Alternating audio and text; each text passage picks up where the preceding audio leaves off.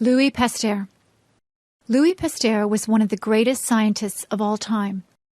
Pasteur made very important discoveries in biology and chemistry, and the techniques he developed helped greatly develop medical science and the agricultural and food industries. Pasteur was born in a small town in France during the year 1822. When he was a young man, Pasteur studied science at a university in the city of Paris. He soon did some excellent work in chemistry, and later began his famous study of germs. Pasteur was one of the first scientists to understand that many diseases could be caused by extremely small invisible organisms. Only a few other scientists had believed this before Pasteur. He advised doctors to wash their hands thoroughly before treating patients. Pasteur also demonstrated that life forms did not arise spontaneously. His research confirmed the idea, developed by previous scientists, that a living organism would not appear unless other individuals of its kind were present. One of Pasteur's most important contributions was a technique that has been named after him, pasteurization. Pasteurization kills the germs that are found in drinks, such as milk or beer. Because of Pasteur's technique, people are no longer infected with diseases by drinking these liquids. Just as important as pasteurization was a technique called immunization. Pasteur found that a person or animal could be made safe or immune from a disease by injecting the person with some weakened germs that cause the disease. The body can resist the disease after being immunized in this way. Today, many diseases are prevented by the use of this technique. Pasteur's discoveries also helped to save people who had already been infected with diseases. One such disease is rabies. Rabies is a disease that sometimes occurs in animals. This disease usually kills the animal, but before dying, the animal becomes very aggressive and may spread the disease by biting a person or another animal.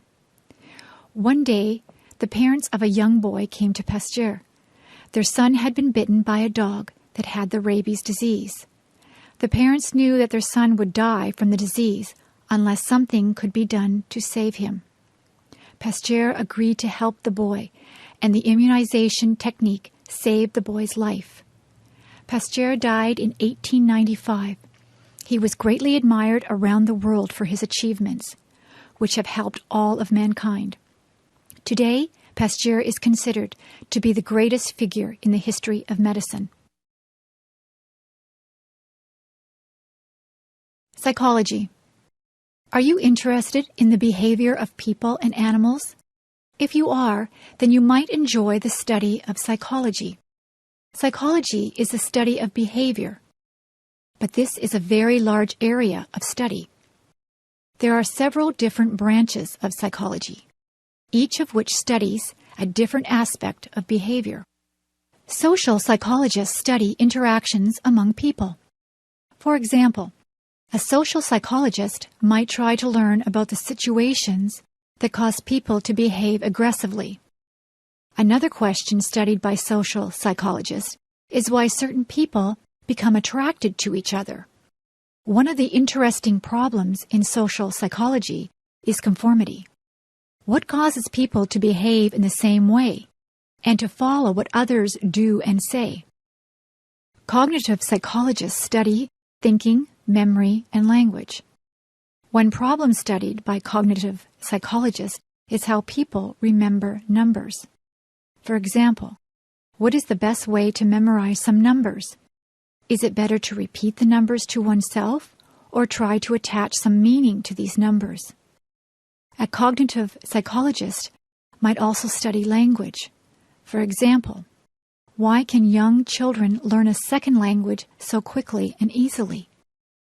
Cognitive psychologists are also interested in the ways that people learn to solve problems, such as finding a new place. Clinical psychologists study mental illnesses.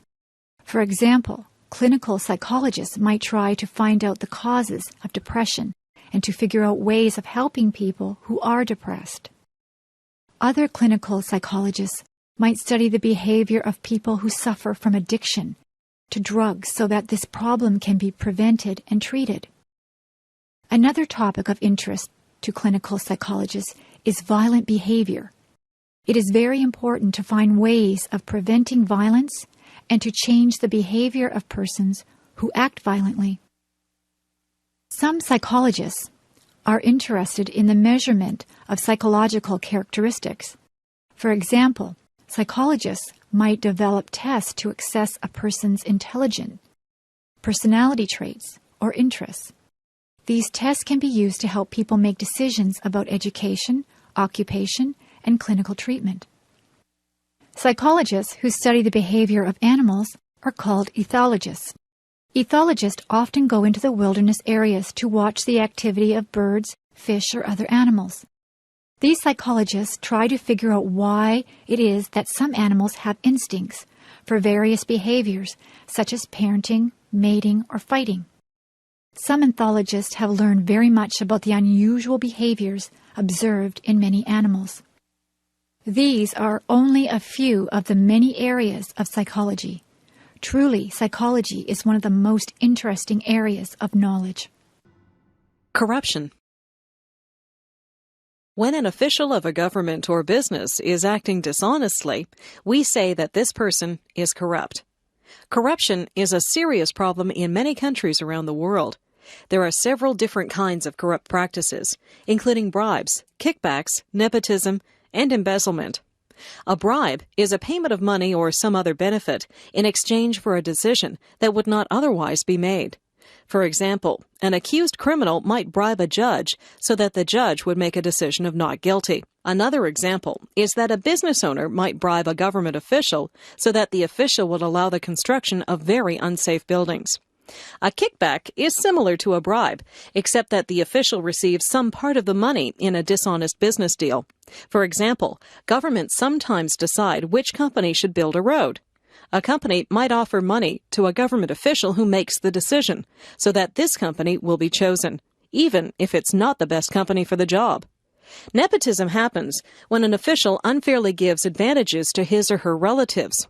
For example, a government official might hire a brother or sister to do a job, even though other people would be much better qualified for that job.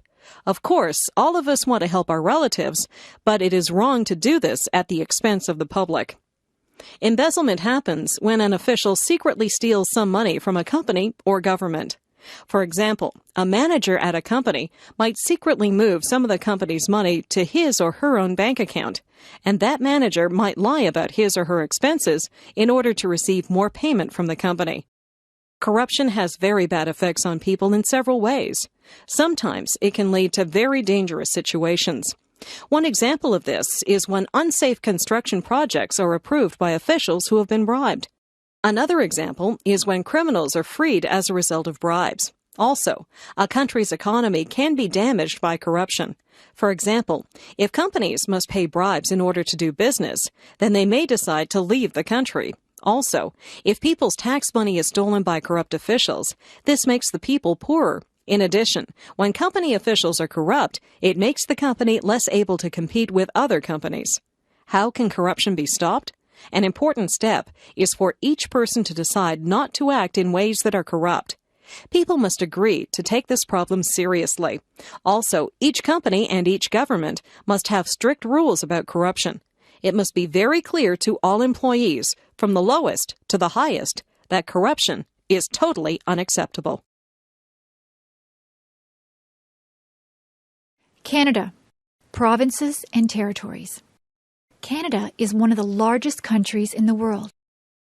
It is located in the northern half of the continent of North America, above the United States. Canada is divided into 10 provinces and 3 territories, each of which is different from the others.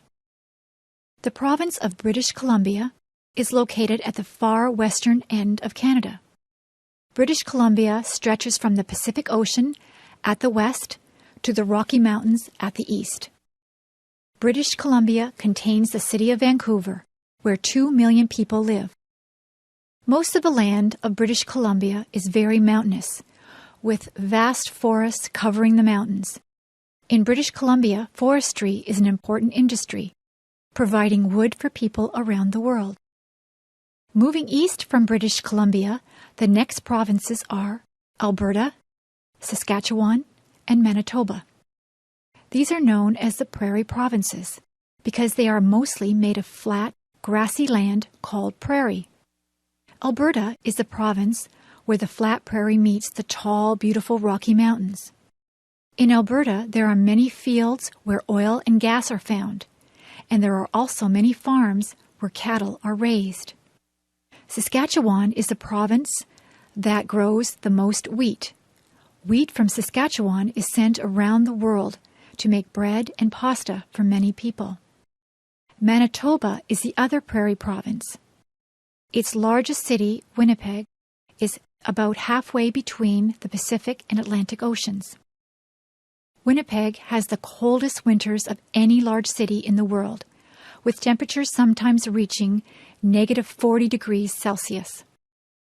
Moving east, the next province is Ontario. The land in the northern part of Ontario is very rocky and contains many thousands and thousands of lakes.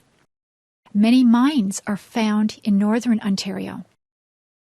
In the southern part of Ontario, there is good farmland, and there are also many cities where factories produce cars and steel.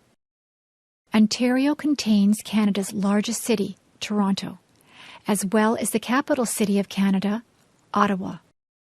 In the southern part of Ontario are 4 of the largest lakes in the world, known as the Great Lakes. Next to Ontario is the province of Quebec. Unlike the other provinces where most people speak English, most of the people in Quebec speak French. The capital of Quebec is called Quebec City, and this is one of the oldest cities in North America. Quebec City contains many buildings that are hundreds of years old. Also in the province of Quebec is the city of Montreal. Of all the French-speaking cities in the world, only Paris is larger than Montreal. In the eastern part of Canada are the Atlantic provinces, which are next to the Atlantic Ocean. These provinces are New Brunswick, Nova Scotia, Prince Edward Island, and Newfoundland. In the Atlantic provinces, fishing is an important industry. Tourism is also important, as many people come to see the beauty of these provinces. The people in these provinces are said to be the friendliest in Canada. In the far north of Canada are the 3 territories that lie beside the Arctic Ocean: Yukon, Northwest Territories, and Nunavut. Many of the people in these territories are the native people of Canada, known as the Indians and the Inuit. The northern areas have very cold, dark winters. The summer is short, but the days are very long and bright. 2 great artists, Leonardo and Michelangelo. Many people admire the paintings and sculptures that artists create. Some very beautiful paintings and sculptures were created by 2 men who lived in the same country at the same time. These men were Leonardo da Vinci and Michelangelo. They both lived in Italy around the year 1500. Leonardo da Vinci is most famous for his painting called the Mona Lisa. This is perhaps the best-known painting in the world. The Mona Lisa shows the head and shoulders of a dark-haired woman.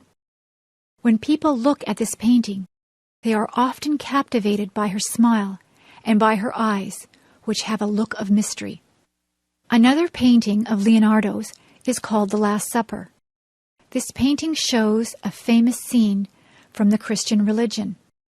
In this painting, Jesus Christ is seated at the middle of a long table, with his followers, the disciples, seated around him. Many of the paintings that were created at this time have a religious theme. Leonardo was not only an artist, he was also interested in engineering. He actually worked for some time as an advisor to a military leader, helping him to develop new machines for use in war. Leonardo also made rough drawings of machines that are similar to those that were invented much later, such as submarines and helicopters. Obviously, Leonardo was an extremely creative man. Michelangelo was about 23 years younger than Leonardo. In addition to being a painter, Michelangelo was also a sculptor, and many experts consider him the greatest sculptor of all time. One of his most famous sculptures is David, which is a statue of a young man who was a famous figure in the Bible. Another great sculpture of Michelangelo is called the Pieta.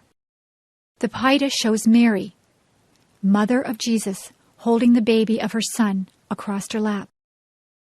Michelangelo is also famous for painting the ceiling of a church known as the Sistine Chapel. The leader of the Roman Catholic Church, Pope Julius, asked Michelangelo to paint the ceiling of this new church. This project required many years of hard work, and the Pope complained that it took too long. However, when the work was finished, the ceiling of the Sistine Chapel was covered with beautiful paintings of many scenes from the Bible. Fortunately, many of the works of Leonardo and of Michelangelo can still be seen today in art galleries of Europe. During the past 500 years, the color of the paintings had faded somewhat, but in recent years, some work has been done to restore the paintings to their original appearance. The Vikings. About 1,000 years ago, people known as the Vikings were known and feared throughout Europe. The Vikings were the people of the northern part of Europe called Scandinavia, which includes the modern countries of Denmark, Norway, and Sweden. The Vikings made their living by farming and fishing.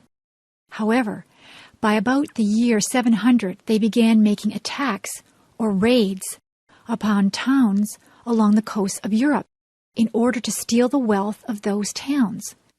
The Vikings made their attacks very quickly and without any warning. They were very cruel to the people of the towns they attacked, and they sometimes destroyed the towns by burning down the buildings. In some parts of Europe, the local kings would often fight against the Vikings. Sometimes, however, the kings would pay the Vikings in order to persuade them not to attack. Although the Vikings were known as fierce warriors, they also built excellent ships. The wooden Viking ships, called longboats, were able to sail even in very bad weather. Many Viking longboats were about 20 meters long, but some were nearly 90 meters long. The Viking sailors used both sails and oars to move their ships. The Vikings traveled across a large area. They made many of their attacks in Britain, France, and Germany, but sometimes sailed south into the Mediterranean Sea. Other Vikings moved to the east and then south along the rivers of Russia. Some even went as far as the area that is now the country of Turkey. In some places, the Vikings decided to stay. Many Vikings settled in England and in France, and eventually they mixed with the local people. Other Vikings settled in Russia and also mixed with the people there. The most famous travels of the Vikings were in the Atlantic Ocean. Vikings sailed westward to the island of Iceland, where many of them stayed. Today, the people of Iceland were descended from the Vikings. Some Vikings sailed further west to the cold island of Greenland. Vikings lived in Greenland for several generations, but eventually they died out. Some Vikings had gone even further west and reached the Canadian island of Newfoundland. The Vikings only stayed for a few years, but they had reached North America about 500 years before Christopher Columbus. Gradually, the Vikings became converted to the Christian religion. They also stopped raiding the towns of Europe, and instead of fighting, they began trading with their neighbors. Today, the Scandinavian countries are known as very peace-loving nations. William Shakespeare. There has been many great writers in the history of English literature, but there is no doubt about which writer was the greatest. Many people consider William Shakespeare to have been the best writer who ever lived. William Shakespeare was born in the town of Stratford, England, in the year 1564. When he was a young man, Shakespeare moved to the city of London, where he began writing plays. His plays were soon very successful and were enjoyed both by common people of London and also by the rich and famous. In addition to his plays, Shakespeare wrote many short poems and a few long poems. Like his plays, these poems are still famous today. Shakespeare's most famous plays include Romeo and Juliet, Macbeth, Hamlet, King Lear, Othello, and Julius Caesar. Usually, Shakespeare did not invent the stories that he told in his plays. Instead, he wrote his plays using stories that already existed. However, Shakespeare's plays told these stories in a more interesting way than ever before. Some of the stories were tragedies, some were comedies, some described historical events.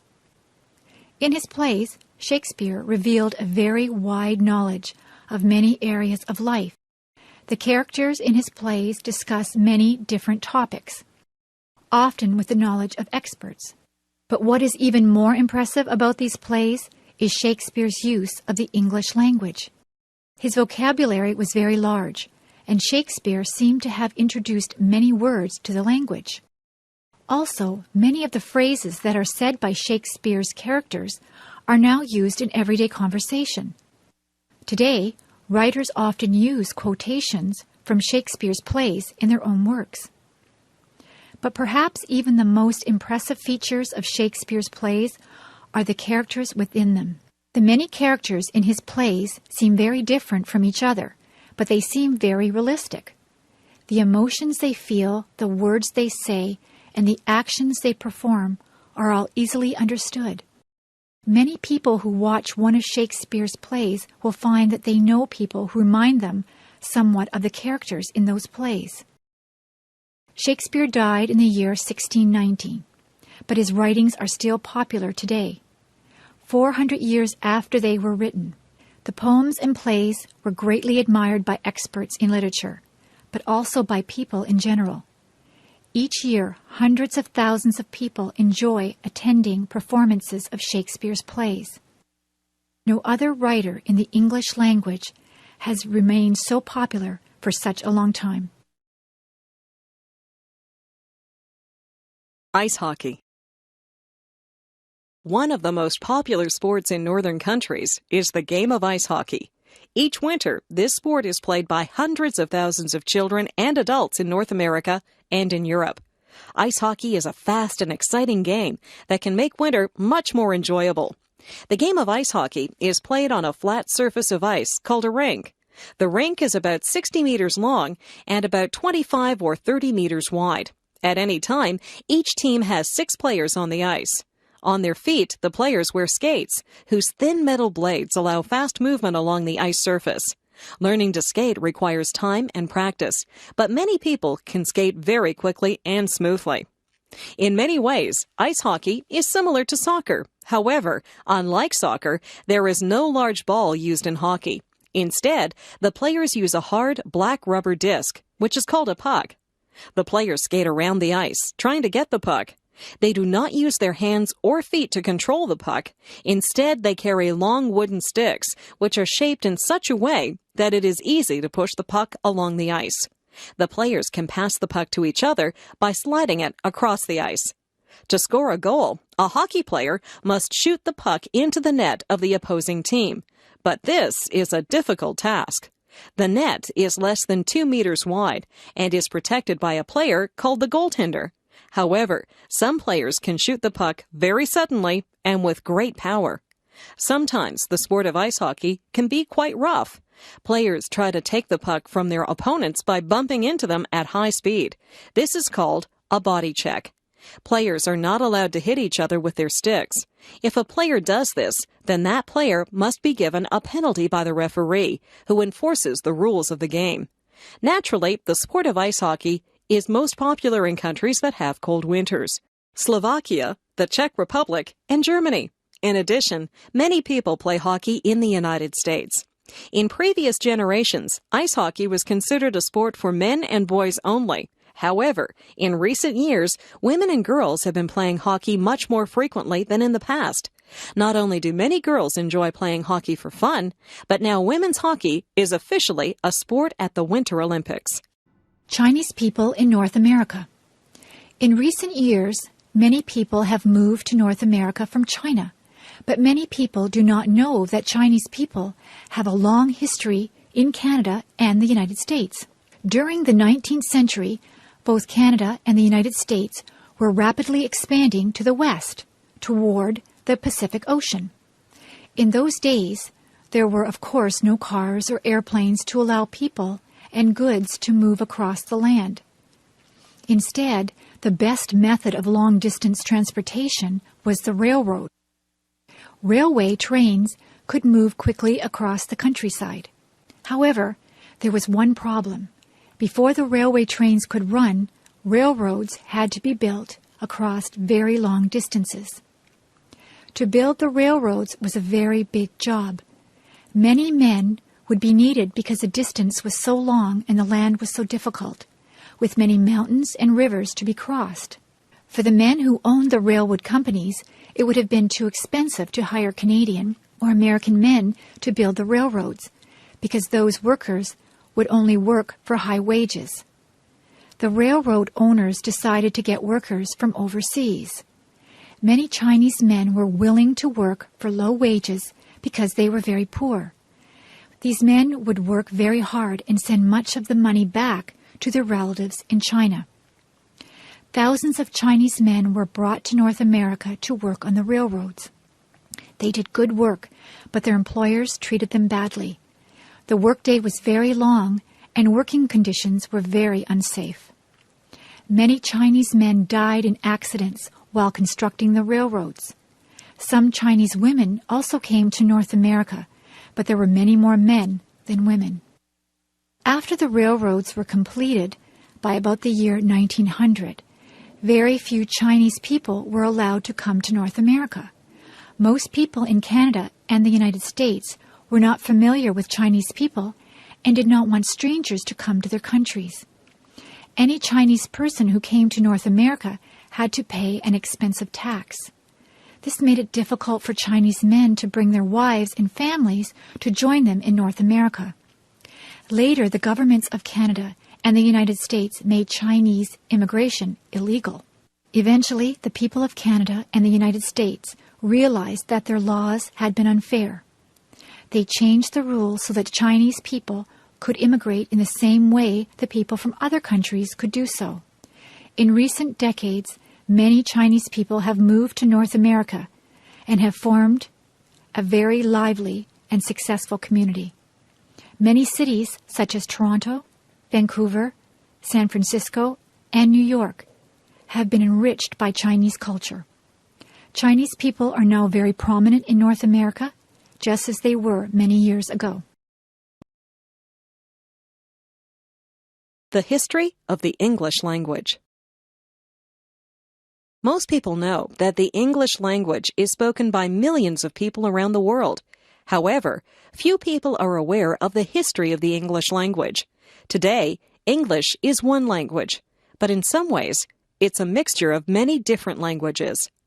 The English language is most closely related to a group of languages called the Germanic languages. This group also includes languages such as German and Dutch. About 1,500 years ago, these languages were not yet distinct from each other. Some of the people of Germany and the Netherlands then moved to England. Those people were called the Anglo-Saxons, and their language then evolved into English.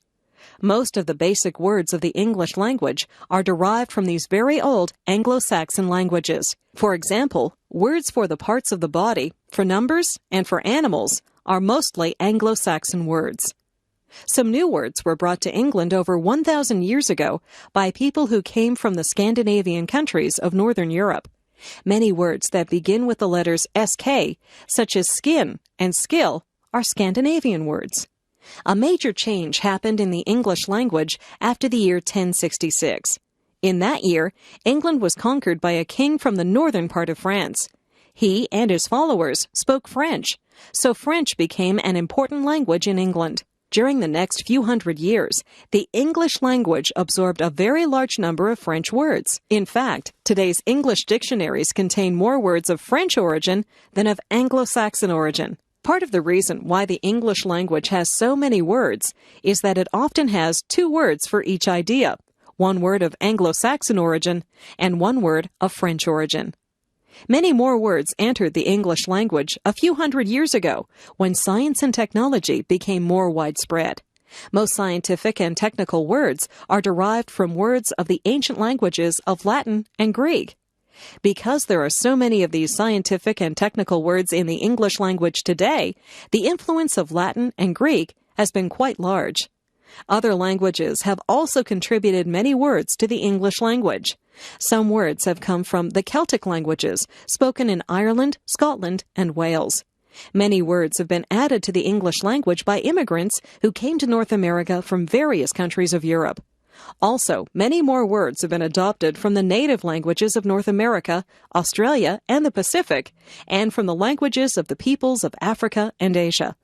All of these words have made English a very interesting language. African slavery in the Americas. One of the most tragic parts of the history of North and South America is the period of African slavery. For hundreds of years, many people were taken from Africa by force to work in the fields of many different countries in North and South America. When Europeans first came to the Americas, some of them realized that they might make money by growing crops and selling them in Europe. However, in order to make money, they would need a cheap source of labor. Few Europeans would come to the Americas to work for low wages, so instead, the landowners looked for slaves. In the areas of great farms or plantations, there were few Indians, so they used another source of slaves: Africa. The plantation owners usually obtained slaves by buying them from local kings in Western Africa. This led to many wars between rival kings within Africa who tried to capture each other's people in order to sell them as slaves. A few kings tried to avoid the slave trade, but this was very difficult. During a period of several hundred years, from the 1500s to the 1800s, about 12 million people were taken from Western Africa to the Americas. Many more people died as slaves before leaving Africa, and many more died on the ships that took them to the Americas. This was because the conditions on the ships were extremely unhealthy. The ships were far too crowded, and there was little food and water. When the African slaves arrived in the Americas, the plantation owners made them work on farms that produced goods such as cotton and sugar. In many places, they worked very hard, and many of the slaves died from overwork. They were then replaced by other slaves who arrived from Africa. However, many slaves survived despite the brutal conditions. In some places, the African slaves were able to revolt against the plantation owners. However, this was difficult because the slaves who had recently arrived spoke many different languages. Some slaves escaped into wilderness areas and were able to remain free from the plantation owners. As time went by, many people in Europe and in the Americas realized that slavery was wrong. By the 1830s, slavery had been ended or abolished in islands owned by the British and in parts of the United States. In the southern United States, slavery was ended in the 1860s during the Civil War. In some countries, such as Brazil and Cuba, slavery only ended in the 1880s. Today, many millions of people in North and South America are descendants of slaves who were brought from Africa. The effects of slavery have lasted for many generations, and there was much racial prejudice against African people when slavery ended. However, some have achieved success despite these disadvantages. Today, the people of African background in North and South America are a very important part of the population in many countries. Worries about physical appearance. Most people would like to have an attractive physical appearance, but some people become very worried about the way they look. This can sometimes lead them to do things that are unhealthy. For example, many women believe that they must be very thin in order to be attractive. They see pictures of fashion models who are very thin and then believe that an attractive woman must look the same way. However, many men prefer the appearance of women who are not so thin. In order to become thin, some women try to reduce the amount of food that they eat. When this is taken to an extreme, a woman might eat far too little food to remain healthy. Her weight may become dangerously low as she tries to become thinner and thinner. This condition is called anorexia, and it affects many thousands of women in Western countries. Anorexia is one of several conditions known as eating disorders. Another eating disorder is called bulimia. A woman who has bulimia will sometimes eat large amounts of food, but then will try to eliminate the food by vomiting. This is intended to prevent any weight gain, but it is also a very unhealthy behavior. Unfortunately, some women are concerned about being very thin, but some women have different concerns related to the appearance of their body. For example, some women believe that their breasts are not large enough and will undergo surgery to enlarge their breasts. In this surgery, some artificial substance is implanted inside the breast to make it larger. Many women have had this surgery, but many of them have suffered serious health problems as a result. In recent years, many men have also become very concerned about their physical appearance. For example, some men believe that they must become very muscular in order to have an attractive appearance. To achieve this appearance, some men use drugs called steroids, which make it possible to gain large amounts of muscle. However, steroids can have very unhealthy side effects. In addition to drugs, some men have used surgery to change their physical appearance. For example, some men have had implants to make their arms, legs, or chest appear larger. It is unfortunate that so many people feel so unhappy about their physical appearance and that they do unhealthy things to change the way they look. Of course, everyone should try to be healthy, but people must also learn to accept their physical appearance. Many different body types can be attractive, but there is no single ideal body type.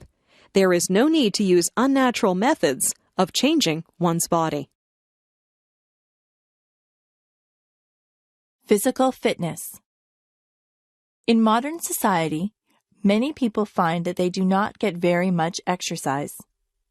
They travel by bus, train, or car, and they can move up or down in elevators. They have machines that do most of the heavy work that was once done by people. However, exercise is important for staying healthy.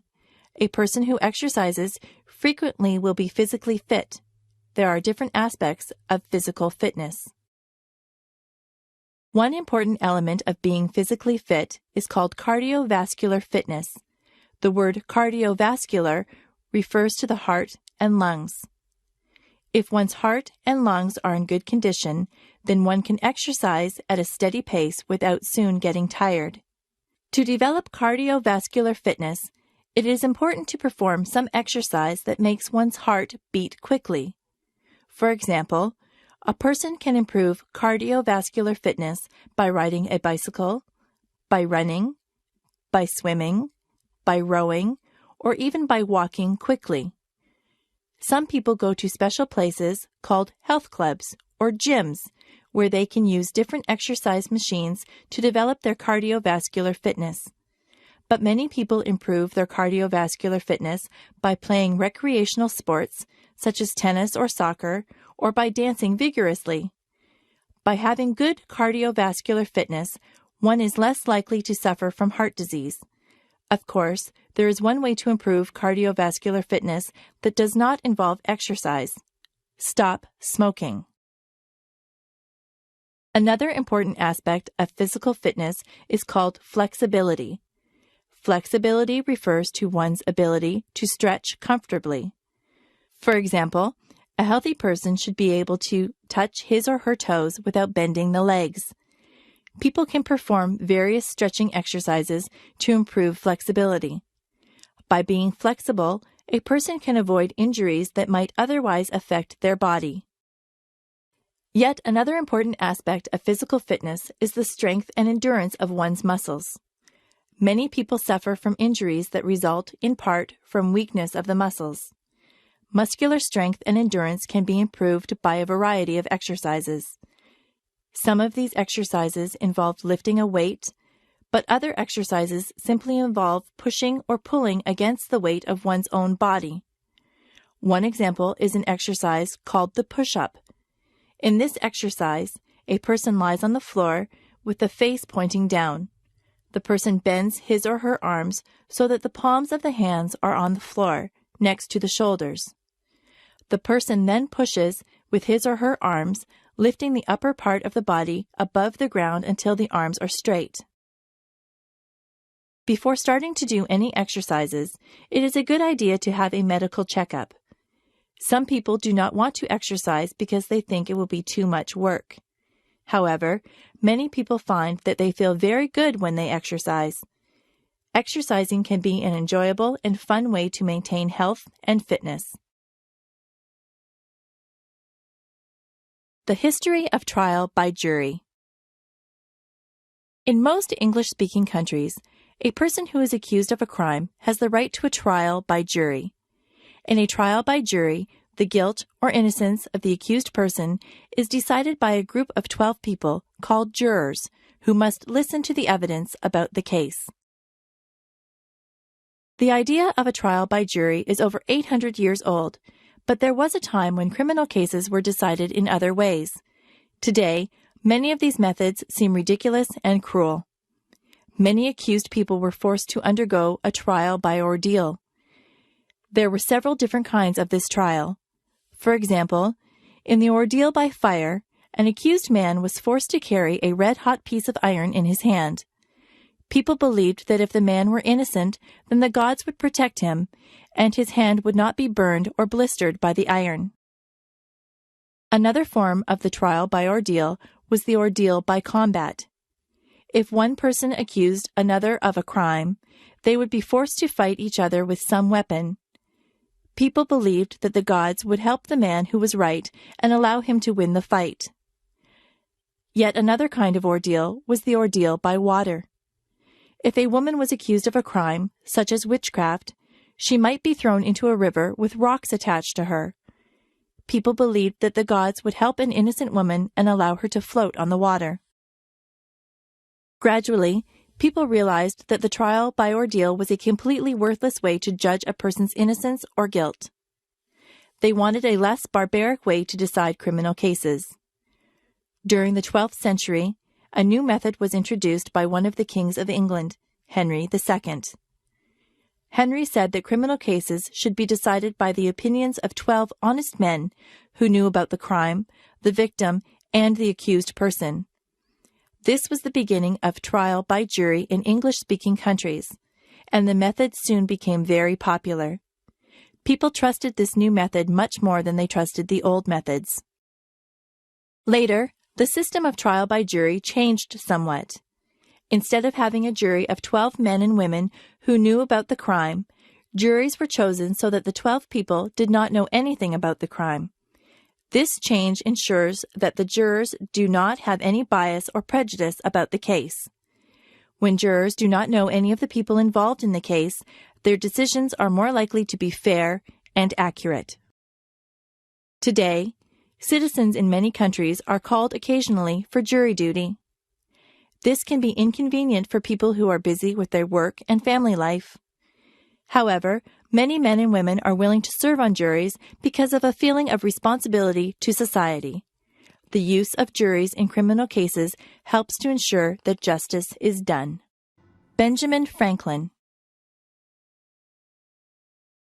Benjamin Franklin was one of the most famous people in American history. He was never a president of the United States, but he made great achievements in many areas of life, including business, literature, science, and politics. Benjamin Franklin was born in the city of Boston during the year 1706.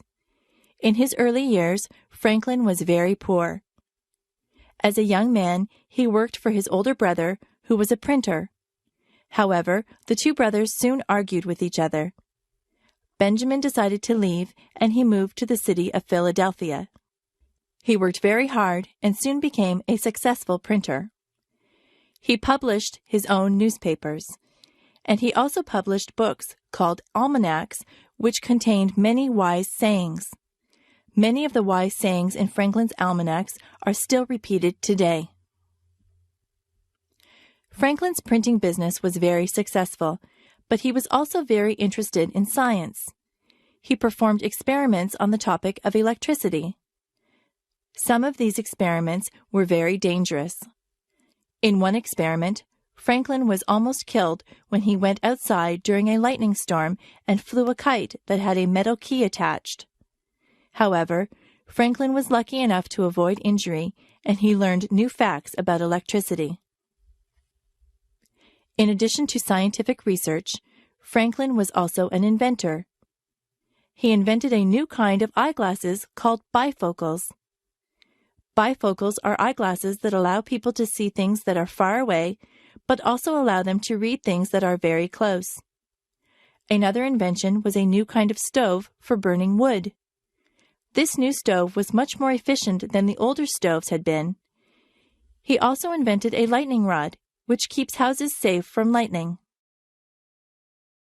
Franklin was also interested in making his city a better place to live. He started a public library, and he helped to organize a hospital and a fire department. In addition, he supervised the postal service, which operated profitably under his command. In his later years, Franklin became heavily involved in politics. For most of Franklin's life, the United States was not yet a country. Instead, the United States were still colonies of England, but Franklin encouraged other Americans to become an independent country. When the United States became a country, Franklin became the American ambassador to France. The French people liked Franklin very much.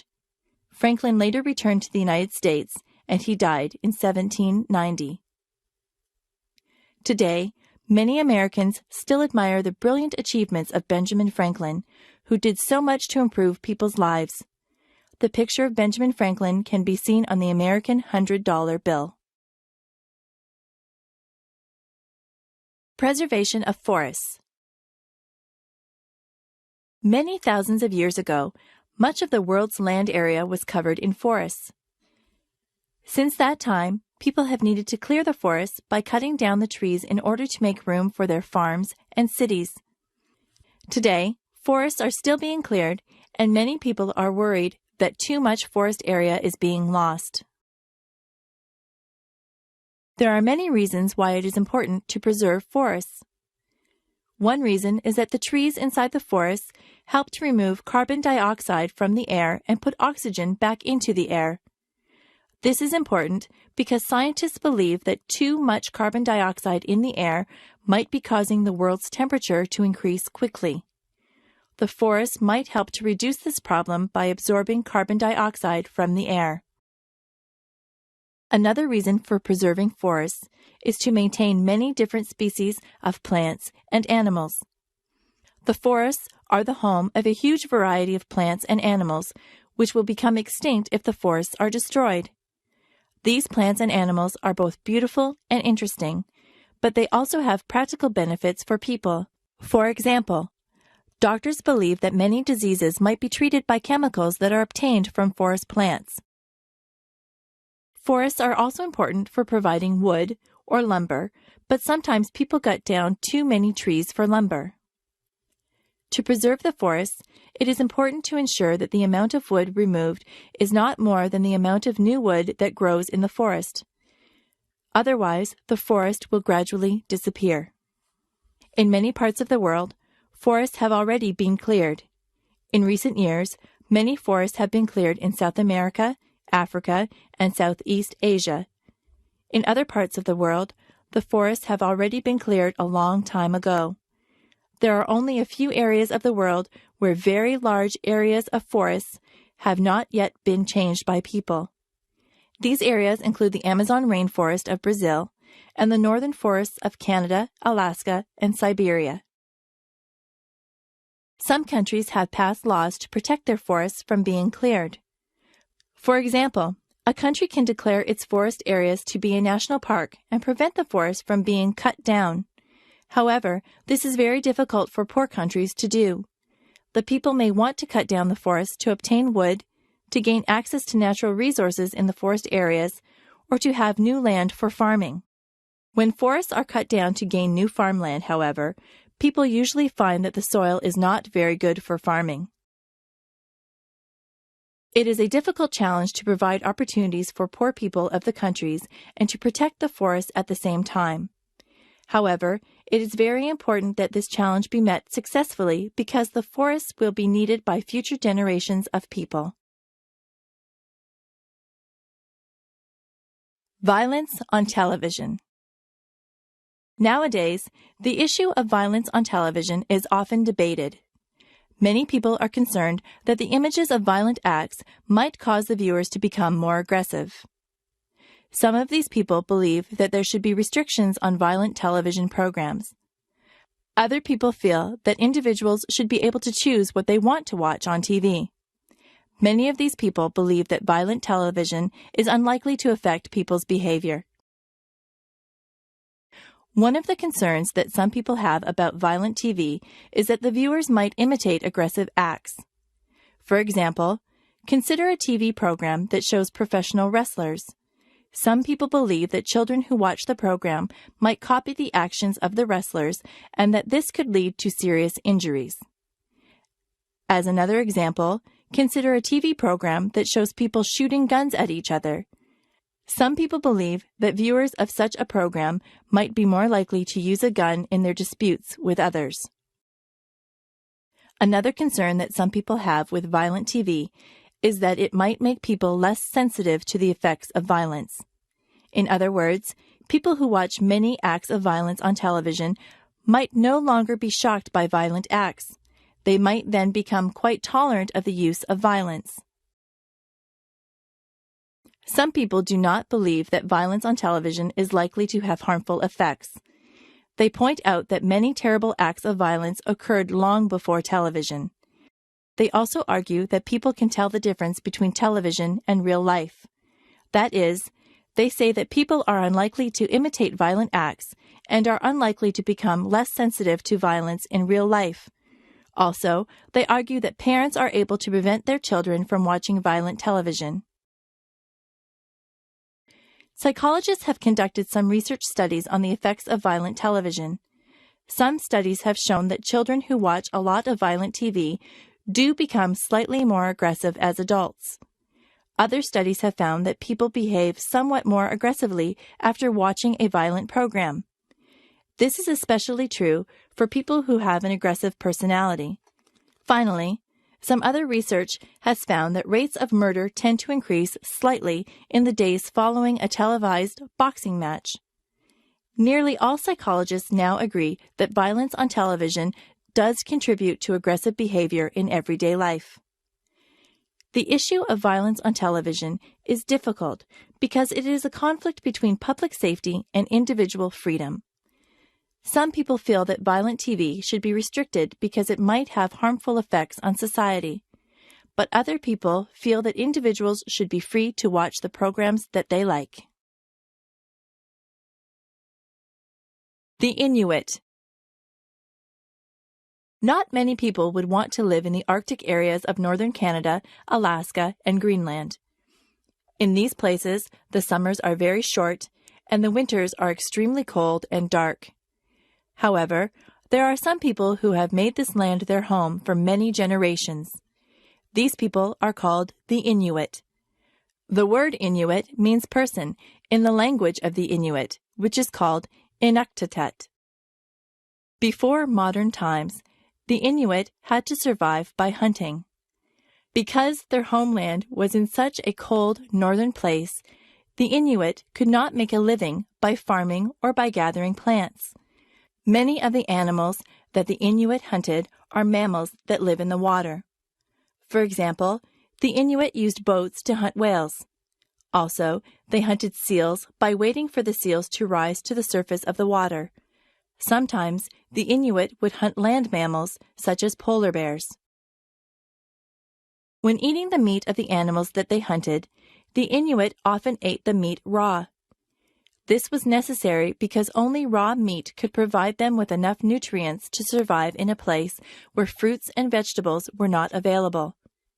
In previous times, the Inuit were known as the Eskimos, which means people who eat raw meat. However, the Inuit did not like this name. The Inuit invented many useful tools for surviving in the cold northern areas. They sewed warm clothing from the furs and skins of the animals they hunted. For transportation, they used dogs, which could pull them in sleds across the snow. For making heat and light, they used lamps that burned the fat and oil of whales. The Inuit were famous for their houses made of snow, which were called igloos. The igloos were made by cutting blocks of snow and then using these blocks to build a small, round-shaped house. People could enter or exit the igloo through a narrow tunnel. In recent decades, the Inuit have had much contact with the modern world. Inuit children now attend schools, and Inuit adults work at a variety of occupations. In some ways, the Inuit have found it difficult to adjust to the changes from their traditional ways, but the Inuit are meeting this challenge. In Canada, there is a new territory in the far north called Nunavut, where most of the people, including the leaders, are Inuit. The Inuit are famous for their beautiful artwork. In particular, Inuit carvings or sculptures are known for their excellent quality. These carvings, which nowadays are made from a kind of stone called soapstone, depict people or animals such as bears, seals, or whales. In addition to paintings, Inuit artists have produced beautiful sketches and paintings of northern scenes. Kings and Queens of England. Today, in the early 21st century, most countries no longer have kings and queens. However, some countries have remained as monarchies, including England and its former colonies. However, even in these countries, the monarch is a ceremonial figure who no longer has any real power over his or her subjects. These countries are called constitutional monarchies because they are democracies in which the monarch remains the official head of state. Many years ago, the kings and queens of England did have real power, but gradually this power was transferred to the people and their elected officials. It is interesting to examine how this transition occurred. Even in very early times, the King of England did not have absolute power. He was the most powerful man in the country, but he could not entirely force his will upon others. If he became too demanding, he might face opposition from powerful local landowners. These men, called the barons, might resist a king who tried to become too strong. This is exactly what happened in the year 1215. The King of England had made many unreasonable demands upon the country, and the barons decided to resist. They forced the king to agree to a list of rules that would limit his power. These rules were written in a famous document called the Magna Carta. This document described not only the rights of the barons, but also of the common people of England. During the next few hundred years, the kings still had much power. However, some other people, such as the landowners and the richer men of the towns, also had influence. Their meetings became known as parliaments, and the king had to share power with the parliament.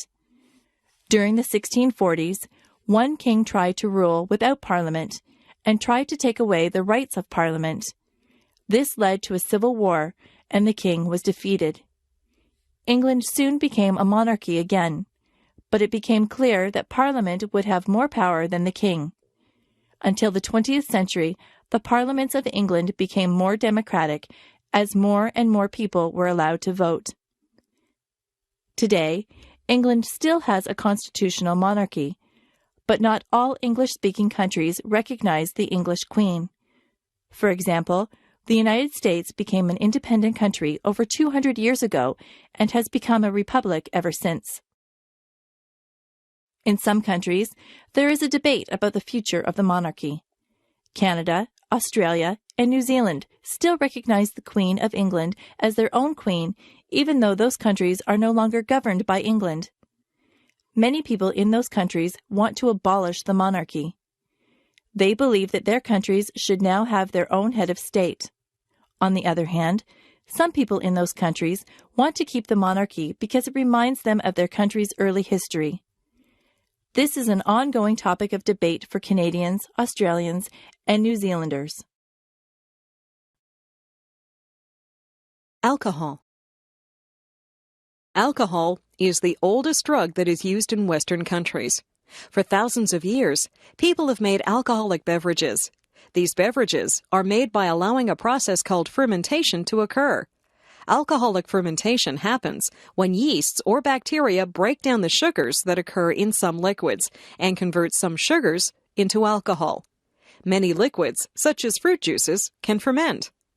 Thousands of years ago, alcoholic drinks were common in the Middle East. However, the Islamic religion forbids alcohol, so very little alcohol is consumed in this part of the world. In European countries and in other parts of the world, many different kinds of alcoholic beverages are produced and consumed.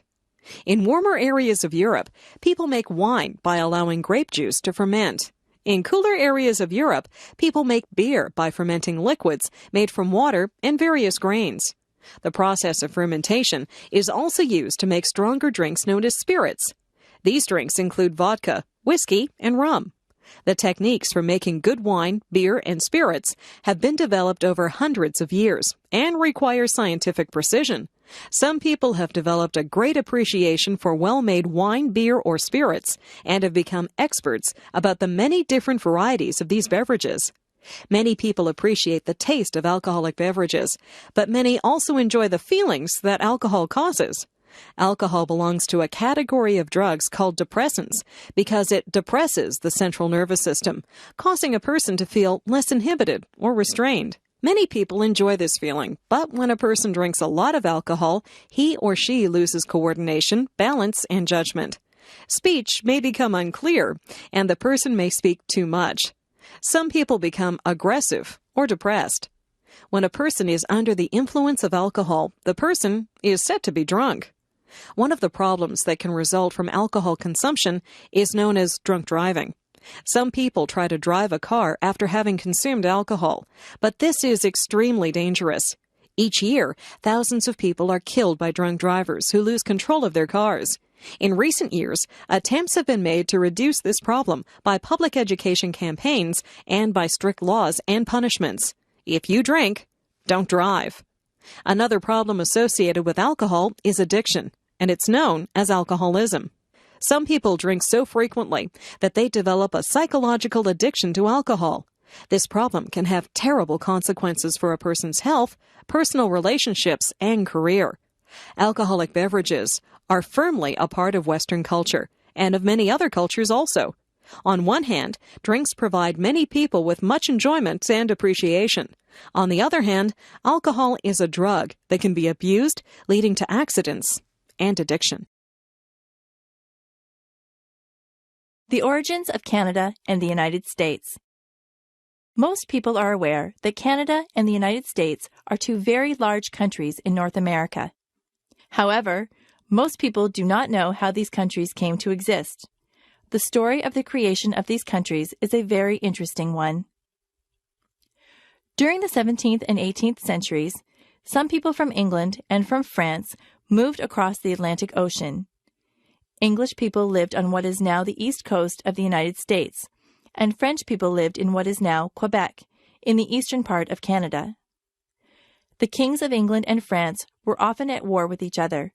This meant that there was often fighting in North America between the soldiers of England and France.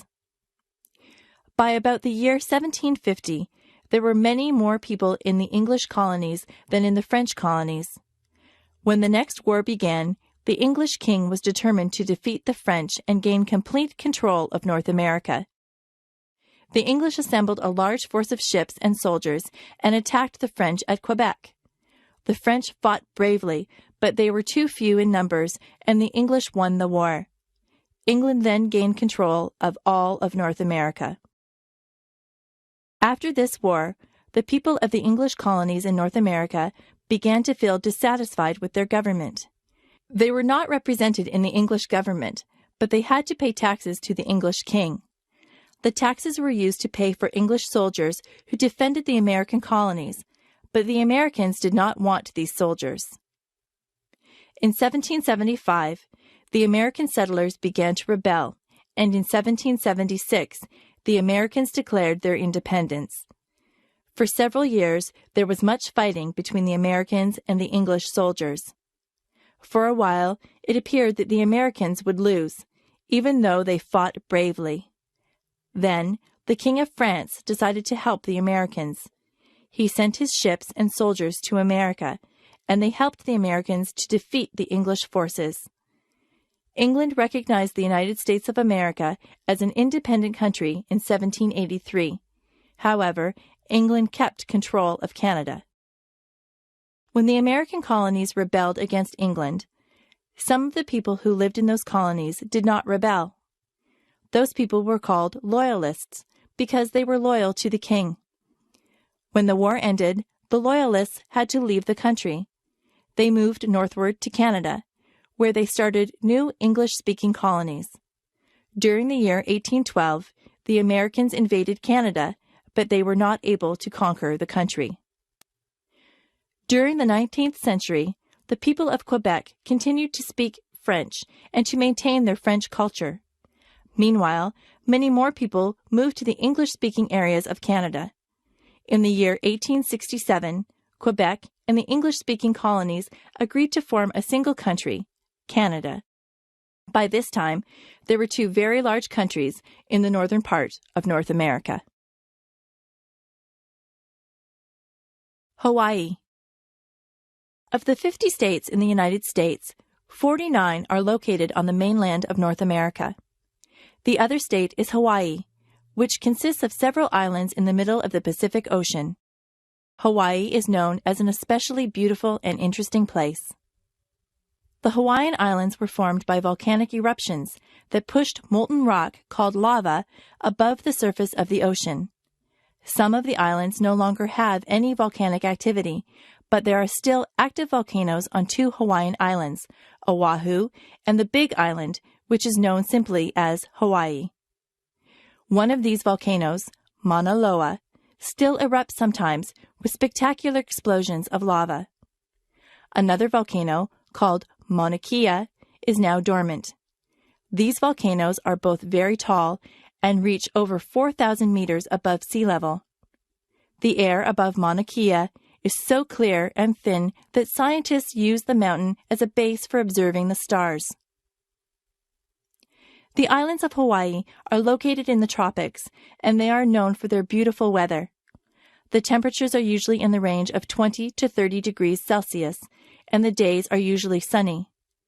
This weather allows people to enjoy swimming and surfing on the beautiful beaches of Hawaii. Despite the sunshine, most of the islands also receive enough rainfall to support many beautiful flowers and trees. The first people to live in Hawaii were Polynesian groups who arrived from other islands in the Pacific well over 1,000 years ago. The islands were visited by European explorers during the late 18th century. During the early 19th century, the islands became unified under a single king. However, during this time, many Hawaiians died from diseases that were brought by European and American visitors. The Hawaiian Islands are excellent places for growing sugarcane and pineapples. In the late 18th century, some Americans began large farms called plantations in Hawaii. The Americans eventually gained control of the government, and Hawaii became a territory of the United States. The United States built a naval base on the island of Oahu at Pearl Harbor. This base was attacked by Japan in 1941, but it was soon repaired. The naval base is still in use today. During the 19th and 20th centuries, there were great demand for labor on the sugar and pineapple plantations. People came to Hawaii from many lands, and Hawaii became a place of many cultures. The native Hawaiians mixed with people from places such as Japan, China, Korea, the Philippines, Portugal, and Puerto Rico, as well as the mainland United States. Today, many Hawaiians can claim a diverse heritage. In 1959, Hawaii became the 50th state of the United States, with the city of Honolulu as its capital. Today, there are more than 1 million people in Hawaii, more than half of whom live in Honolulu. Each year, many more people visit Hawaii as tourists to experience the beauty of these islands. Charles Darwin. Charles Darwin made what might be the most important scientific discovery of all time, the theory of evolution by natural selection. It was Darwin who first understood how it was that plants and animals evolved over time to produce new and different species. At first, this theory faced much opposition, but since that time, it has been supported by evidence from many areas of science. Darwin was born in a small town in England in 1809. When he was a young man, he went to university, first to study medicine, and later to study religion. However, Darwin found his schoolwork to be very boring. Instead, he preferred outdoor activities and was very interested in nature. While Darwin was at university, the British Navy was planning to send one of its ships, called the Beagle, on a voyage of exploration. As part of this voyage, the ship would need a naturalist who could study the various plants and animals that might be found. Darwin was recommended for this job by one of his professors, who had been impressed by Darwin. Darwin was chosen as the naturalist of the Beagle, and the ship left England in 1831. The ship's voyage took Darwin around the world, and he observed many species of plants and animals on his trip. In one place near South America, known as the Galapagos Islands, Darwin observed many unusual species of birds. Several of these birds seemed closely related to each other, but they differed in interesting ways. For example, some birds had long beaks that could reach insects hidden in the bark of trees, but other birds had thick beaks that could break open the shells of nuts. What Darwin realized was that certain characteristics could help an animal or a plant to survive and reproduce. Individuals that lacked those characteristics would become more likely to die without reproducing. Over many generations, the useful characteristics would then become more and more common as the surviving individuals passed the characteristics on to their offspring. Eventually, after many generations, the changes would be so great that a new species would exist. In this way, a single species could divide into two or more new ones. This was called the process of evolution by natural selection. When Darwin returned to England, he studied plants and animals in more detail. After much research, he began writing a book about his theory of evolution by natural selection. When the book The Origin of Species was published in 1859, it was very popular and very controversial. During the next 20 years, Darwin continued his scientific research, and he wrote several more books. By the time of his death in 1882, many biologists had realized that Darwin had made one of the most important scientific discoveries of all time. For the first time, scientists could understand the origin of the many different species of plants and animals. Jazz. One of the most popular forms of music is known as jazz. Each year, hundreds of thousands of people attend jazz concerts and festivals in cities around the world. Jazz music, both old and new, is played on the radio and on home stereos. Two of the most important features of jazz music are improvisation and syncopation. Improvisation means that music is created spontaneously by the musician during a performance. In other words, the musician modifies some existing music in a new and interesting way. Syncopation means that the regular patterns found in music may be broken up, with new accents and uneven patterns being created. The features of improvisation and syncopation are difficult to use with skill and require great creativity on the part of the musician. Jazz music originated in the southern United States during the late 19th and early 20th centuries. It was based on African American music that was derived in part from rhythms in Western Africa. The earliest jazz musicians were influenced by a music style known as ragtime, which was popular during the late 19th century. Jazz music also incorporated some aspects of a related kind of music called the blues. By the beginning of the 20th century, a fully developed form of jazz was being played in New Orleans, a city in the southern United States. Jazz musicians played instruments such as the trumpet, saxophone, cornet, and piano. Jazz soon became popular and was played on the riverboats that traveled along the Mississippi River. Some jazz musicians moved north to the city of Chicago, and young musicians in that city developed some new forms of jazz music. By the 1920s and 1930s, jazz was popular in many parts of the United States, and some musicians began forming large bands, comprising many musicians and many different instruments. This began the period known as the Big Band era, when a popular form of jazz known as swing music was played. During the 1940s and 1950s, other forms of jazz known as bop and cool jazz were developed. Some people preferred these newer kinds of jazz, but others preferred the older varieties. By the 1960s, some jazz musicians began to experiment with different kinds of musical instruments and with other kinds of music. Some musicians incorporated musical styles from other parts of the world, or combined jazz with rock music, and today some musicians have blended jazz with rap music. However, some people prefer the more traditional forms of jazz music. Of course, most of the great jazz musicians of the early 20th century, people such as Louis Armstrong, Duke Ellington, Count Basie, Dizzy Gillespie, and Billie Holiday, are no longer alive. However, many great jazz musicians are still active, and many younger musicians have continued this form of music. People will continue to enjoy jazz music for a long time to come. Australia, nature. Australia is the only country in the world that is also a continent. Located in the southern hemisphere between the Pacific and Indian Oceans, Australia is one of the largest countries in the world. Despite its vast size, Australia does not have a large population. In the year 2000, there were about 19 million people in Australia. Most Australians live within a short distance of the ocean because much of the interior of Australia is extremely dry. The remote areas of Australia, known as the Outback, contain several sandy, rocky deserts. Some parts of the Outback receive somewhat more rainfall and can support some grassy vegetation.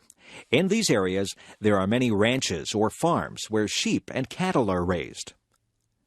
Although the outback of Australia is a harsh place, some parts of it are quite beautiful. In the middle of the Australian continent, a large red rock known as Uluru stands in the desert.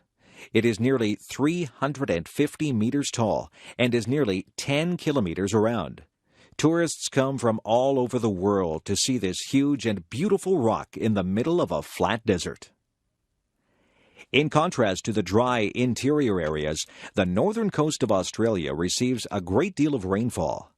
This area is covered in thick, lush vegetation, with tropical rainforests whose exotic trees and flowers are found nowhere else in the world.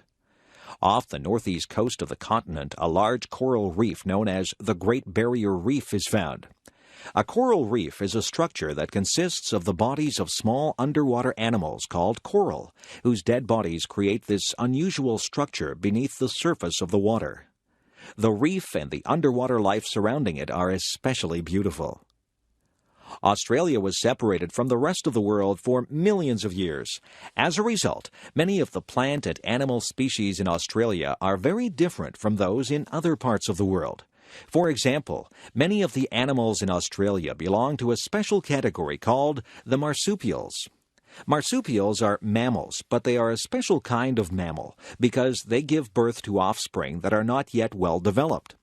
In many marsupials, the offspring continue to develop after being born inside a pocket or pouch on the mother's body. The most famous marsupial is the kangaroo. Kangaroos can travel at great speeds by hopping on their hind legs and using their large tails for balance. The kangaroo is a rather large animal, with the larger individual sometimes weighing 90 kilograms. Another famous marsupial is the koala. This animal is sometimes called a koala bear because it looks somewhat like a small bear. The koala lives in the branches of trees called eucalyptus trees. Koalas eat the leaves of eucalyptus trees. Of course, Australia also has people. We will discuss the people of Australia in the next passage. Australia, people. The first people who lived in Australia were known as the Aborigines. The Aborigines came to Australia by boat more than 40,000 years ago. They are the first people in the world who are known to have used boats for transportation. Even though many parts of Australia were very inhospitable places, the Aborigines survived. They lived by hunting and gathering throughout the continent, even in the desert areas where survival is almost impossible. The Aborigines felt a deep spiritual attachment to the land, and they made many beautiful paintings upon the rocks of many parts of the country. Their most famous invention is a curved hunting stick known as the boomerang.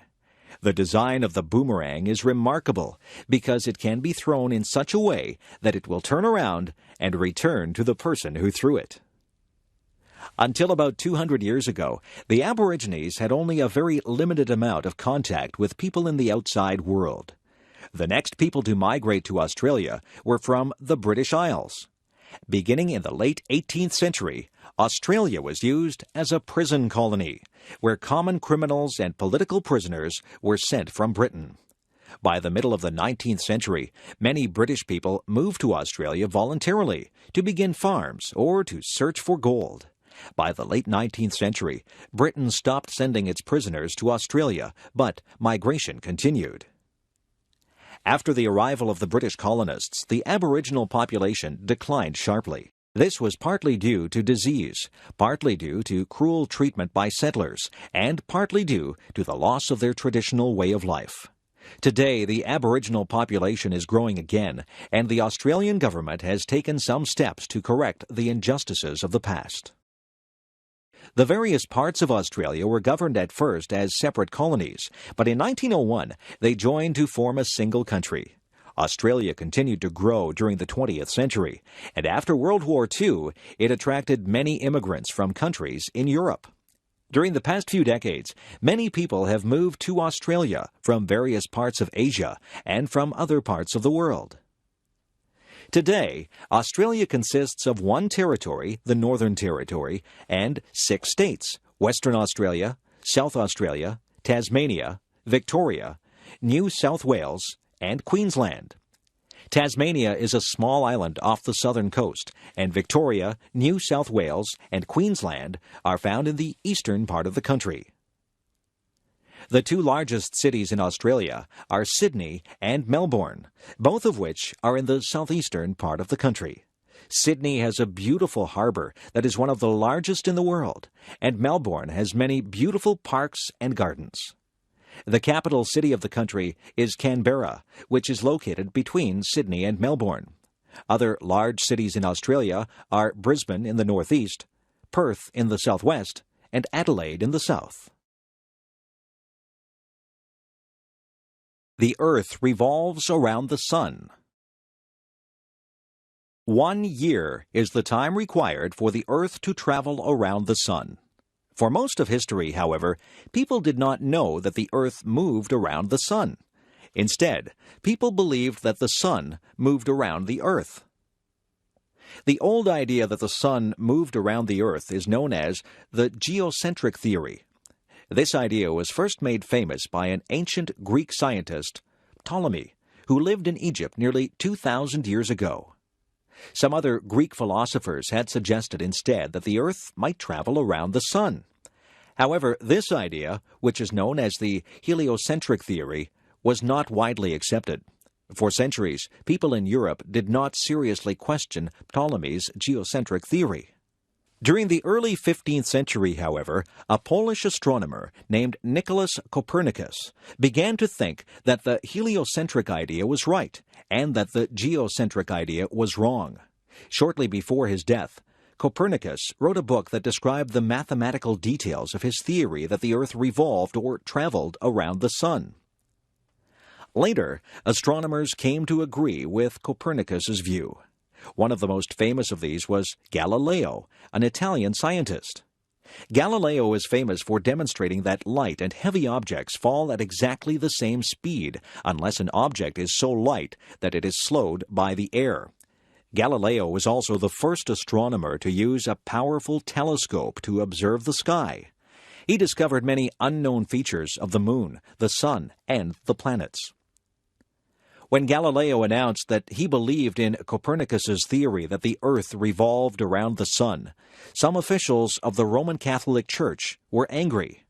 They argued that this theory was against the beliefs of the Church.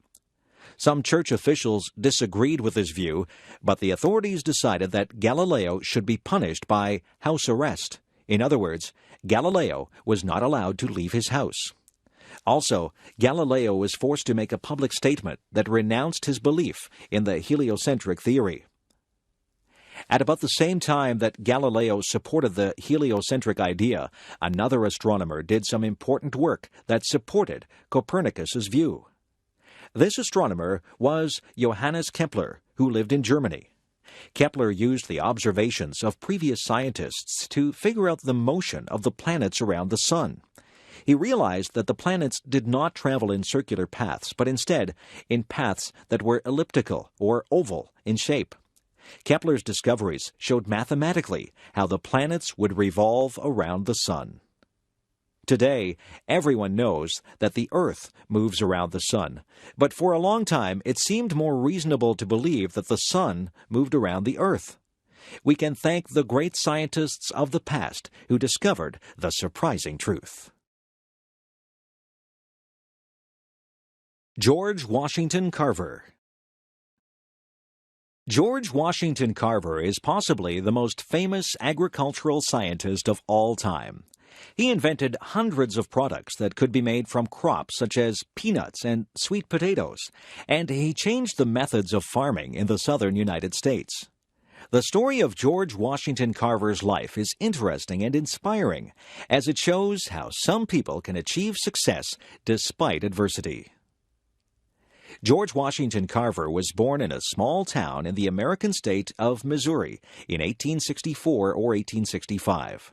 He was named after the first president of the United States. George's parents were slaves. His father was killed in an accident, and his mother was kidnapped and later died. George and his brother were raised by a married couple, the Carvers, who had owned George's mother. George was often sick during his childhood, but he showed an intense interest in nature. The Carvers taught George to read and write, and he became known locally as an expert on plants. Later, the Carvers sent George to a school for African-American children in a nearby town. After his graduation, George Washington Carver continued his education in the state of Iowa. While a student in Iowa, Carver had very little money and had to work at many jobs to afford the costs of his education. However, his knowledge of plants was very impressive, and after receiving his master's degree, he became a teacher at the college he had attended as a student. Soon, however, Carver moved south to the state of Alabama, where he worked as a teacher and researcher at a college for African American students. It was here that Carver stayed for the rest of his life, and it was here that he performed his important agricultural research. One problem for farmers in the southern United States was that the most widespread crops, cotton and tobacco, tended to remove nutrients from the soil. Carver realized that this problem could be solved to some extent by rotating the cotton and tobacco crops with other kinds of crops, such as peanuts and sweet potatoes, which could help to preserve the nutrients in the soil. Carver's discoveries made the peanut, the sweet potato, and the soybean very useful to southern farmers. He invented the food product known as peanut butter, plus hundreds of other products. For example, Carver found ways to produce plastics, ink, cooking oil, paints, and cosmetics from peanuts and other crops. Carver also developed a new variety of cotton.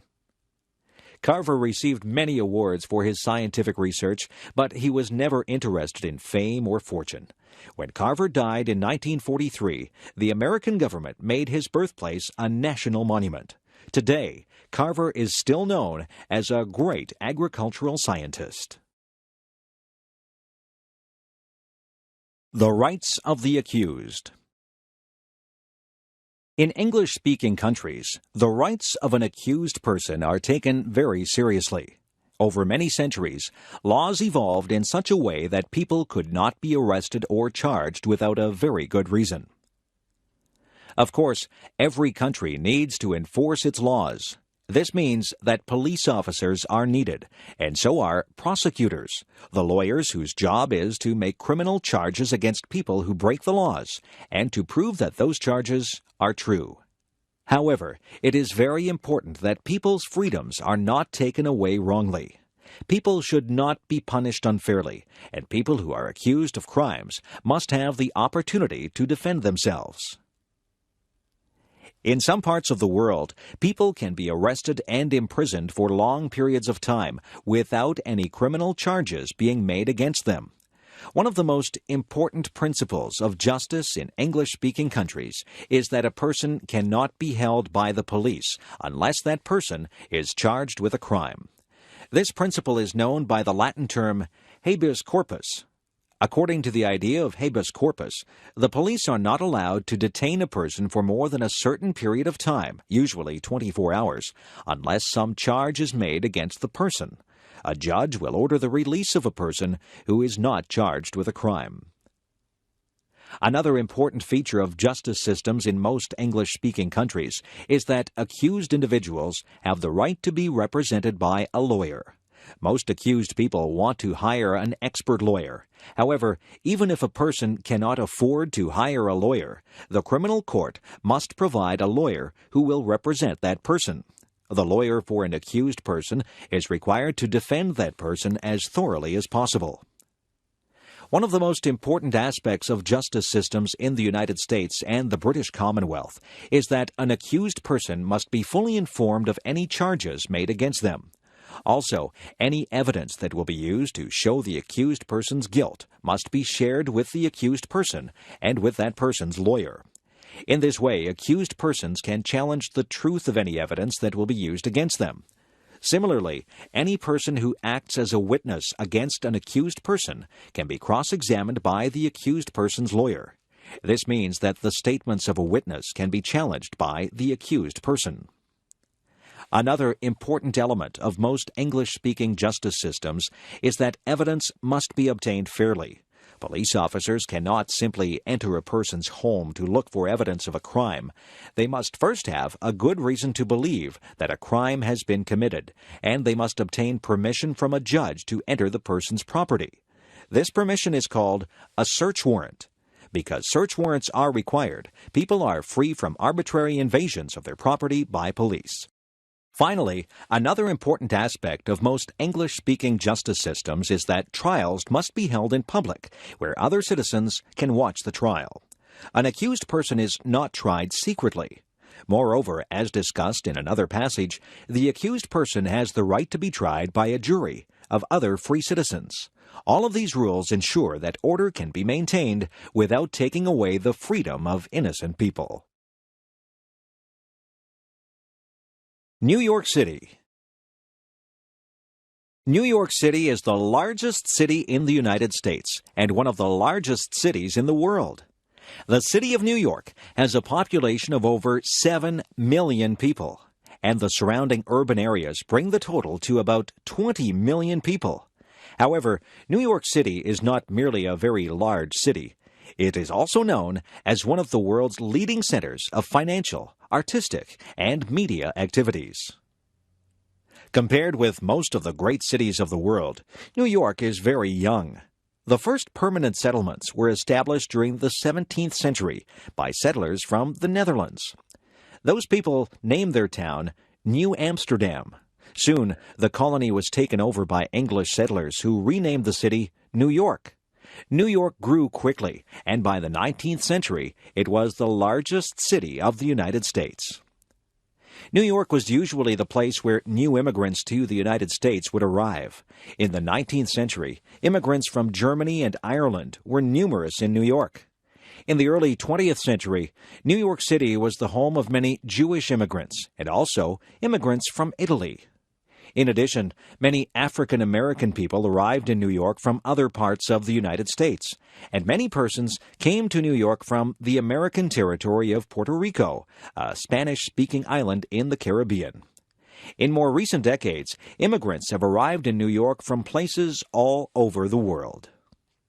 One of the most famous features of New York City is its dramatic skyline. New York has more tall buildings, called skyscrapers, than any other city in the world. Many of the tallest and most interesting buildings in New York, including the Woolworth Building, the Chrysler Building, and the Empire State Building, were constructed during the early decades of the 20th century.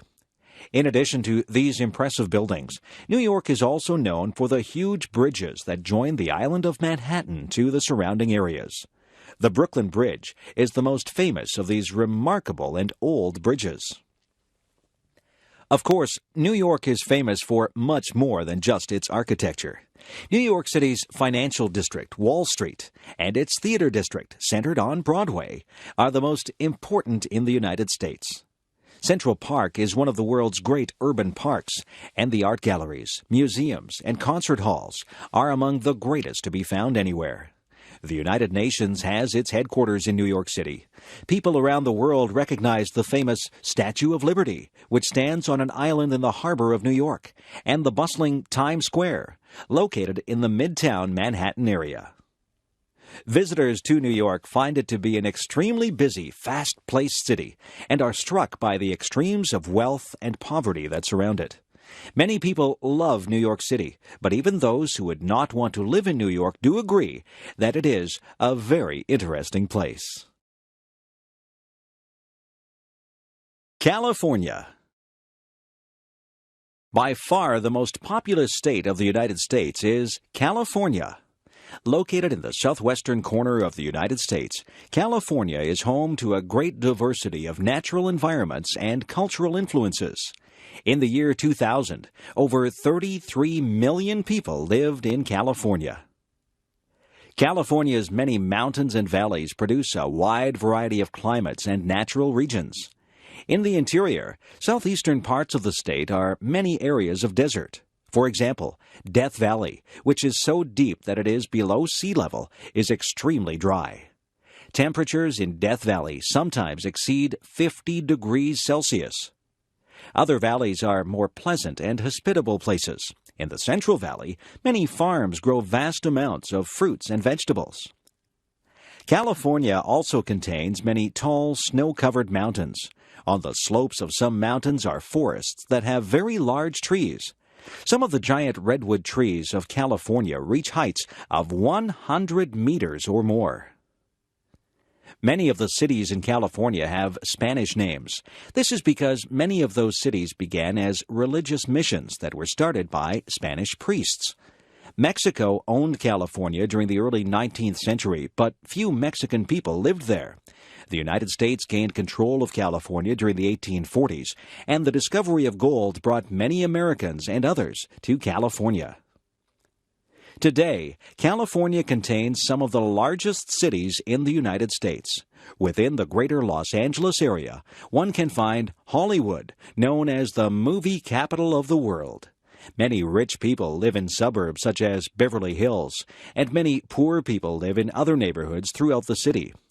The Los Angeles area is home to over 15 million people, many of whom have immigrated to the United States from Mexico and from many Asian countries.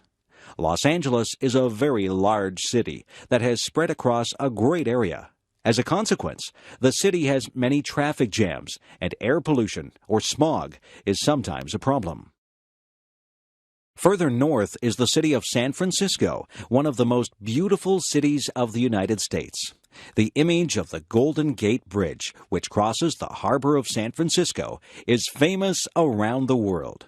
Also famous are the hilly streets of San Francisco and the trolley cars that provide transportation along them. San Francisco's Chinese community is one of the largest in North America, and the city also contains a vibrant artistic and cultural life. San Francisco was destroyed by an earthquake in 1906 and was damaged again in 1989.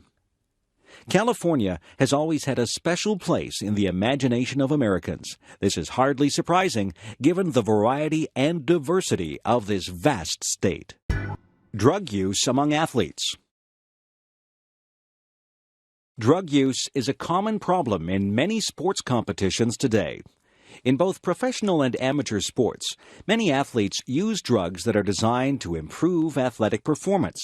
The use of these drugs may have harmful effects on the future health of athletes, but they also give an unfair advantage in athletic competitions. Some of the most widely used performance-enhancing drugs are called anabolic steroids. Anabolic steroids are drugs that are very similar to the male hormone testosterone. These drugs allow athletes to develop larger and stronger muscles and to increase the intensity of training. For sports that require strength, power, or speed, the use of steroids can provide advantages. In past years, many famous sprinters and weightlifters have been found to have used steroids. However, anabolic steroids have many negative side effects. To give just a few examples, steroids can cause changes in mood, including irritability and anger, and can also cause skin problems, such as acne. In men, steroid use can lead to reduction in the functioning of the testicles. In women, steroid use can interfere with menstruation. In both men and women, long-term side effects include an increased risk of some forms of cancer. Another widely used drug is known as EPO. EPO is a hormone that helps to produce red blood cells, which carry oxygen to the muscles. When taken by athletes who compete in sports that require great endurance, EPO may provide an advantage by allowing the athletes to maintain their speed for a longer time and distance. During 1998, there was a scandal at a famous bicycle race, the Tour de France, when it was found that many of these long-distance cyclists were using EPO to gain an advantage over their competitors. EPO has side effects. For example, it increases the likelihood of developing blood clots, which increase the risk of a stroke or heart attack. One difficulty in preventing the use of performance-enhancing drugs is that it is not always possible to detect the use of the drugs. Tests have been developed to detect the drugs, but new varieties of the drugs are often not detected. Also, athletes who stop using the drugs well before a drug test may avoid being detected. Preventing the use of performance-enhancing drugs in athletes is difficult, but it is important. Most athletes want to compete without using artificial substances that provide easy advantages, and they do not want to risk their health by using these substances. If those athletes are to have a fair chance, it is necessary to prevent other athletes from gaining advantages due to the use of these drugs. Scotland. Scotland is the country that is located on the northern part of the island of Great Britain. The Scottish people are one of the four main nationalities of the British Isles, together with the English, the Welsh, and the Irish. Scotland and its people have played an important part in the history of the English-speaking world. Scotland can be roughly divided into two main regions. The lowland areas in the southern part of Scotland contain most of the population and the two main cities, Edinburgh and Glasgow. Most of Scotland's agriculture and industry are located in the lowland areas. The highland areas, together with the islands that lie off the coast of Scotland, are not so heavily populated. The lakes and mountains of the highlands are known for their beautiful scenery. One of the main themes of Scottish history is conflict with England. During the Middle Ages, the English and Scottish kings were often at war. Around the year 1300, the Scots repelled some invasions from England. During the 1600s, though, Scotland and England had the same king, and the countries were officially joined as the United Kingdom in 1701. For people in the Highlands of Scotland, the 18th century was very difficult. Most people worked as farmers on land that was owned by a few wealthy landlords. The landlords decided that they could make more money on the land if they evicted the farmers, so many of the farmers were forced to leave. The Highlanders rebelled against the king in 1745, but they were defeated. During the 18th and 19th centuries, many people left the Highlands of Scotland. They moved to the United States, Canada, Australia, and New Zealand. During the 19th century, Scotland was the first country to have universal public education for children. The country produced a great number of famous scientists and inventors during that time. Scotland is famous for its national costume. This costume includes the kilt, which is a knee-length skirt worn by both men and women. The kilt is made from a fabric that contains stripes of different colors and widths, which cross over each other to produce a pattern that is called a tartan. In the Scottish Highlands, groups of related families called clans have their own unique tartan. Another famous part of Scottish heritage is the musical instrument known as the bagpipes. The bagpipes have a distinctive sound that is easily recognized. Bagpipes were originally played to intimidate enemies in battle, but today Scottish people play the bagpipes at parades and other celebrations. People of Scottish heritage around the world celebrate their heritage on January 25th of each year. This day celebrates the birthday of Robbie Burns, the famous Scottish poet. People celebrate this day at parties where people eat a famous Scottish food called haggis. Today, Scotland remains part of the United Kingdom, but some Scottish people would like Scotland to become independent. Whatever the Scottish people decide, their country will remain a unique and interesting place. London. The city of London is one of the most famous cities in the world. In previous centuries, London was the center of the British Empire. Today, it is one of the most important cities of the emerging European Union. London is located in southeastern England on the Thames River. The Greater London area contains about 12 million people, and the surrounding areas contain several million more. London was the first city in the modern world to have reached a population of 1 million people.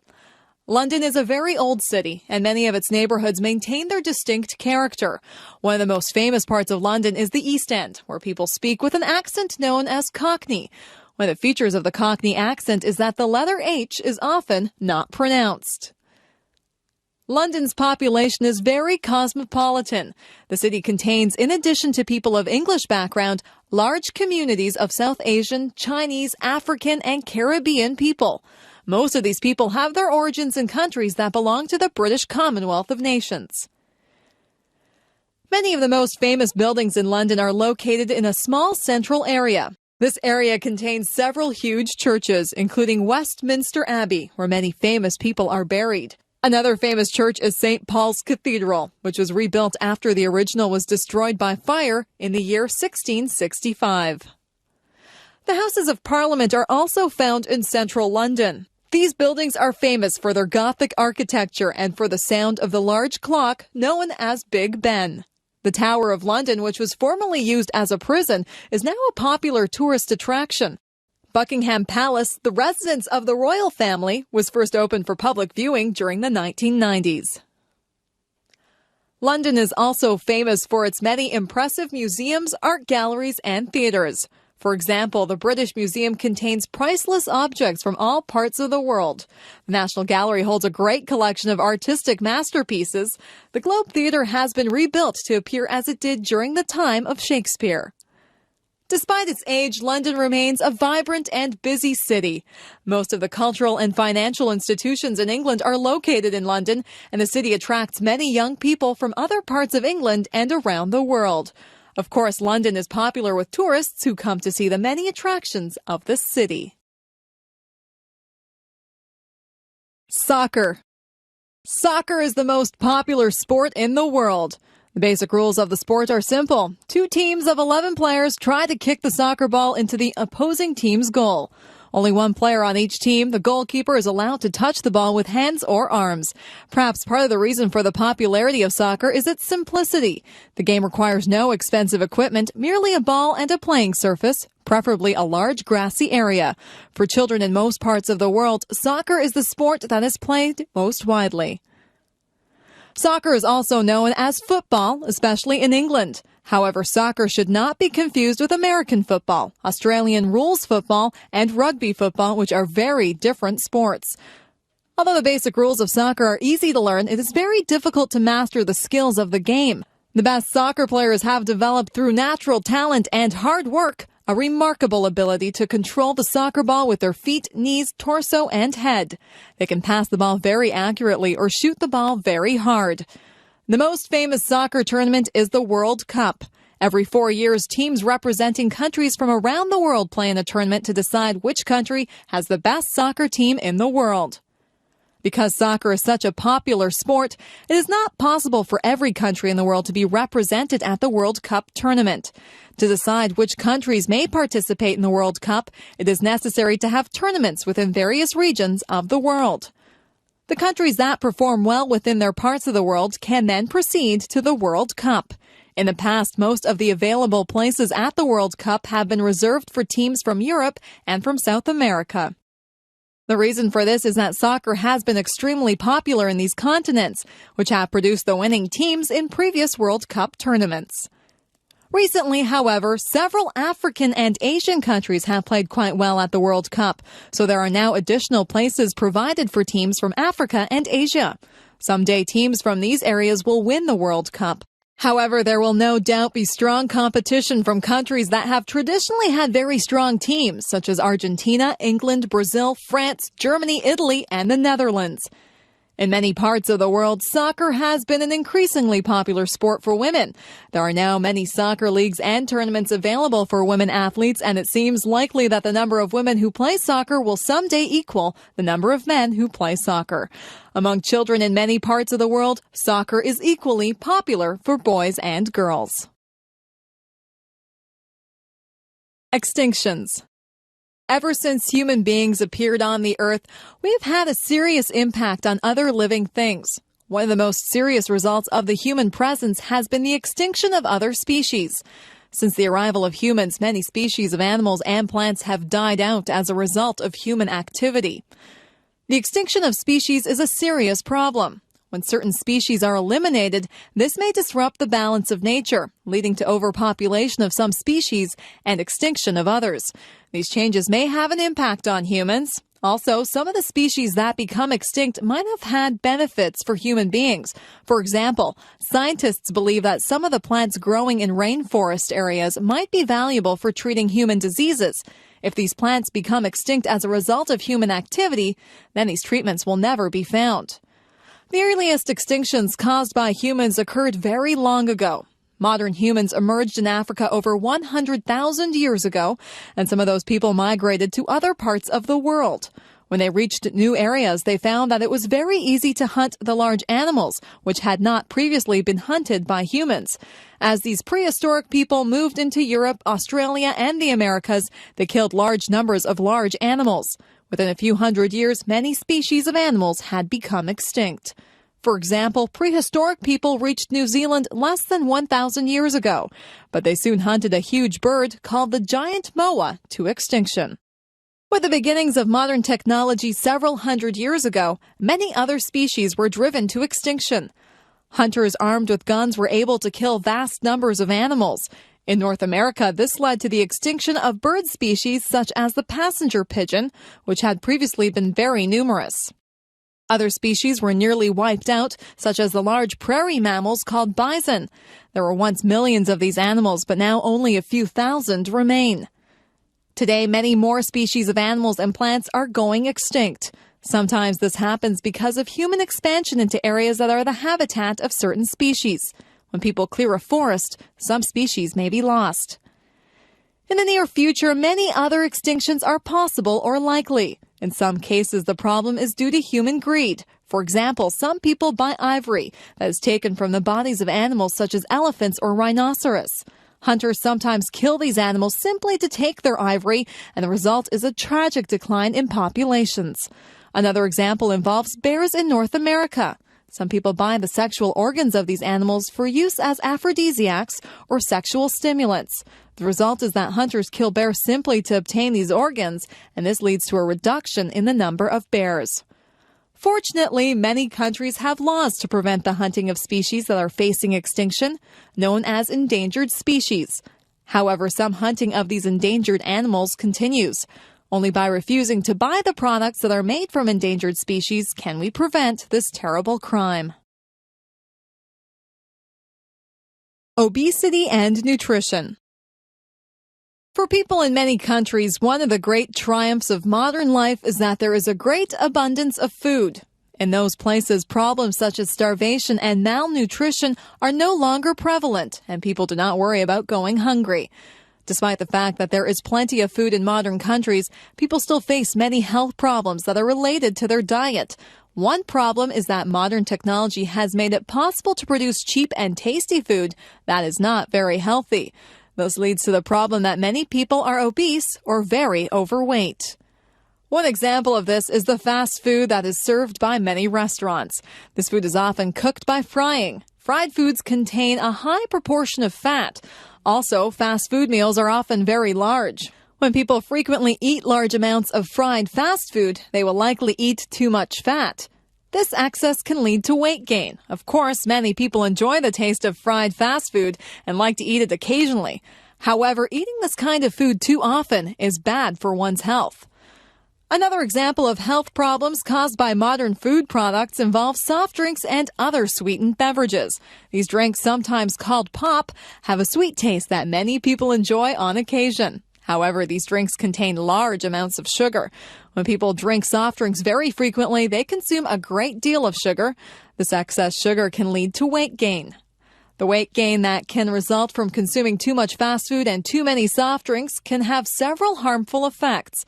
For example, people who are very obese have an increased risk of heart disease and of diabetes. Of course, fast food and soft drinks are not the only causes of obesity.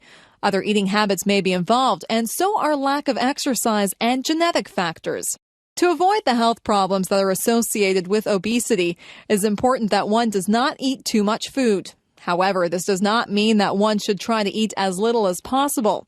People need an adequate amount of food in order to stay healthy. Also, it is important to avoid new fad diets that become popular from time to time because these are often unsafe. Some of the diets that are recommended in popular books do not contain adequate amounts of nutrients, such as vitamins and minerals. Instead, one should try to eat foods that are nutritious. For example, foods such as fruits, vegetables, grains, and lean meats have many vitamins and minerals that are needed for good health. People whose diets consists mainly of these foods will probably be much healthier on average than people whose diets contain too many foods that have high levels of fat or sugar. In addition, many of these nutritious foods are also very tasty and enjoyable to eat. Sexual harassment. When an employee is subjected to unwanted sexual advances or comments by a coworker or an employer, we say that the employee is experiencing sexual harassment. In some workplaces, sexual harassment is a serious problem. In its most blatant form, a boss may demand sexual favors from an employee and threaten to fire the employee if she fails to comply. Similarly, the employer might promise a promotion or raise in exchange for some sexual favor. Whenever an employer uses the prospect of reward or punishment as a way of obtaining sexual access to an employee, sexual harassment has occurred. This is not the only form of sexual harassment. Sometimes an employee may be subjected to demeaning comments by her employer or coworker. For example, a boss might make vulgar comments about the physical appearance of the employee. Another example is that a coworker might make remarks that speculate about the sexual behavior of the employee. In both of these cases, the employee is treated disrespectfully on the basis of her sex, so both cases would represent sexual harassment. Some forms of sexual harassment are more subtle. If a group of workers exchanges offensive jokes of a sexual nature in such a way that they can be easily overheard by other workers, then this is also a form of sexual harassment. Similarly, if workers post pornographic pictures in their workplace in such a way that they can be seen by other workers, then this also represents sexual harassment. In both cases, the workplace becomes an environment in which the employee is made to feel uncomfortable because of her sex. Sexual harassment usually involves a female employee who is being bothered by a male employer or coworker. In some cases, a woman might sexually harass a man, or one person might sexually harass another person of the same sex. However, these cases are not as common. Also, in some cases, the person who commits sexual harassment is not a boss or coworker, but a customer or a visitor to the workplace. Sexual harassment is a form of intimidation and abuse of power that causes much stress for many employees. In recent years, many steps have been taken to reduce the occurrence of sexual harassment. Educational campaigns have been designed to teach people that sexual harassment is wrong. Stronger penalties for sexual harassment have been introduced. Another way to reduce the prevalence of sexual harassment is to develop a culture of respect in the workplace. People need to be aware of how their jokes or comments might be perceived by others, and to imagine how they would feel if one of their relatives were subjected to sexual harassment. Employers and employees must recognize that sexual harassment is a serious concern and treat potential cases of sexual harassment very seriously. Each company should have clear policies about sexual harassment, and each should establish a fair and efficient process for dealing with complaints of this kind. In this way, the workplace can be a comfortable environment for all persons. Cultural differences, individualism, and collectivism. The many cultures of the world differ in a great variety of ways. One of the most interesting ways in which cultures vary is in the extent to which they are individualistic or collectivistic. An individualist society and a collectivist society are different in many ways. In an individualistic culture, each person tends to think of himself or herself in terms of his or her own characteristics and preferences, the things that make the person unique or different from others. In a collectivistic culture, each person tends to think of himself or herself in terms of his or her social relationships and roles, the things that make the person a part of a larger group, such as an extended family or an ethnic group. Another difference between individualist and collectivist cultures involves the tendency to help others. In an individualist society, people feel some obligation to help persons who share some group identity, such as their distant relatives or persons from the same town, but this obligation is not nearly as strong as in collectivist cultures. On the other hand, people in collectivist cultures tend to feel very little inclination to help other people who do not belong to their groups, whereas people in individualist cultures are more often willing to help others even if they do not belong to the same group. Another difference between individualist and collectivist cultures involves the relationship between people and the groups to which they belong. In an individualist culture, people usually join or leave groups when it is in their personal interest to do so. In a collectivist culture, people usually stay with one group for a long time. For example, people in individualist societies are more willing to quit their job and take a new job at another company.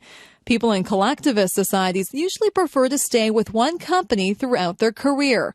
Similarly, people in individualist countries usually get married for reasons of personal choice and are more likely to get divorced.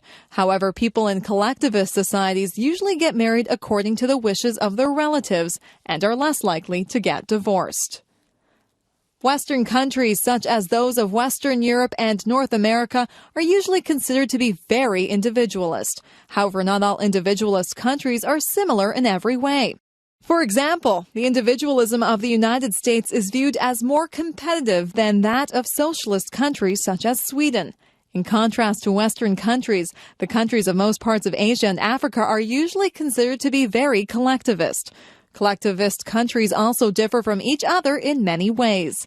The idea of individualism versus collectivism is an interesting way to understand some of the differences between cultures. By learning about ideas like this, one can better appreciate the customs of other peoples. The Protestant Reformation. Until about 500 years ago, there was only one Christian church in Western and Central Europe. People from Portugal to Poland all belonged to the Roman Catholic Church. However, soon after the year 1500, people in many parts of Europe broke away from the Roman Catholic Church and began their own churches instead. This was known as the Protestant Reformation. The leader of the early Protestant movement was a German theologian named Martin Luther. Luther believed that many of the priests of the Roman Catholic Church had become too concerned about wealth and luxury. Also, he disapproved of some practices in the church. One such practice was that priests allowed people to pay money to the church in exchange for committing various sins. Luther believed that it was wrong to allow people to buy the freedom to commit acts that were against the teachings of the church. Luther began to criticize the Roman Catholic Church in public, and he refused to acknowledge the authority of the Church. He said that instead he would follow the teachings of the Bible as he understood them. The officials of the Church declared that Luther was a heretic. However, the local German rulers did not punish Luther. Many of them resented the power of the Church and welcomed his ideas. Luther and other Protestant leaders disagreed with the Church on several important issues. The Protestants believed that priests should be allowed to marry, whereas the Roman Catholic Church believed that priests should remain celibate. The Protestants believed that people should read the Bible for themselves, whereas the Roman Catholic Church believed that priests should interpret the Bible for the people. During the decades that followed Luther, the Protestant movement spread throughout much of Europe. Over time, many different Protestant churches were formed. During this period, many wars were fought between local rulers who favored Protestantism and other local rulers who supported the Roman Catholic Church. In the end, many parts of Europe became Protestant, such as Scandinavia, England, and parts of Germany, Holland, and Switzerland. However, the people and rulers of many other areas of Europe preferred to remain in the Roman Catholic Church. These areas included most of southern Europe as well as Poland and Ireland. The Roman Catholic Church changed a few of its practices in response to Protestant criticism, but kept its most important beliefs. In recent times, relations between the Roman Catholic Church and the various Protestant churches have become much more friendly. Some discussions have been held between Catholic and Protestant officials in order to resolve some of their disagreements. Modern engineering wonders. During the 20th century, there were great improvements in engineering technology. These new developments allowed the construction of many amazing tunnels, bridges, towers, and office buildings. For centuries, people had dreamed about the possibility of connecting the island of Great Britain to the mainland of Europe. However, it was only in 1994 that such a link was completed when a tunnel was dug under the English Channel between England and France. The Channel Tunnel, also known as the Channel, actually consists of 3 separate railway tunnels. These tunnels are about 50 kilometers long. They are located about 150 meters below the bottom of the sea. Obviously, this was an extremely challenging project to undertake. As a result of the tunnel, it is now possible to travel between London and Paris by train. And the trip takes only 3 hours, of which only 20 minutes are spent inside the tunnel. A suspension bridge is a bridge that is supported by strong wires that hang from tall towers.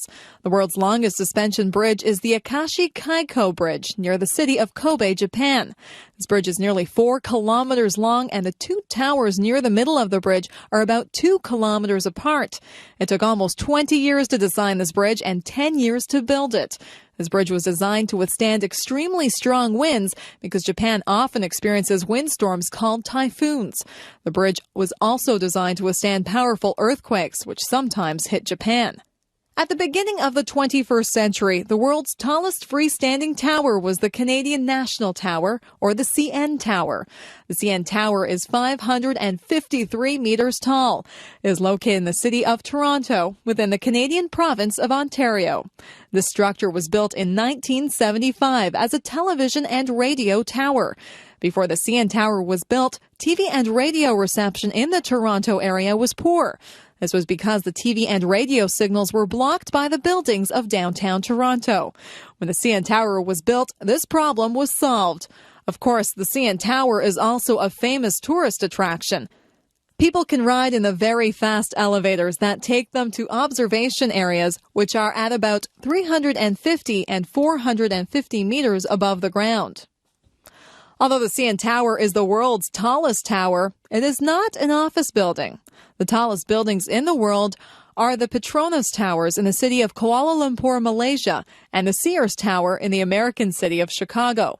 The Sears Tower, which is 442 meters tall, was completed in 1974.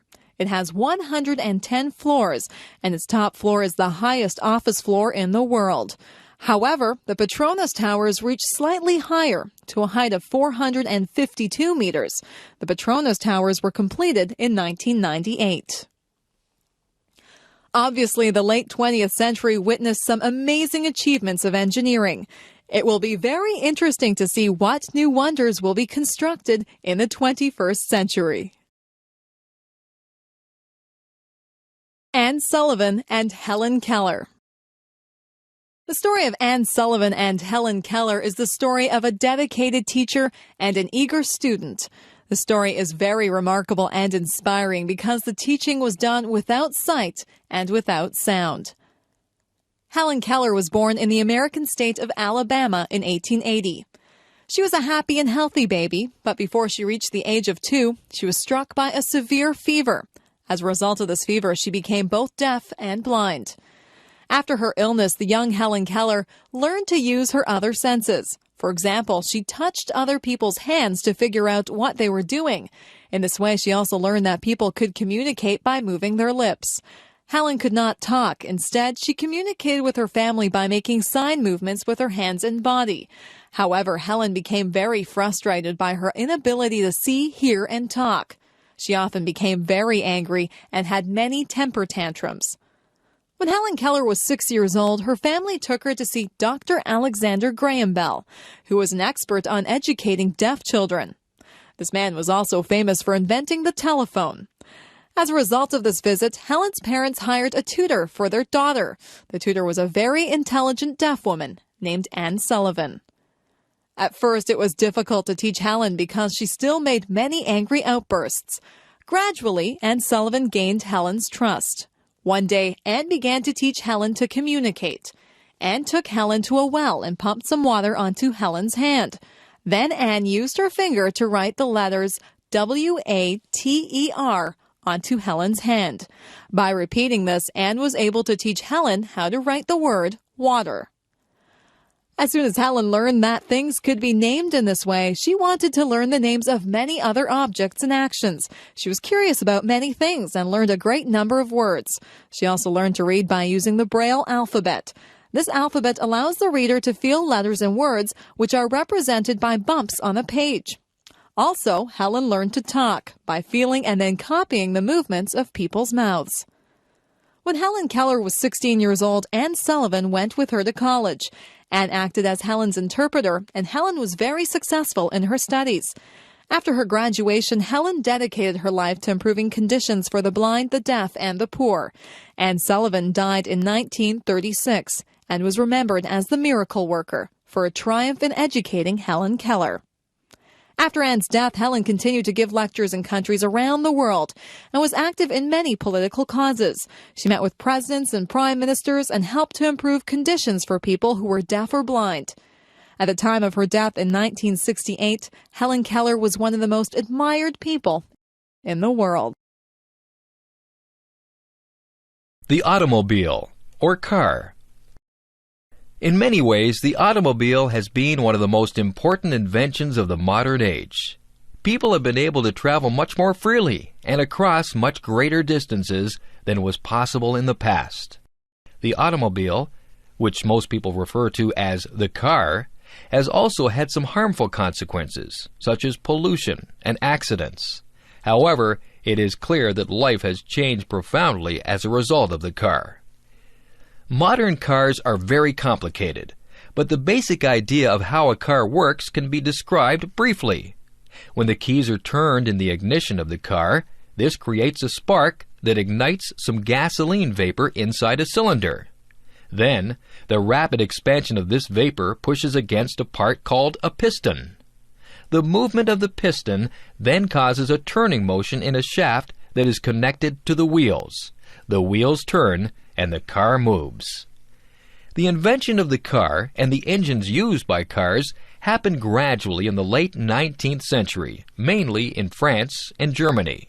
In the early 20th century, an American engineer named Henry Ford developed a new way of making cars. Instead of having one worker produce an entire car, he had each worker perform one part of the production of many different cars. This system was very efficient and allowed the mass production of cars. The first car to be produced in large numbers was called the Model T. The Model T Ford and other cars that were soon produced in large numbers were cheap enough that many people could afford to buy them. Many new roads were built and paved throughout North America to allow cars to be driven from town to town. People were able to travel much more easily and to visit places that had previously been difficult to reach. Some problems also came with the widespread use of cars. One of these problems was air pollution, because car engines burn gasoline, which produces poisonous exhaust fumes. Gradually, new laws and new technology have led to reductions in the air pollution that is caused by cars.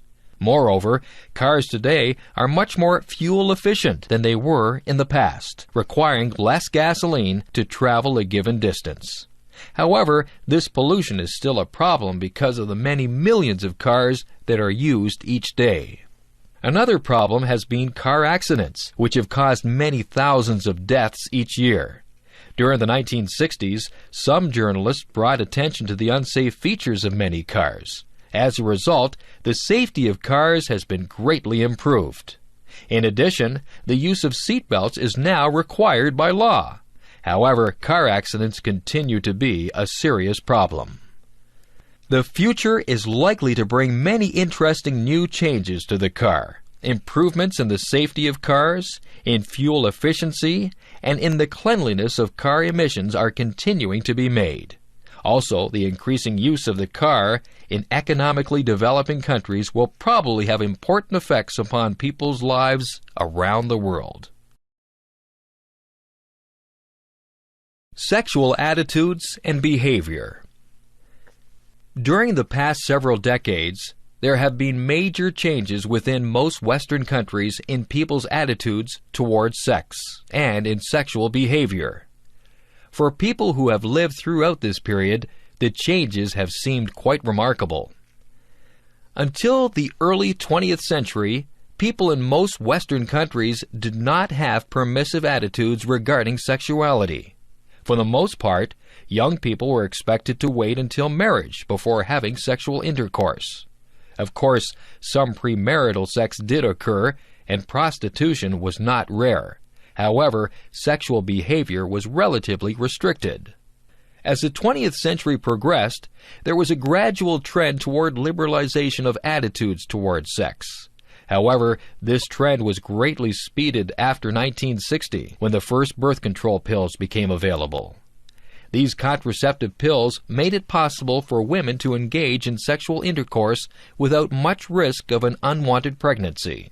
As a result, many women were more willing to have premarital sex than was previously the case. Also during the 60s, Western countries were reaching high levels of wealth and education. A new and very large generation of young people was approaching adulthood, and there was a mood of rebellion against traditional norms. There was an increase in the number of people who engaged in sex before marriage, and also a greater openness about such behavior. By the 1970s, sexual attitudes had become quite liberal, and many young people were quite promiscuous in their sexual behavior. However, this pattern reversed somewhat during the 1980s. There was increased concern about sexually transmitted diseases, including AIDS. Moreover, many young women had been uncomfortable with the idea of unrestricted sexual behavior. As a result, sexual attitudes became slightly more conservative during the 1980s and 1990s, although they remained much more liberal than in previous decades. In the early 21st century, most young people in Western countries begin having sex during their high school years, although some people wait until they are considerably older.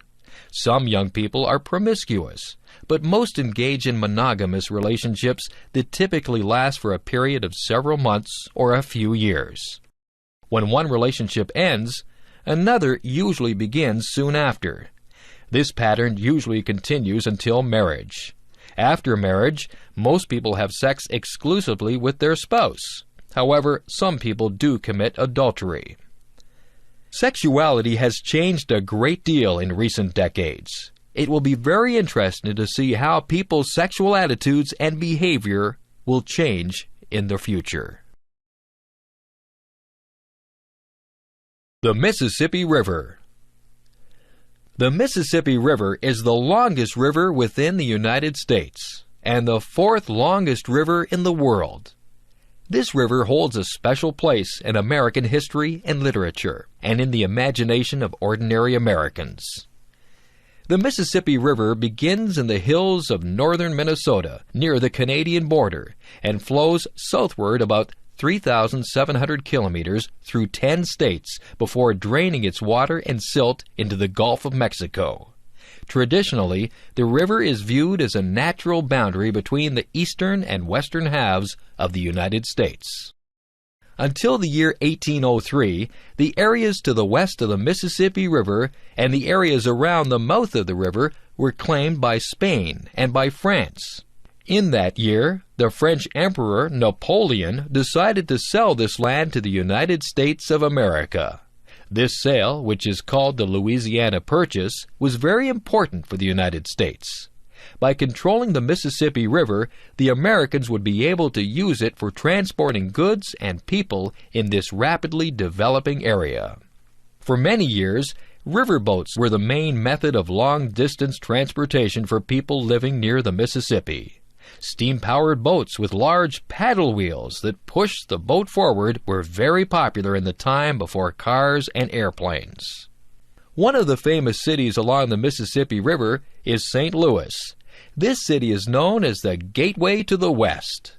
During the 19th century, St. Louis was the last large town that people would pass through on their way to a new farmland farther west. Today, St. Louis is famous for the Gateway Arch, a tall monument that welcomes people to the West.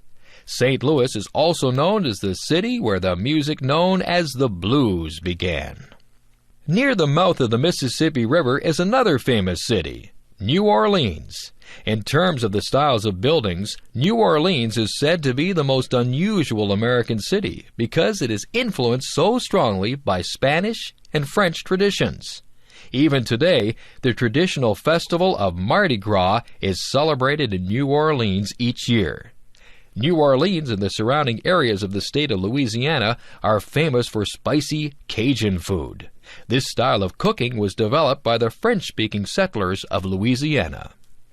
The Mississippi River is famous in many stories of American literature. For example, The Adventures of Tom Sawyer and Huckleberry Finn, which were written by the author Mark Twain, are both set along the Mississippi River. Today, the federal and state governments of the United States are working to preserve the natural environment along the Mississippi River. People recognize the importance of keeping this river healthy and clean. Doctors Without Borders. In 1999, the Nobel Prize for Peace was won by the organization known as Doctors Without Borders. This is the English name for the organization, based in Belgium, which won the prize for its humanitarian assistance to people around the world in areas that have been struck by disaster. The fundamental ideas of Doctors Without Borders is that people who suffer from a disaster have the right to receive professional help as soon as possible. The organization helps people regardless of their nationality, race, religion, ethnicity, sex, or political opinions. Also, the assistance provided by Doctors Without Borders is given in response to all kinds of disasters, such as famines, earthquakes, and wars. The people who belong to Doctors Without Borders are experienced medical workers who volunteer their time, effort, and skills in an attempt to help people who are in need. These volunteers include doctors, nurses, surgeons, anesthetists, laboratory technicians, and other medical workers. There are also some non-medical volunteers who work for Doctors Without Borders in positions of administration or logistics. Volunteers must first take a course before participating in a humanitarian mission. They promise to abide by a code of professional ethics, and they promise to remain neutral in any conflicts within a disaster area. A mission typically lasts about 6 months, but the duration varies. The volunteers are insured by the organization, but they are not paid in any way for their work. When Doctors Without Borders began in 1971, it consisted of only a few French doctors who wanted to provide humanitarian aid to people in disaster areas. Over the years, it grew rapidly, and by 2001, Doctors Without Borders had 2,500 volunteers working in 80 countries around the world. They have helped people by providing emergency health care, vaccinations, medicine, water, and basic food, and also by developing improved water and sanitation systems. In many areas, Doctors Without Borders has also helped to provide basic medical training to local people. Although Doctors Without Borders remains neutral in any conflicts within a disaster area, the organization does speak out against abuses of human rights. By remaining independent of the influence of governments and corporations, Doctors Without Borders is able to criticize the people and organizations who cause suffering. The volunteers are witnesses who tell the world about the cruelty that is inflicted upon innocent people. Obviously, the work of Doctors Without Borders is extremely important. The volunteers of this organization are brave and selfless people whose efforts have relieved the suffering of millions of people. Chicago. Chicago is one of the most famous American cities. Some cities in the United States, such as New York, Los Angeles, and San Francisco, may be more glamorous, but many people agree that Chicago is the city that best represents the United States. Located in the middle of North America, Chicago has derived much benefit from its geography. The city's central location has made its O'Hare International Airport the hub for most airlines in the United States. Its location on the shores of Lake Michigan has made it a major port and business center, where the agricultural and industrial products of the American Midwest are shipped overseas. Until about the 1830s, Chicago was a minor trading post, but then it grew rapidly as the most important town in the rapidly developing areas of the Midwestern United States. In 1871, the city was destroyed by a fire. It is often said that the fire started when a cow knocked over an oil lamp. It took about 20 years for the city to be completely rebuilt, but it continued to expand. In 1882, the first skyscraper was built in Chicago. Around the turn of the century, the population of Chicago was growing quickly. Many African American people moved to Chicago from the southern United States, and many immigrants from Eastern Europe also arrived in Chicago during this time. Because of the busy and active atmosphere of the city, an American poet described Chicago as the city of broad shoulders. Chicago became notorious for organized crime during the Prohibition era of the 1920s, when the sale of alcohol was illegal. Mobsters such as Al Capone became rich by smuggling liquor, and many people were killed in conflicts between rival gangs of criminals. But the influence of organized crime later became weaker. In the decades following World War II, Chicago experienced some problems with crime, poverty, and racial conflict. However, the city has recently prospered, and social conditions have improved for many people in Chicago. Compared with other large cities, Chicago is viewed as an affordable place to live, with a high quality of life. The city has efficient transportation and many beautiful parks along the Lake Michigan shoreline. Chicago is famous for its many attractions, including the Art Institute of Chicago, the Field Museum of Natural History, the Shedd Aquarium, the Sears Tower, and the Miracle Mile Shopping District. Indeed, Chicago is one of the most interesting cities in the United States. Women and the right to vote. In most countries today, people think it is obvious that all adults should have the right to vote in democratic elections. But it was not so long ago that women did not have this right. Only after a long struggle did women gain the right to vote. By the early 19th century, modern democratic forms of government were appearing in the United States, Great Britain, and some European countries. In these countries, most adult men had the right to vote in democratic elections. Some men were denied this right if they were poor, or if they belonged to a racial minority group, but gradually this right was extended to all men. It took much longer for women to gain the right to vote. Only in special cases, such as that of a widow who owned land, could a woman be allowed to vote. Many men believed that it was not necessary for women to vote, because they assumed that the husband should decide on behalf of his wife. Some men believed that women did not possess the intelligence or the discipline to vote carefully. Some women also believed that women should not be involved in politics, but many others wanted the right to vote. By about the year 1850, some women began to organize in an effort to change the laws regarding women and the vote. This movement was known as the woman suffrage movement, because the word suffrage means voting. Leaders such as Susan B. Anthony and Elizabeth Cady Stanton brought attention to this issue and persuaded many people that women should vote. The first part of the United States to recognize women's right to vote was Wyoming in the year 1869. During the following decades, many other states recognized women's right to vote, particularly in the western part of the country where women had a high social status. However, the United States was not the first country to recognize women's right to vote at the national level.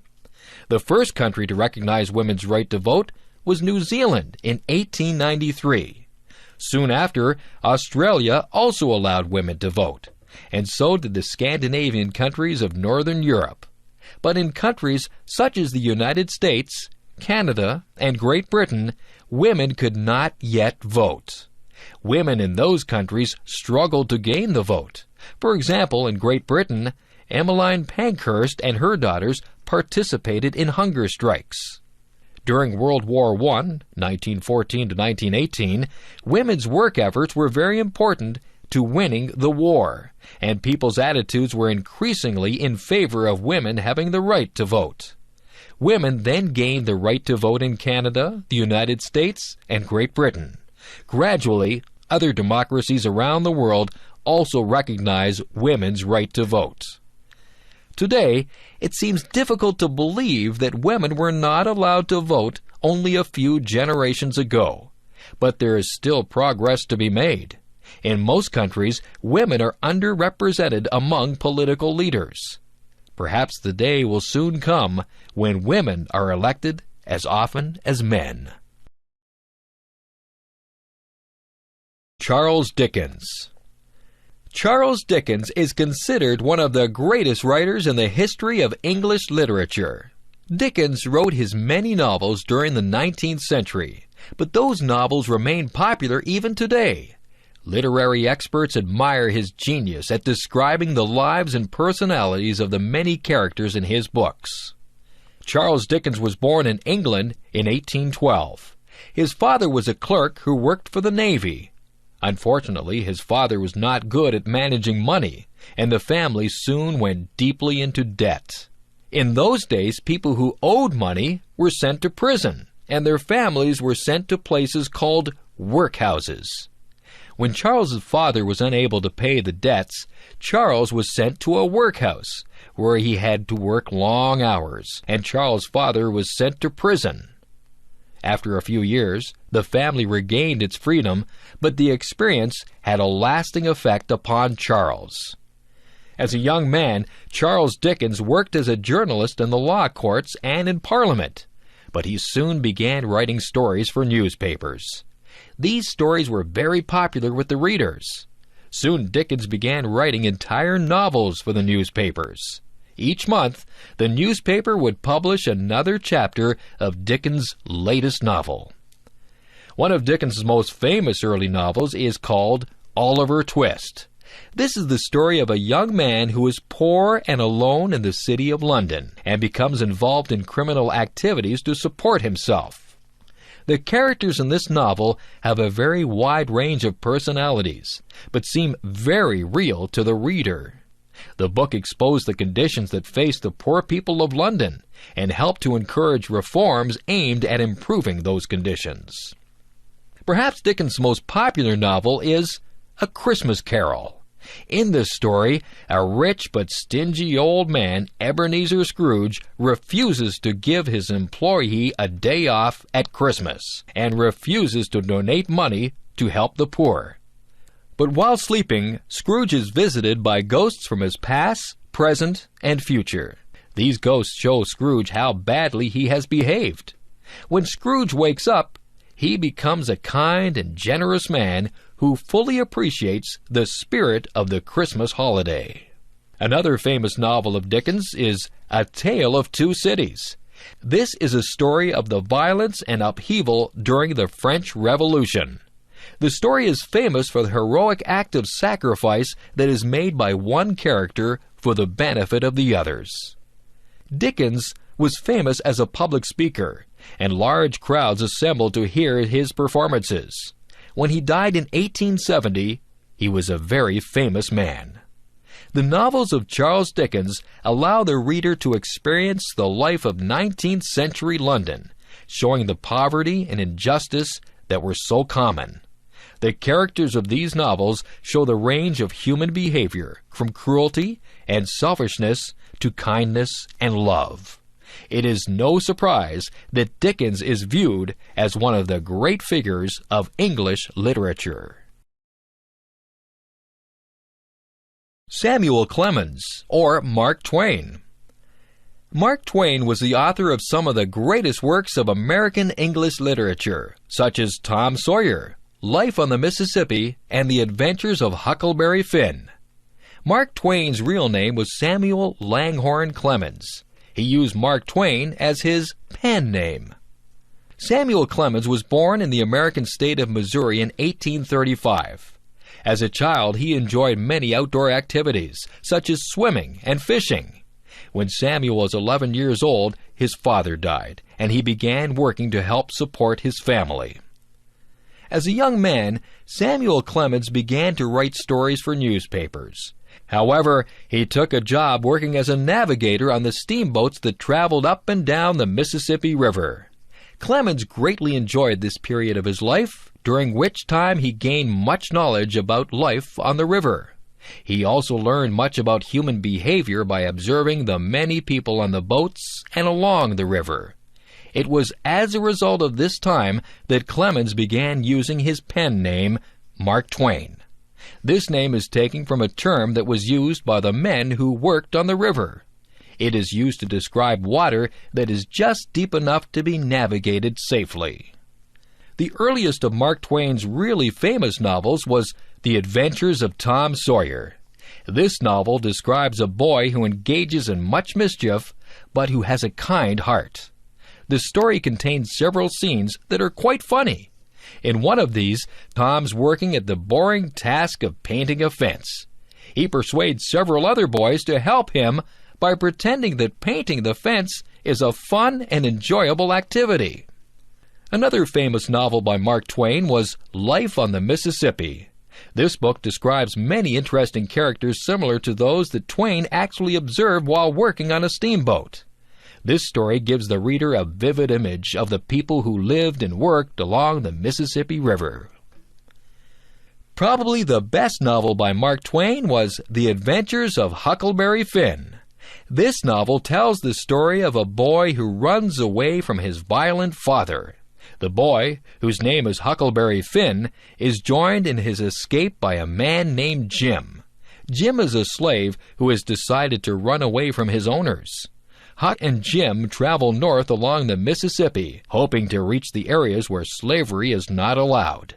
In this story, the reader can experience the moral sense of Huckleberry, who must make several important decisions during the escape.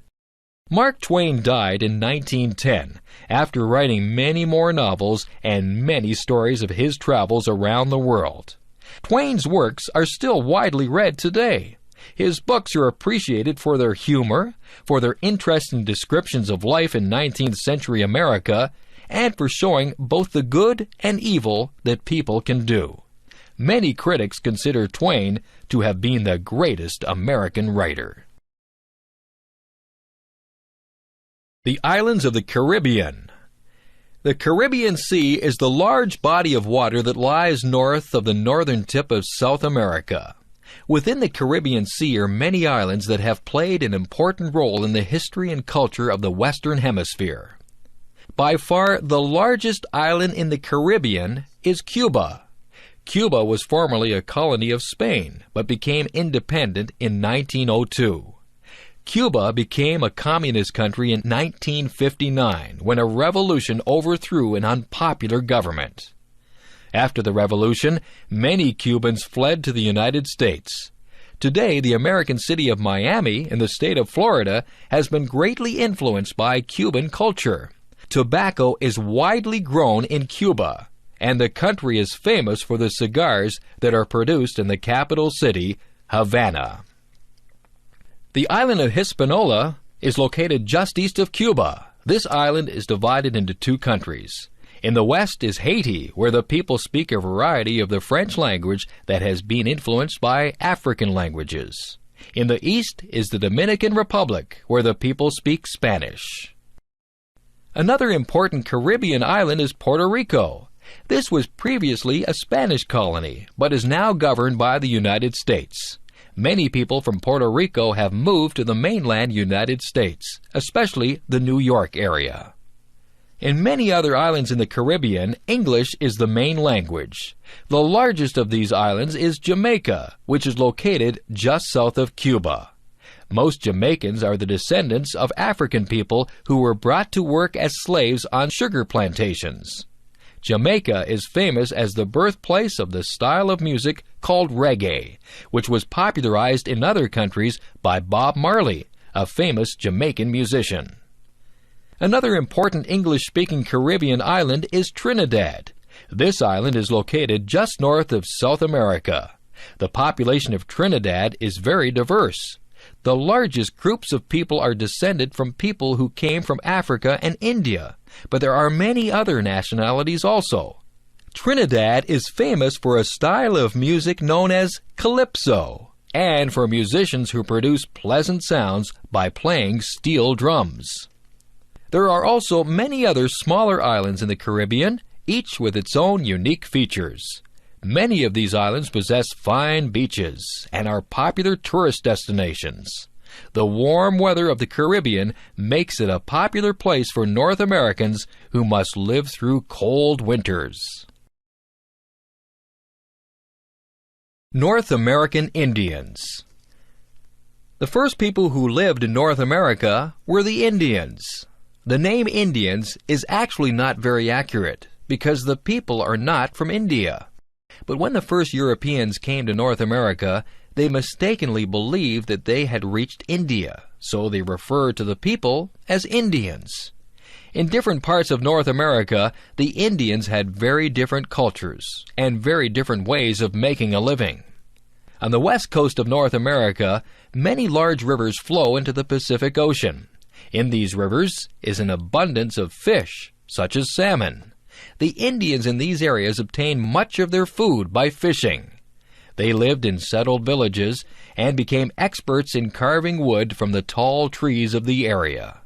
They carved large canoes for traveling on the rivers and oceans, and they also carved tall totem poles. Totem poles were carvings of various animal or human figures, and often the poles had a mythical or spiritual significance for the people who carved them. Many beautiful totem poles can be seen in cities such as Vancouver or Victoria, in the Canadian state of British Columbia, or Seattle in the American state of Washington. The Plains Indians lived in the central prairie of North America. The various nations of the plains lived by hunting large animals called buffalo or bison. Horses were brought to North America in the 16th century by the Spanish. The Indians who lived in the prairie areas had learned to become experts at riding horses, and on horseback they could hunt the giant herds of bison. They followed the buffalo from place to place. The Plains Indians lived in portable houses called teepees, which were made by sewing together buffalo skins and holding them in place with wooden poles. In the southwestern United States, some Indians lived by farming. In this dry area, the Indians raised several crops, such as corns, beans, and squash. Many of the Indians in these areas lived in large settlements where the houses were made from stone or dried mud. The people were experts at weaving, and they made clothing and blankets that had beautiful artistic designs. Near the eastern coast of North America, many Indians lived by a combination of farming and hunting.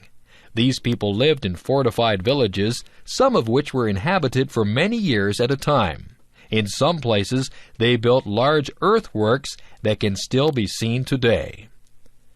In the forests of northern Canada, the Indians lived primarily by hunting, fishing, and gathering. Like the Indians of the prairie regions, they often moved from place to place in search of game animals to hunt. Today, the Indians of North America no longer live in their traditional ways. However, several Indian languages are still spoken by many thousands of people. Also, many Indians in the United States and Canada are very interested in maintaining the cultural traditions of their ancestors. How the First World War started. During the summer of 1914, many people in Europe felt very optimistic about the future. Modern technology was improving people's lives. Political freedom was gradually increasing in many countries. New artistic styles and scientific discoveries were being made. But later that summer, a terrible war began. In the early 20th century, the various countries of Europe competed with each other in an attempt to be the most powerful country on the continent. In each country, many of the political leaders wanted to control more land, more people, and more resources. The First World War began when the Archduke of Austria-Hungary was assassinated. Austria-Hungary wanted to punish the assassin, who was from the small country of Serbia. This led to a serious dispute, and soon other countries were involved. Within a few weeks, a war had begun. On one side were Germany and Austria-Hungary, and on the other side were Russia, France, and Britain. The people in these countries at first welcomed the news of a war. Many people were intensely patriotic and supported the war effort without thinking carefully about the reasons for the war. Some people thought that war would bring adventure and glory to their lives, and they cheered enthusiastically in the streets. After the war started, it soon became clear that it was a terrible disaster. In the western part of Europe, the opposing sides fought many bloody battles. Soldiers on both sides lived in filthy trenches that had been dug out of the ground. Sometimes hundreds of thousands of men were killed in battles that lasted only a few days. In most cases, these battles did not result in large gains or losses of territory. The war continued for more than 4 years. When the war was finally over, millions of people had been killed. Many people realized that their eagerness to fight against other countries had led them into a great disaster. This disaster did not end when the war ended in 1918. During the next 30 years, there would be many violent revolutions in Europe and a second major war that would be even worse than the first. Today, people in most European countries no longer view other nations as enemies. They have no interest in fighting wars with their neighbors. Instead, they're interested in trading with the other countries and in visiting those countries as tourists. The lessons of the 20th century have reminded people that wars can have terrible consequences. Abraham Lincoln. When historians are asked to choose the greatest presidents in the history of the United States, one of the names most frequently mentioned is Abraham Lincoln. Lincoln was president during the greatest ordeal that ever faced the United States, the Civil War. Abraham Lincoln was born in 1809 in the state of Kentucky, but when he was a child, the family moved to the state of Indiana. Abraham's parents, Thomas and Nancy Lincoln, were farmers who were very poor, and they received only a few years of education. When Abraham was only 9 years old, his mother became ill and died. About 1 year later, Abraham's father remarried. As a young man, Abraham continued to work on the family farm, and he also worked as a laborer. During this time, the Lincolns moved to the state of Illinois. Abraham became known to the local people as an excellent athlete and storyteller. He educated himself by reading many books, most of which he borrowed from neighbors. Lincoln was interested in politics, and when he was in his mid-20s, he was elected to the Illinois state legislature. During that time, Lincoln also studied law and soon became known as an excellent lawyer. People called Lincoln Honest Abe because of his personal integrity. In 1842, Lincoln married a woman named Mary Todd. During the 1850s, Lincoln became strongly opposed to the expansion of slavery into the western parts of the United States. Lincoln held several famous debates against a supporter of slavery named Stephen Douglas. In 1860, Lincoln was a candidate in the election for President of the United States. During this election, the issue of slavery and its expansion was very prominent. Lincoln won, but soon after, several of the southern states decided to secede from the United States and form their own country. A few months later, fighting started between those southern states and the federal government, which was supported by the northern states. Lincoln managed the Civil War with skill and determination. Gradually, the North began to win the war. In 1863, Lincoln made the Emancipation Proclamation, which freed the slaves. Later that year, Lincoln gave his most famous speech, the Gettysburg Address. The Civil War had brought terrible suffering to many Americans, and people were very bitter after the war. But Lincoln wanted the country to become united again, and he urged people to forgive. However, in April of 1865, only months after the war ended, Lincoln was shot and killed by an assassin. Many people, even Lincoln's critics, mourned his death. In the generations that have passed since Lincoln's death, he has continued to be viewed as a great president. Some historians have criticized Lincoln for not being more strongly opposed to slavery, but others have defended him, saying that Lincoln's approach to the issue was realistic and humane. But nearly all historians agree that Lincoln was an honest and brave leader during the most difficult period in American history. Two great musicians, Mozart and Beethoven. Much of the music of 18th and 19th century Europe is still enjoyed by many people. Two of the greatest musicians of that time were born only 34 years apart and actually knew each other for a short time. These great musicians were Mozart and Beethoven. Wolfgang Amadeus Mozart was born in Austria in the year 1756. As a child, Mozart was a music prodigy. He began composing music before his 5th birthday, and by the time he reached his teenage years, Mozart had already written many symphonies and other musical works.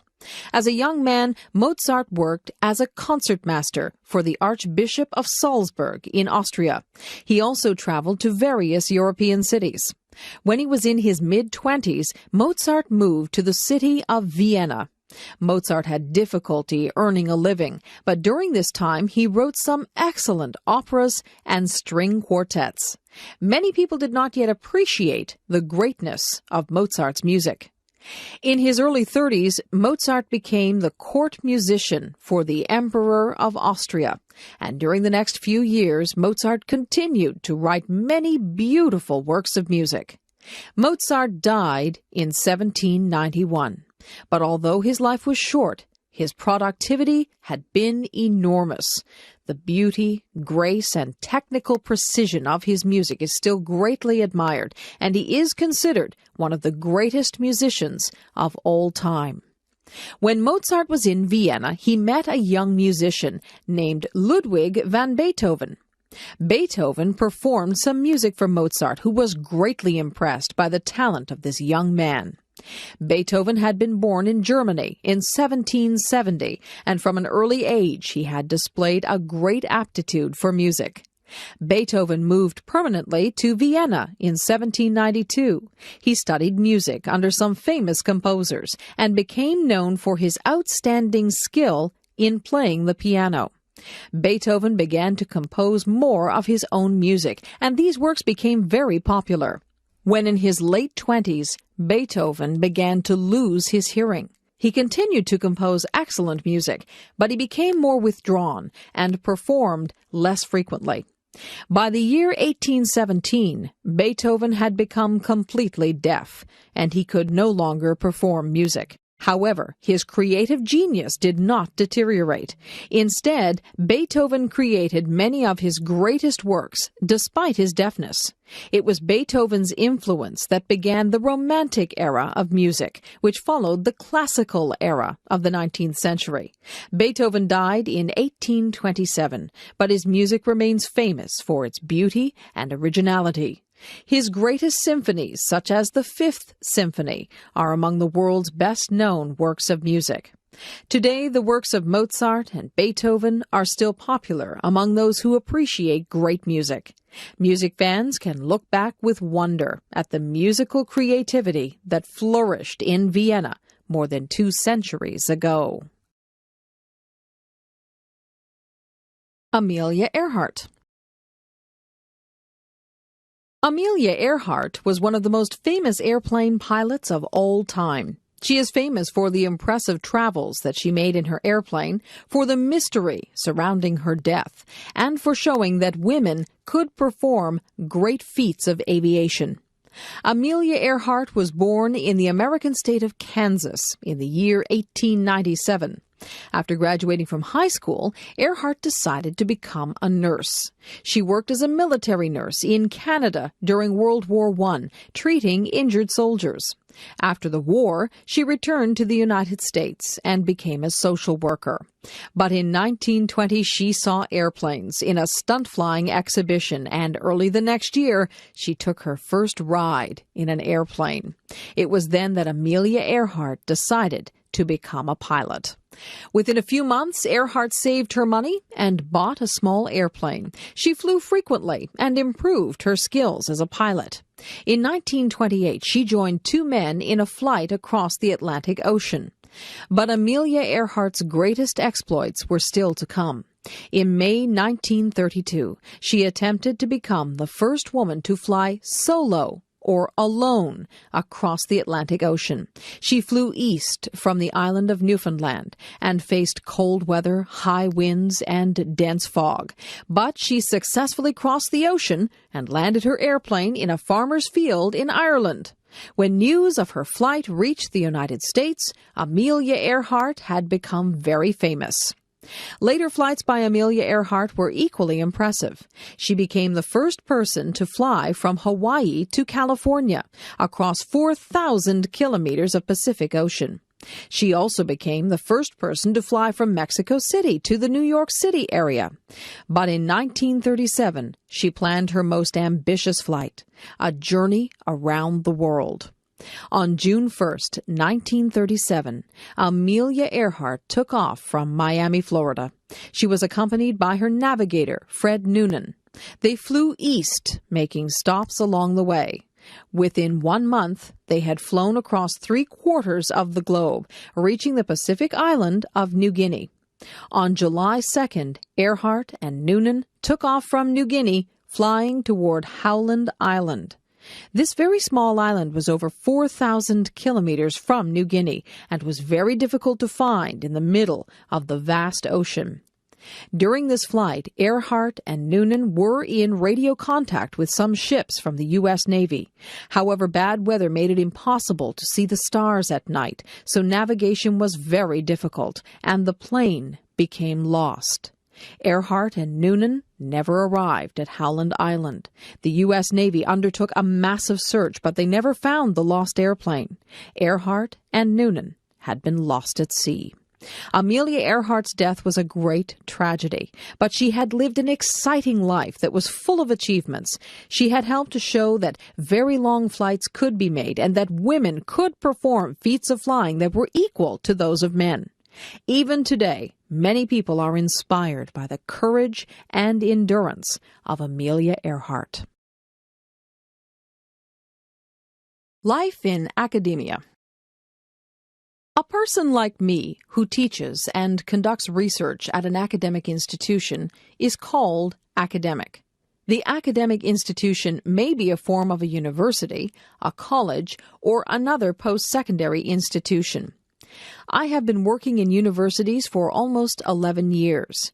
While enjoying my life in academia, we academics also have a lot of stress and often go through a large amount of stress and frustration. Firstly, we have pressure from the university we are working at to become effective teachers. As the environment, in terms of the society and the marketplace, has become more dynamic and competitive, we as teachers must provide students with necessary skills and knowledge so they can become successful in their society. It requires a lot of preparation, updating of material, self-learning, and continuous improvement in teaching. For these reasons, teaching and learning should complement each other. Secondly, we have pressure from both our university and our academic peers to become active and effective researchers. What we teach to our students in class is no doubt closely related to what we have learned or discovered from our research activities. Thirdly, we have pressure from the university and the community to become good corporate citizens through active participation in various university committees and/or the community at large. A university and the community it belongs to must work closely together to identify common interests and to conduct projects that could benefit both parties. Even with a high degree of the aforementioned pressures, I love my job as a teacher, scholar, and citizen. There is a high level of freedom and flexibility. Academia is a place to meet new people, to create new ideas, and for everyone in that community to learn. It is a place where both teaching and learning always take place. Education systems in Canada. In Canada, each province is responsible for its own education systems. In general, there are 3 levels of education systems in Canada. 1, kindergarten to grade 8. 2, grade 9 to grade 12. 3, post-secondary education. Kindergarten may further be divided into junior and senior kindergarten for 4- and 5-year-old children, respectively. Grades 9 to 12 students are enrolled in a secondary school system, which is similar to a high school system in the USA. Some cities and towns may have a junior high school system, which accommodates children from grade 7 to grade 9. In the province of Ontario, there is grade 13, which is a required step for all students who want to attend a degree-granting university. This feature has been unique for Ontario, but the province has decided to abolish it in order to be consistent with other provinces' secondary education systems. By year 2003, when grade 13 is completely abandoned, the number of students entering a university or college is expected to be almost doubled, called double cohort. Post-secondary education system in Canada includes universities, community colleges, university colleges, and other private institutions providing post-secondary education, such as skill training and continuing education. A university is a standing alone degree-granting institution that offers certificates, diplomas, and bachelor, master, PhD degrees. There are about 50 universities throughout the country, most of which are publicly funded institutions. Some of the most recognized universities include the University of Toronto, McGill University, the University of British Columbia, and Queen's University. A community college offers a variety of programs for students who want to learn technical skills, skills that they can apply to the real world quickly. These programs are usually 1 or 2 years in length, emphasizing hands-on experience in a classroom setting. It grants certificates and diplomas and offers a variety of training courses for people who want to upgrade themselves with the current markets and new technologies.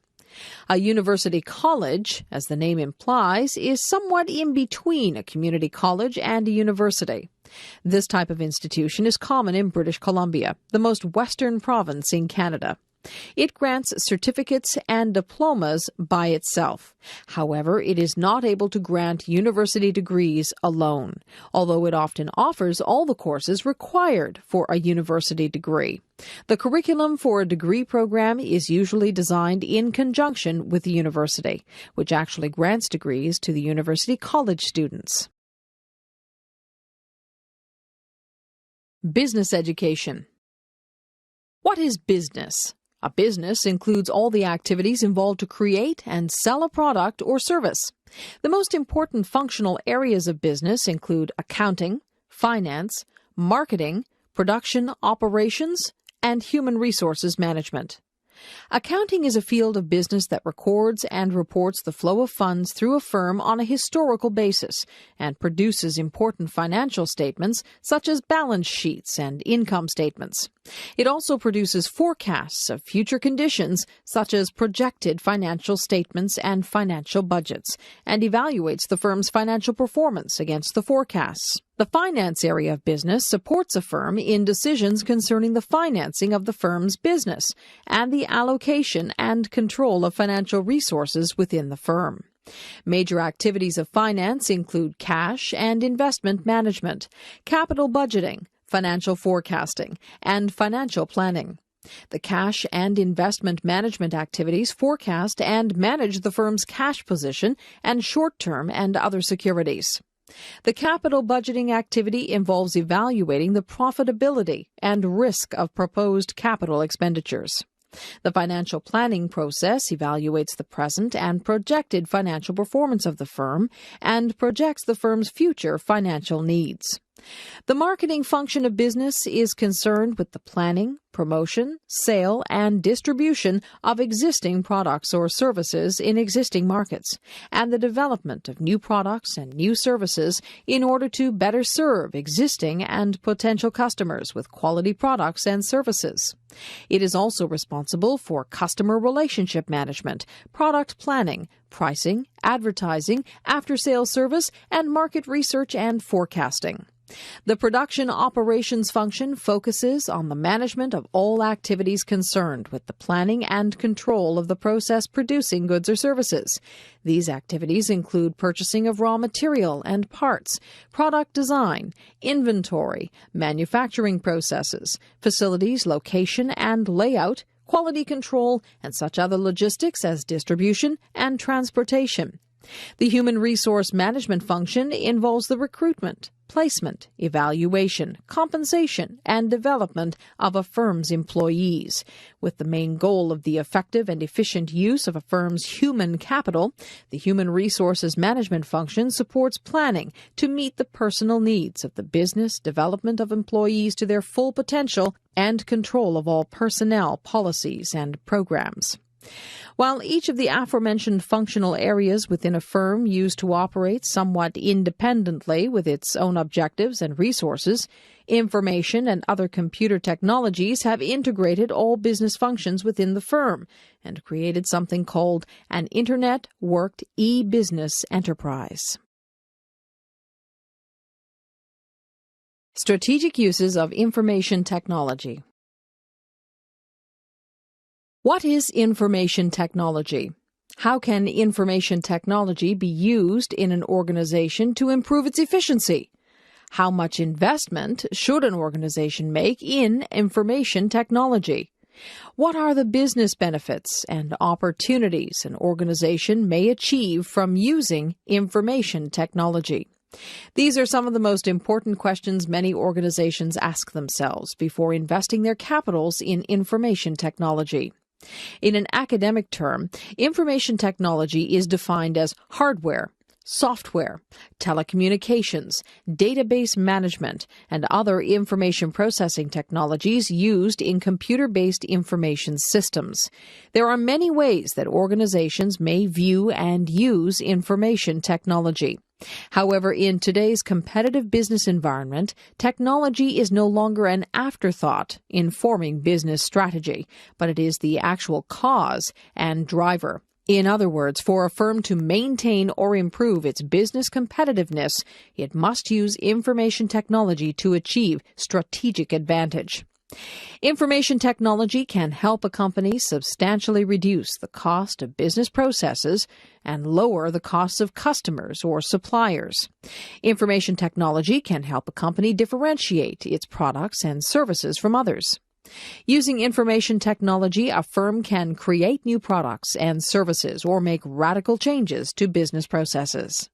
A firm can use information technology to manage regional and global business expansion, or to diversify and integrate into other products and services. A firm can use information technology to create virtual organizations of business partners, or to develop alliances with customers, suppliers, and other business partners. Information technology can dramatically improve the efficiency of business processes and the quality of products and services.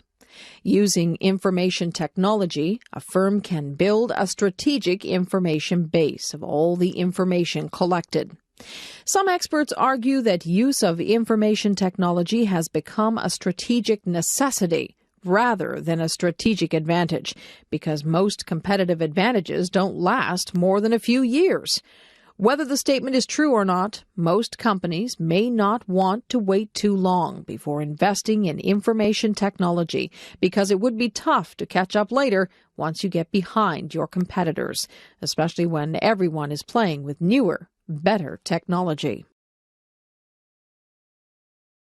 E-commerce.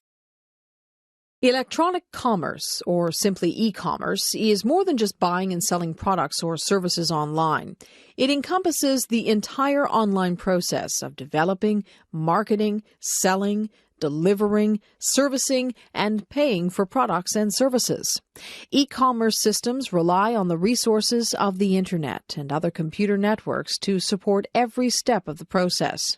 Through an e-commerce system, customers can order and make payment for the products or services they purchase online and receive support at the company's websites through the Internet.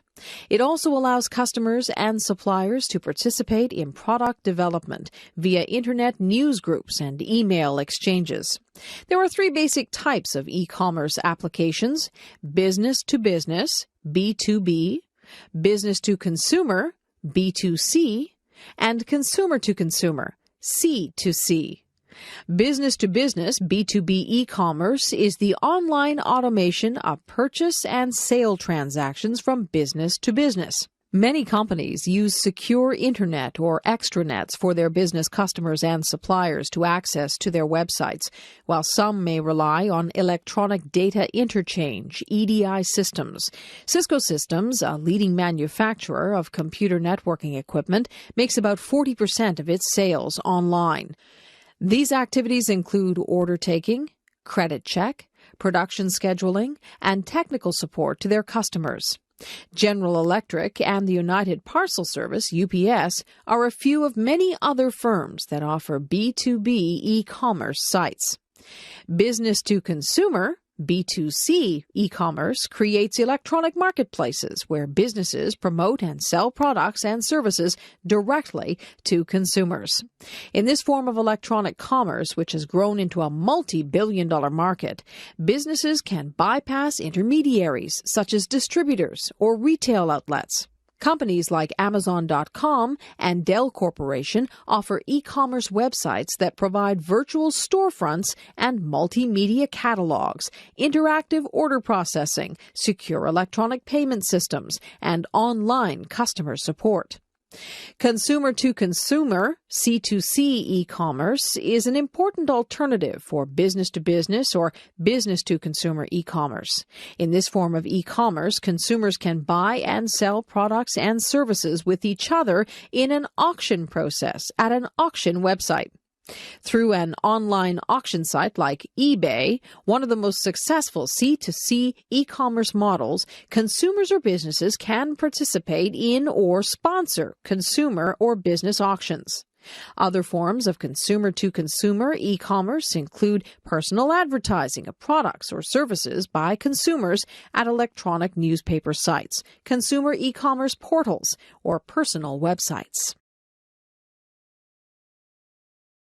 The first 5 years of my life in Canada. I left Korea 25 years ago for Toronto, Ontario, Canada. I was 17 years old at that time. Now everyone knows how old I am. As any immigrant who left his or her own country for a new place looking for a better life, I believe the first 5 years of my living in Canada were the most challenging ones. It did not take a long time for me to realize that I would have to face one of the biggest challenges in my life, the language problem. Although I had learned English in high school for almost 5 years before coming to Canada, I did not find it useful in day-to-day living at this new place. My frustrations stemming from lack of my English conversation skills included ordering food at a fast food restaurant, phone conversation, and conversations with neighbors. The most frustrating moment was my inability to explain to other people when I was accused of something I did not do.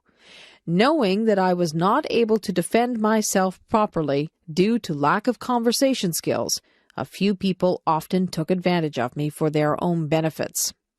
However, throughout the years, I met a lot of good people who gave me strength and encouragement. Among those people in my heart, I still remember Mrs. Overholtz. Mrs. Overholtz was working in the counselor's office at the high school I attended for 2 years, and she gave me a lot of valued advice and direction in regards to my academic life as well as my personal one. My dear friends in my high school also helped me, not only to survive in the new country, but also taught me the new cultures and systems. Some of them went to the same university as I did, while others went to different institutions. I am still in contact with many of them, but wherever they are, I believe they are making a positive contribution to the society. I owe the most to my father, my mother, who passed away 7 years ago, and my brothers.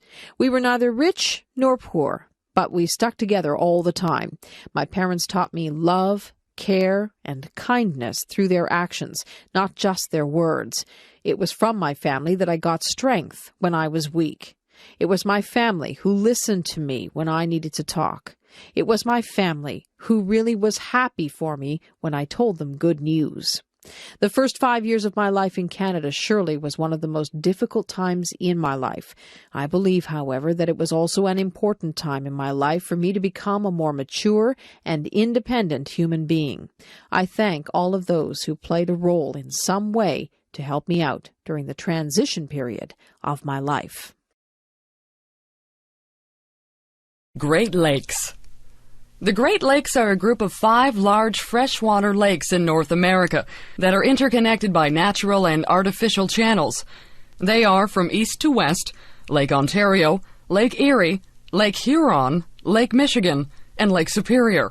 Most of them, except Lake Michigan, which lies entirely within the United States, form part of the border between the United States and Canada.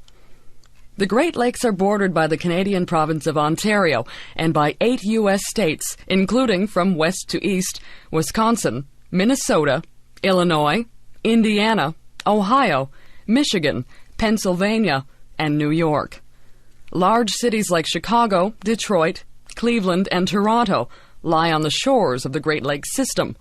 The Great Lakes system, with a combined surface area of 244,100 square kilometers, holds about 20% of the world's fresh surface water. Lake elevations decrease to the east and south. Lake Superior, the largest lake, at 82,100 square kilometers, is also the largest freshwater lake in the world. Its outlet is the St. Mary's River, which enters Lake Huron after falling about 7 meters over a series of rapids. Lake Huron and Lake Michigan lie at the same elevation. Water flows from Lake Michigan to Lake Huron. Lake Michigan is deeper than Lake Huron, but the latter is larger in area, at 59,600 square kilometers. Lake Huron drains into the St. Clair River, which falls about 3 meters between Lake Huron and the small, shallow basin of Lake St. Clair. Lake St. Clair is connected to Lake Erie by the Detroit River. At its northeast end, Lake Erie empties into the Niagara River, which drops 99 meters as it flows north to Lake Ontario, which is the smallest of the Great Lakes, at 19,010 square kilometers. Lake Ontario is linked with the Atlantic Ocean via the St. Lawrence River. The Great Lakes, interconnected by rivers, straits, and canals, are a natural resource of tremendous significance in North America. They serve as the focus of the industrial heartland of the continent, and together form one of the world's busiest shipping arteries.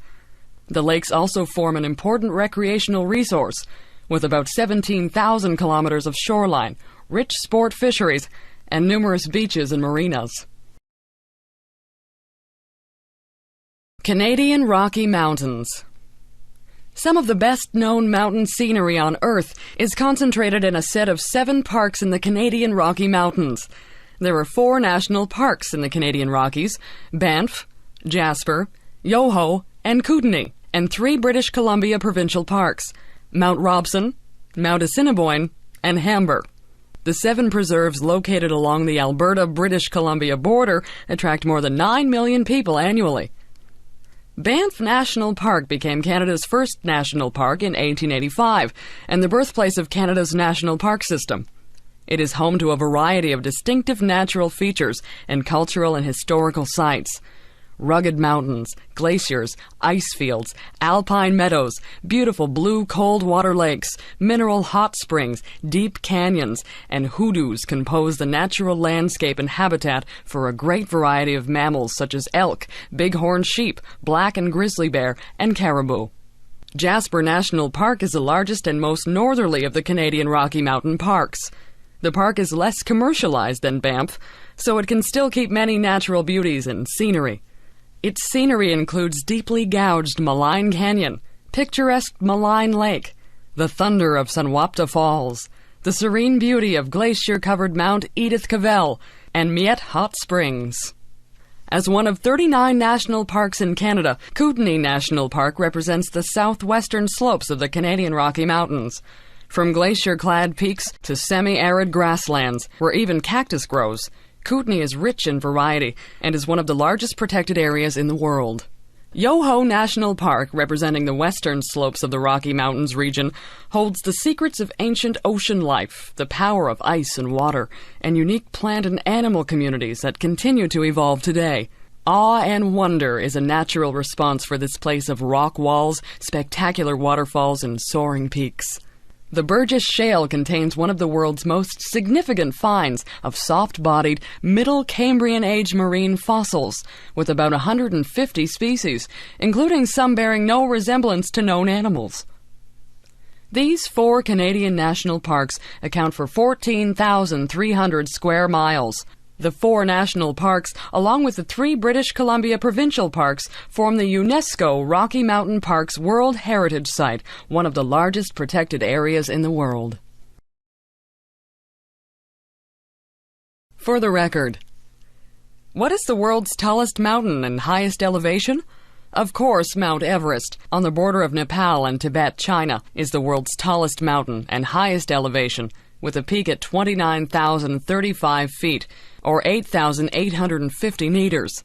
The National Geographic Society revised the height of Mount Everest in 1999 from 29,028 feet, or 8,848 meters, due to new GPS calculations. What is the world's tallest mountain from base to peak? Mauna Kea in Hawaii is the one. Its base is on the sea floor and rises 33,480 feet, or 10,314 meters in total, reaching 13,796 feet, or 4,205 meters above sea level. In reference to its towering height of 20,320 feet above sea level, Mount McKinley in Alaska is the tallest mountain in North America. It has been named the Roof of North America or the Chimney of North America. Located about 55 kilometers drive from Amman, Jordan, the Dead Sea in the Middle East region is the lowest point on Earth. The sunset touching distant hills with ribbons of fire across the waters of the Dead Sea brings a sense of unreality to culminate a day's visit to the lowest point on Earth, some 1,320 feet or 400 meters below sea level. En route, a stone marker indicates sea level, but the Dead Sea itself is not reached before descending another 400 meters below this sign. As the name suggests, the sea is devoid of life due to an extremely high content of salts and minerals. But it is these natural elements which give the waters their curative powers, recognized since the days of Herod the Great, more than 2,000 years ago. They also provide the raw materials for the renowned Jordanian Dead Sea bath salts and cosmetic products which are marketed worldwide. Badwater Basin, the floor of Death Valley National Park in California, is the lowest point in the Western Hemisphere, with 282 feet or 85 meters below sea level. Death Valley National Park, established in 1933, has more than 3.3 million acres of spectacular desert scenery, interesting and rare desert wildlife, complex geology, undisturbed wilderness, and sites of historical and cultural interest. Canadian universities. There are about 50 standing alone 4-year degree granting universities in Canada. Unlike the higher education system in the United States, most of the universities in Canada are publicly funded institutions, although there are a few private institutions. These public universities are funded and regulated by the province to which they belong. In British Columbia, there are 4 publicly funded universities: University of British Columbia, Simon Fraser University, University of Victoria, and University of Northern British Columbia, and 1 private university, Trinity Western University. In Alberta, the 3 publicly funded universities are University of Alberta, University of Calgary, and University of Lethbridge. In Saskatchewan, the 2 publicly funded universities are University of Saskatchewan and University of Regina. Moving into Manitoba, there are 3 publicly funded universities in the province. They are University of Manitoba, University of Winnipeg, and Brandon University. Ontario is not only the most populated province in Canada, but also has the largest number of universities. It has 17 publicly funded universities. They are, from west to east and south to north, University of Windsor, University of Western Ontario, University of Guelph, University of Waterloo, Wilfrid Laurier University, McMaster University, Brock University, York University, University of Toronto, Ryerson University, Trent University, Queen's University, University of Ottawa, Carleton University, Laurentian University, Nipissing University, and Lakehead University. The province of Quebec has 7 publicly funded universities, with many of them having several branch campuses throughout the province. They are University of Montreal, University of Quebec, Laval University, Concordia University, McGill University, University of Sherbrooke, and Bishop's University. While French is the official language of instruction at most of these institutions, English is the official one at both Concordia University and McGill University. Canada's Atlantic provinces have the rest of the 50 universities in Canada. They are University of New Brunswick and University of Moncton in the province of New Brunswick, Acadia University, Dalhousie University, Mount Allison University, Mount St. Vincent University, St. Mary's University, and Nova Scotia Agricultural College in the province of Nova Scotia, University of Prince Edward Island in the province of Prince Edward Island, and University of Newfoundland in the province of Newfoundland and Labrador. Banff National Park. Banff National Park is Canada's oldest and most famous national park. It was founded in 1885 after the discovery of the cave and basin hot springs. From humble beginnings as a 26-square-kilometer hot springs reserve, Banff National Park now consists of 6,641 square kilometers of unparalleled mountain scenery nestled in the heart of the magnificent Canadian Rockies. Each year, millions of visitors come to Banff to marvel at the emerald waters of Lake Louise, walk amongst the flower-filled heavens at Sunshine Meadows, and drive beneath the towering, jagged peaks lining the Icefields Parkway between Banff and Jasper. 10,000 years ago, natives camped on the shores of the Vermilion Lakes, beneath the wind-swept peak of Mount Rundle. They were the only people here to enjoy the mountain landscape, the beautiful sunrises, and the hot springs. Nearly 10 millennia later, a struggling nation forged a crazy dream of connecting itself from sea to sea with steel rails, and from this railway venture was born Canada's most famous park, Banff National Park. Banff National Park contains some of the most spectacular mountain scenery in the world.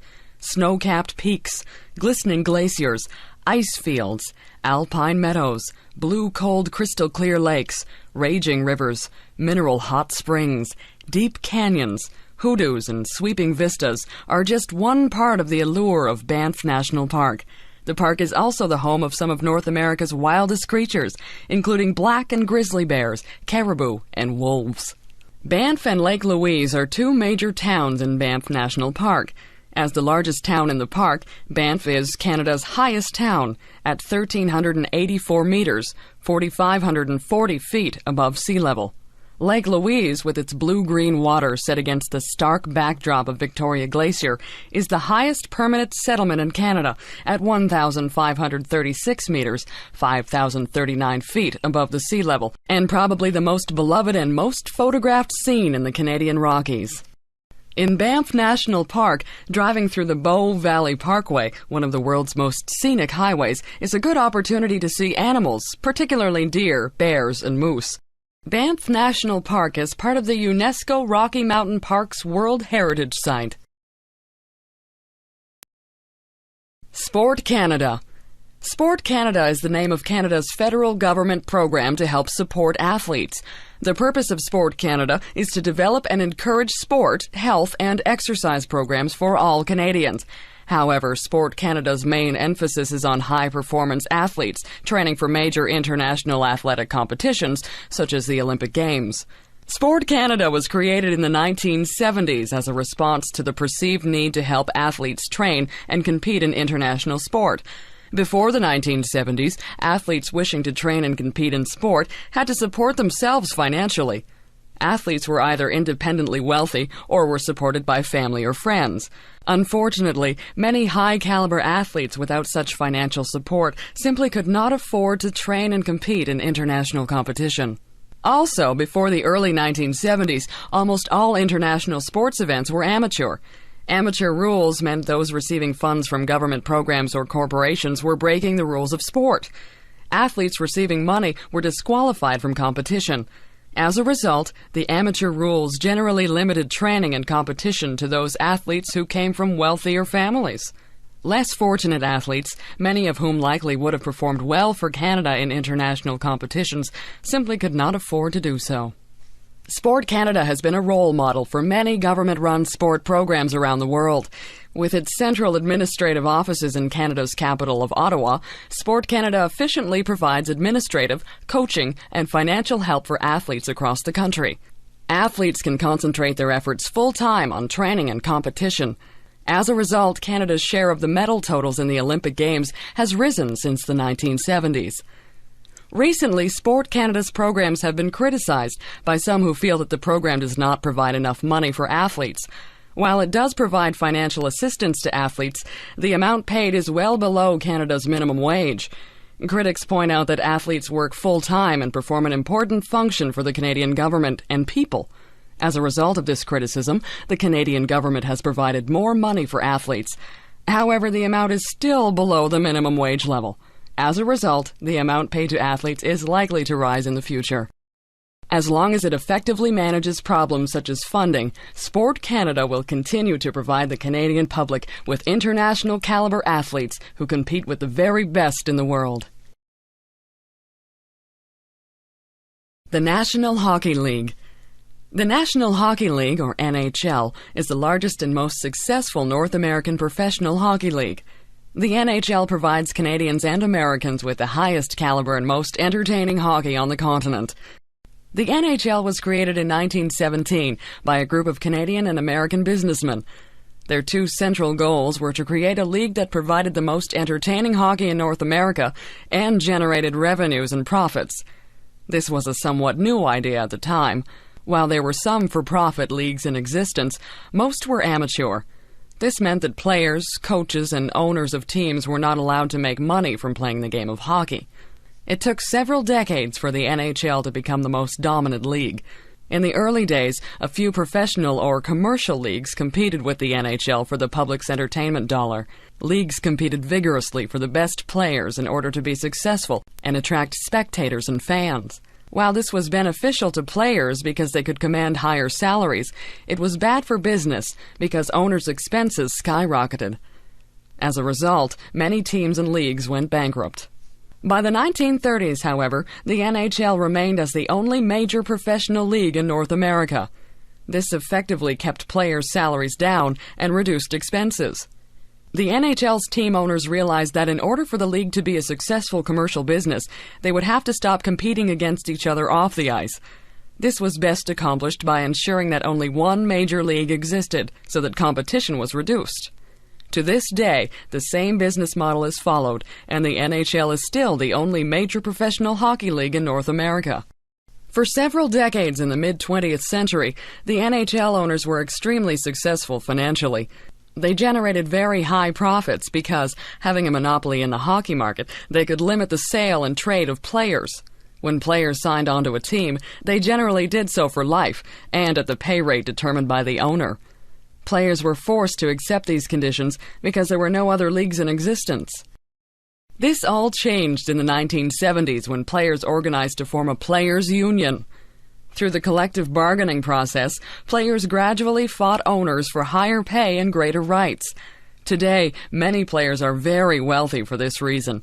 If it was not for the players' union, it is likely they would still be working in similar conditions to those during the early days of the NHL, low pay and little freedom to move from team to team.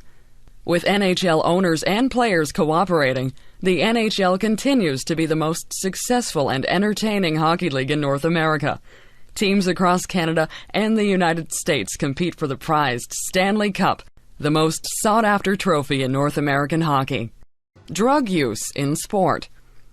Athletes using drugs to enhance performance has become one of the greatest problems facing elite international sport. Major sports organizations, such as the International Olympic Committee, are putting a lot of time, effort, and money into the detection of drugs. The race between athletes using drugs and detection agencies seems to be just as fierce as sport competition itself. Athletes have been using drugs or other stimulants to enhance performance for centuries. Even athletes in the ancient Olympic Games in Greece used various stimulants to enhance performance. However, since the 1950s, the degree of drug use has risen to a level never before seen in human athletic history. Drug testing began in the Olympic Games in the 1960s. One of the first sports to encounter drug use was cycling. During the 1960 Summer Olympic Games in Rome, Italy, a cyclist died from an amphetamine use. In 1967, another cyclist died in the Tour de France cycling race. Around the same period, bodybuilders in the United States were experimenting with newly developed synthetic steroids that built muscle mass. As a result, the International Olympic Committee started testing for steroids during the 1976 Olympic Games in Montreal, Canada. Probably the most famous case of an athlete using drugs was Canadian sprinter Ben Johnson. After winning the 100-meter sprint in the 1988 Summer Olympic Games in Seoul, South Korea, Johnson's drug test was found to be positive. Johnson took a synthetic steroid to build muscle mass and enhance power.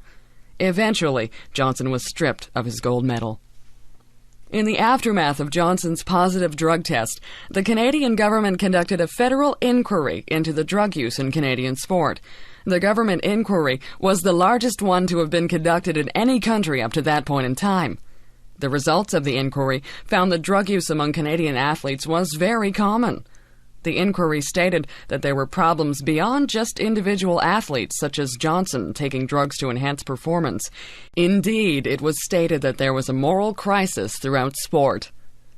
Today, the race between drug detection agencies and athletes who use drugs continues.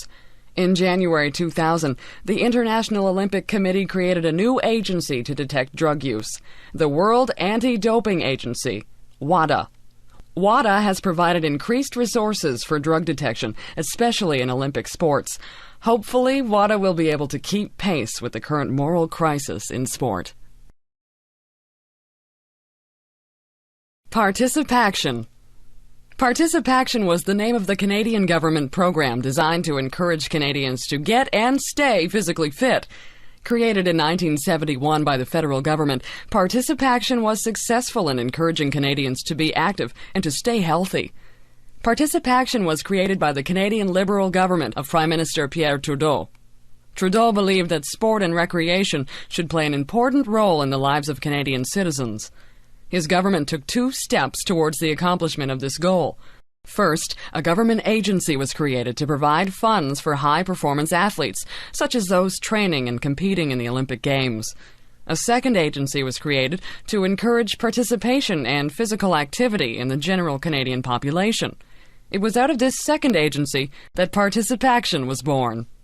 Participation became famous in the 1970s because of a series of television commercials. In these commercials, a young Canadian in his 20s was seen being outrun by a 60-year-old Swedish man. The message was that Canadians had become lazy and inactive. This was probably true of Canadians at the time. Physical fitness was not highly encouraged in schools, especially for women. Also, the government played little role in encouraging physical activity before Participation. The result of Participation was impressive. Canadians became more active in the years following the program's inception. Also, fitness and activity were encouraged through physical education programs.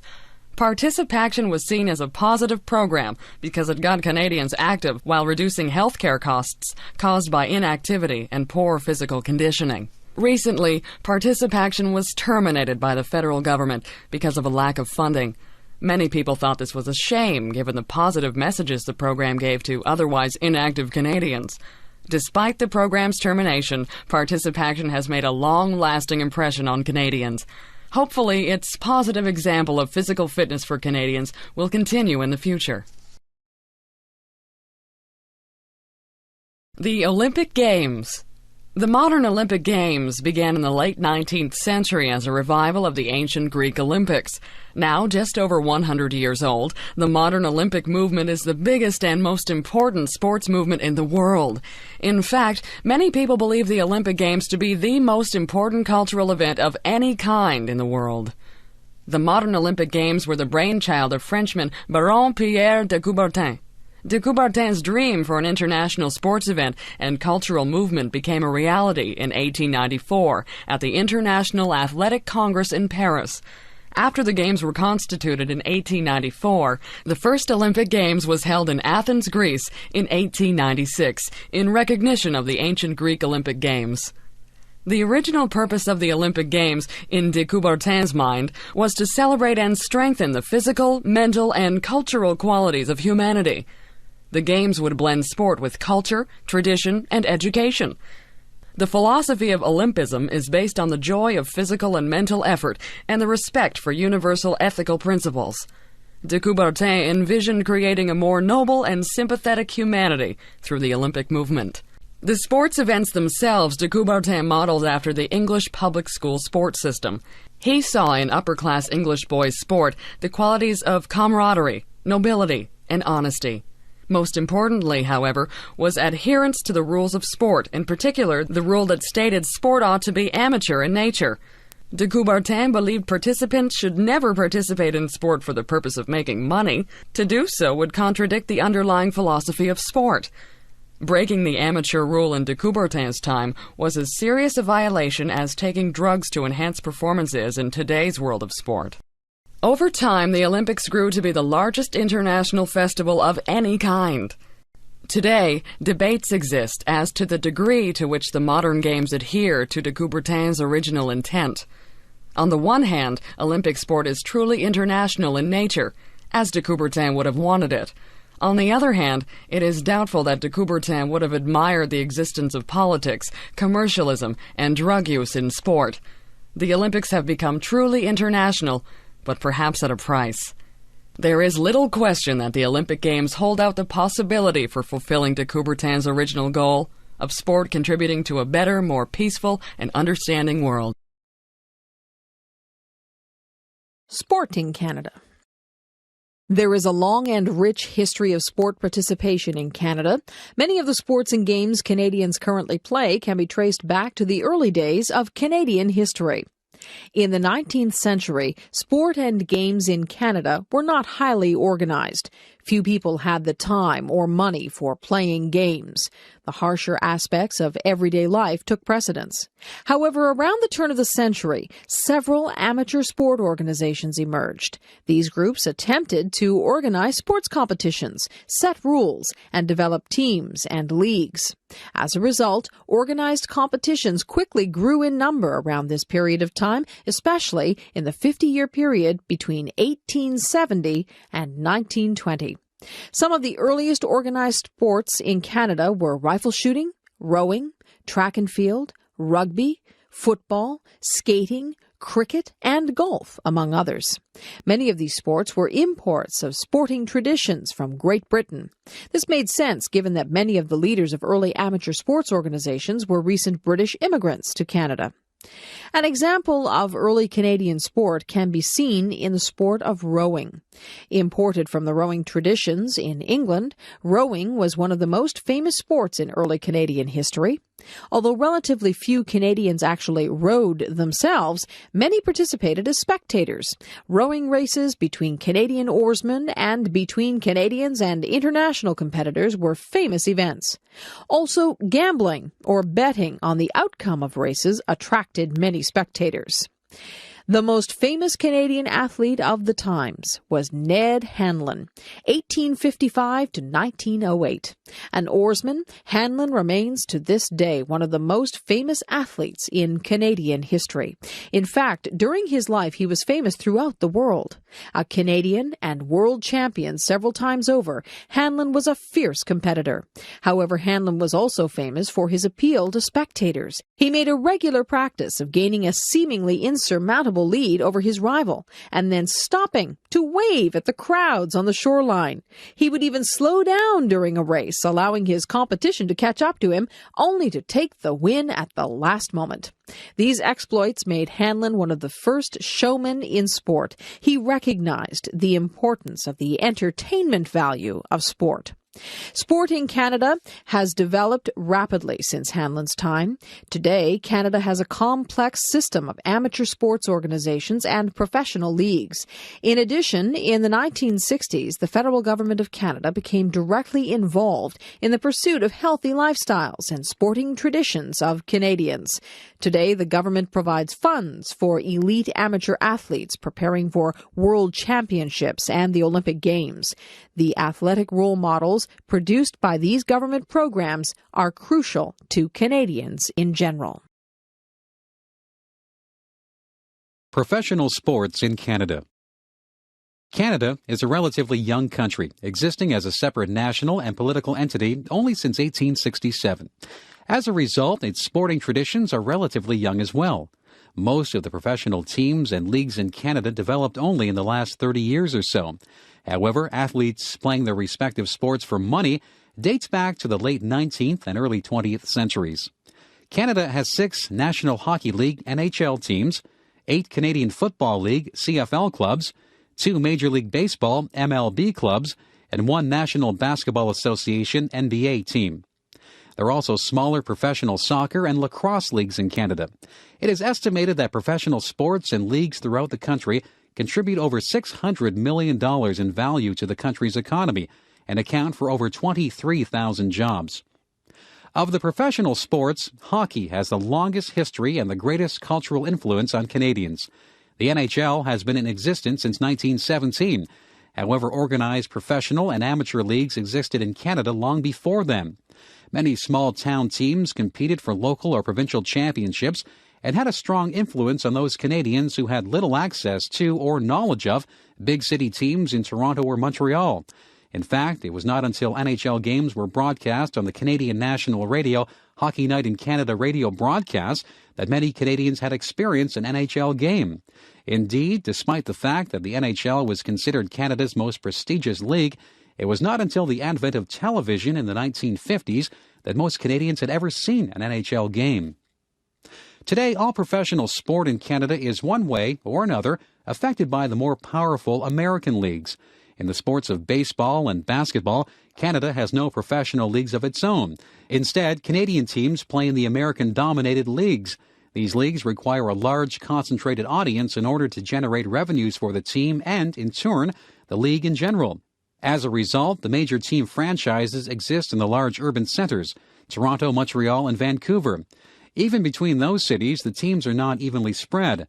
Probably the most famous teams in the American-dominated leagues are both Toronto teams, the Blue Jays in Major League Baseball and the Raptors in the National Basketball Association. Many Canadians worry that the American dominance of professional sport is a threat to Canadian independence. As an important component of national culture, sport reflects and reinforces the norms and values of Canada. However, the most sought-after and visible teams in Canada are ones in American-dominated leagues. Even the National Hockey League, once considered a secure Canadian sports icon, has its corporate offices in New York. Debates about the threat of American-dominated professional sport to Canadian sovereignty will undoubtedly continue in the future. Ned Hanlon.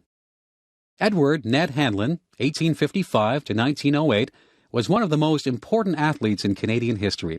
Hanlon, an oarsman, helped shape the direction of Canadian sport in its early formative years. His combination of athletic success and popularity with rowing spectators helped promote the cause of rowing and professional sport. In the late 19th century, rowing was one of the, if not the, most popular sports in Canada. The sport received as much, if not more, press coverage and general public interest than any other sport. In addition, the sport's long history in Canada, Great Britain, Australia, and the United States developed into well-organized national and international championships, including one of the first regularly held world championships in any sport. In fact, Hanlon was a regular winner of world championship titles. Part of the popularity of rowing involved gambling and lucrative prizes. Spectators regularly bet on single sculling, in much the same way they do on horse racing today. Hanlon quickly rose to fame in the late 19th century through a combination of careful financial planning of his athletic career and his mastery of the sport. Perhaps his most ingenious invention was the now common sliding seat. By fixing wheels onto a wooden seat, Hanlon gained an advantage over his competitors, who slid back and forth in the boat on grease. The extra use of his legs translated into greater boat speed for Hanlon. Hanlon was also noteworthy for his methods of gaining popularity with fans. Recognizing the importance of the entertainment value of sport, Hanlon would regularly wave to the crowds and perform rowing tricks such as removing his hands from the oars in the middle of the race. He was even known to fake an injury in the middle of a race, only to recover just in time to win the race. Of course, the additional purpose of this strategy was to raise gambling odds, thus making himself and his financial handlers wealthier from his victories. In the 1870s and 1880s, Hanlon won and then successfully defended his world championship title 7 times. He also competed in commercial exhibitions and rowing tours around the world. After his competitive career ended, Hanlon went on to coach younger oarsmen in 2 North American universities, Toronto and Columbia. So famous was Hanlon that one major newspaper in Canada claimed he was the single greatest agent for attracting new immigrants to the young country. Today, a bronze statue stands in Toronto in honor of his success, and an island just off the shores of the city of Toronto is named after Hanlon. Rowing. The sport of rowing is one of the oldest organized sports in the Western world. The modern version of the sport was developed mainly in England in the 19th century, especially in the public school system. However, boat races somewhat similar to the modern sport took place in ancient Greece during the ancient version of the Olympics. In the late 19th and early 20th centuries, rowing gained much popularity. The sport was particularly famous in countries with a history of immigration from Great Britain, Canada, Australia, and the United States of America. Most of the main colonial countries had national championships, and a world championship was regularly held. The sport developed either in private clubs or in elite educational institutions. In 1852, a race between Yale and Harvard universities in the U.S. was the first organized athletic competition of any kind. The turn of the century saw the sport's ascendancy to one of the largest spectator sports. Many regularly held races depended on betting or gambling to attract spectators. The biggest international matches attracted thousands of spectators, and much money was wagered. Canadian Ned Hanlon was perhaps the greatest of the early rowing champions. In the late 19th century, he dominated international rowing races. Hanlon also combined his rowing skill and prowess with his own unique brand of showmanship to attract spectators. Hanlon is also known for having invented the sliding seat. His wooden seat, set on wheels, greatly increased his efficiency and speed and gave him a distinct advantage over competitors. Before Hanlon's time, rowers would wipe grease on a wooden platform in the boat and slide over the grease. The older technique was less reliable and did not allow as much leg drive as Hanlon's newly invented seat. As the 20th century unfolded, rowing lost some of its earlier public support and distinction. In North America, as professional sports attracted the attention of spectators and television viewers, other amateur sporting traditions such as rowing lost support. Today, rowing maintains a strong tradition under the administration of the world governing body for the sport. However, the yearly World Championship does not typically receive the attention of other major sports events, such as track and field. The highlight of rowing competition is undoubtedly the Olympic Games. However, older traditional races, such as the English Henley and the yearly Oxford-Cambridge boat race, still attract large crowds. A more recent development in rowing is recreational and masters rowing. In an attempt to regain popularity in the sport, many clubs in North America are offering less competitive recreational programs and encouraging older masters rowers to participate. This is probably a positive move in at least two reasons. One is that the sport will attract many more participants. However, the other equally important reason is that the sport might dispense some of the elitist image many people have of the sport as an English old boy sport. Tiger Woods. One of the most dramatic moments in golf occurred on April 13, 1997. On that day, Eldrick Tiger Woods, at the young age of 21, won the prestigious Masters Golf Tournament. Not only was Woods the youngest ever to perform the feat, Woods' score of 270 set a record for the tournament. His victory was also seen by many as a symbolic victory over years of racism in the sport of golf and U.S. society in general. Woods' victory in 1997 came just 2 days after the 50th anniversary of the day American baseball players broke the color barrier in professional baseball. Also, Woods' victory came in a sport long recognized for racial exclusion. The Augusta National Golf Club excluded blacks from playing in the Masters tournament until 1975, and the Professional Golfers Association only removed its Caucasians-only rule in 1961. Woods was born in the state of Florida in 1975. He rose to fame quickly, winning the U.S. Amateur Tournament from 1994 to 1996, National Collegiate Athletic Association champion in 1996, and U.S. Junior Championship from 1991 to 1993. In the first year that Woods turned professional, it is estimated that over $650 million U.S. in extra revenue was generated in golf. Television ratings soared in the sport, and the Professional Golfers Association negotiated huge contracts with American television networks as a result of Woods' fame. Woods has also negotiated record-breaking private sponsorship deals with major firms such as Nike, Buick, Titleist, American Express, and many others. In fact, Woods negotiated deals in the millions even before he turned professional. Truly an international sports celebrity, Woods sees himself as someone destined not only to be a great athlete, but also a person who will have some significant social or political impact on the world. It is not clear, however, what that impact will be. But there is little question that he will be one of the, if not the, richest athletes in history. Woods is destined not just to be a multi-millionaire, but a billionaire. Heralded by some as the first black champion in a traditionally racially secluded sport, he has also been received more cautiously by those who see the limitations of using black sports stars as role models for youth.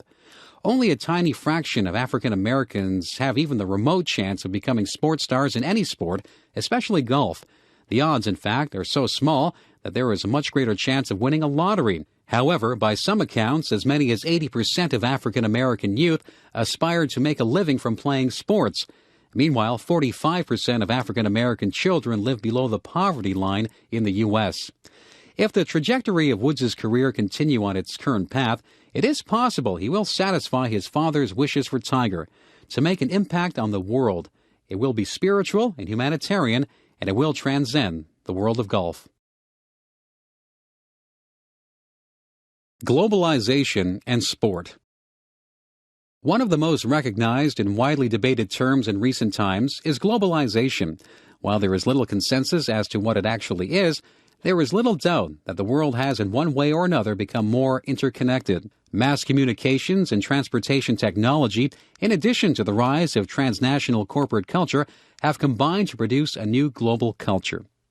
At the same time, sport has become one of the most recognized elements of global culture. In fact, it has been claimed that there are no other events in the world that attract the attention of more people around the world than sports events, especially the Olympic Games and the World Cup football soccer tournament. It is difficult to think of other events that attract the world's attention in the same manner as sport. Global themes infuse international sporting events in several ways. One of those ways is in advertising. Major transnational corporations using major events like the Olympic Games advertise with global themes and images. In addition, media coverage of major events often emphasizes national and international themes. These themes can be both positive and negative. For example, sport can reinforce international cooperation and cultural learning, but it can also be used to reinforce themes of aggressive nationalism and create tension between countries. This was clearly the case during the Cold War from World War II to the late 1980s, in which West Bloc and East Bloc nations regularly did battle at the Olympic Games. More recently, additional global themes have appeared. The international immigration and movement of athletes is one theme. Increasingly, professional and elite amateur athletes are attracted to other. Football, soccer, is one sport that practices athlete immigration frequently. Many professional teams in Europe, for example, have many players from outside the team's nation. An additional global theme that has appeared lately is sport used for international advertising and marketing. Sport provides a very useful device for transnational marketing and advertising because the symbols provided by sport are often recognizable internationally, and sport provides many of the themes and images important to advertising: speed, strength, competition, perseverance, and so forth. Many corporations such as IBM and Coca-Cola regularly use sport to advertise their products, even though these corporations don't sell sport-related products directly. Some critics have claimed that major international events such as the Olympic Games are being used less for international understanding and cultural sharing as they are for making big corporations a lot of money. While it is clear that the sport-related images and symbols used by these corporations are recognized worldwide, it is not so clear what positive benefits are accrued from this. In any case, there is little doubt that sport will continue to play a vital role in the globalization process. Women in sport. The struggle to attain equality for female participation in sport has been a long and hard-fought one. 100 years ago, a majority of people, many women included, would have thought it unnatural, if not immoral, to permit women to participate in sports. Today, women's participation is widespread and accepted by most. However, there are still many sports and sport-related institutions and organizations that have not achieved full equality. Some sports, such as football or boxing, encourage very little female participation, although even these so-called masculine sports are changing. Women's boxing, for example, will probably be included in the Olympic Games by the end of this decade. In the late 1800s and early 1900s, when sports and physical education programs were first organized in North America, women were forbidden from participating for so-called scientific or medical reasons. Physicians as a group often spoke out against female athleticism, using the argument that physical activity would damage reproduction. Others claimed that it was quite simply unnatural for women to participate in sports. Little real evidence was provided to support these claims. In truth, the so-called evidence was more a reflection of physicians' cultural assumptions about women's place in society in general. The 1920s and 1930s witnessed a short golden age in women's sports. Individual athletes and teams or leagues formed to support female athletics. Track and field, tennis, softball, programs in physical education, and other activities were encouraged, at least for those women lucky enough to have the time and money to participate. There was even a women's Olympic Games movement in the 1920s and 1930s. At one point, the regular Olympic Games organized by the International Olympic Committee, IOC, became concerned that the Women's Olympics would gain enough power to challenge the superiority of the IOC's Olympics. As a result, the IOC included a few more women's events in their games, although not many. The golden age of women's sports was followed by a long drought. The post-World War II era was one of very conservative traditional family values in North America. However, in the 1970s, the current boom in women's sports began. One of the driving forces in the movement was East Bloc countries, particularly the Soviet Union and East Germany, both of which encouraged female athletes at the highest level, the Olympic Games. Female athletes with strong and muscular bodies emerged on the international sports stage. At first, this raised concern among the male-dominated sports establishment. However, after years of struggle, the muscular and strong female athletic body has become common in international sport. In the late 19th century, the founder of the modern Olympic Games, Pierre de Coubertin, said that the sight of women participating in sport was an affront to the human eye and unnatural. We've come a long way since then. Sport and television.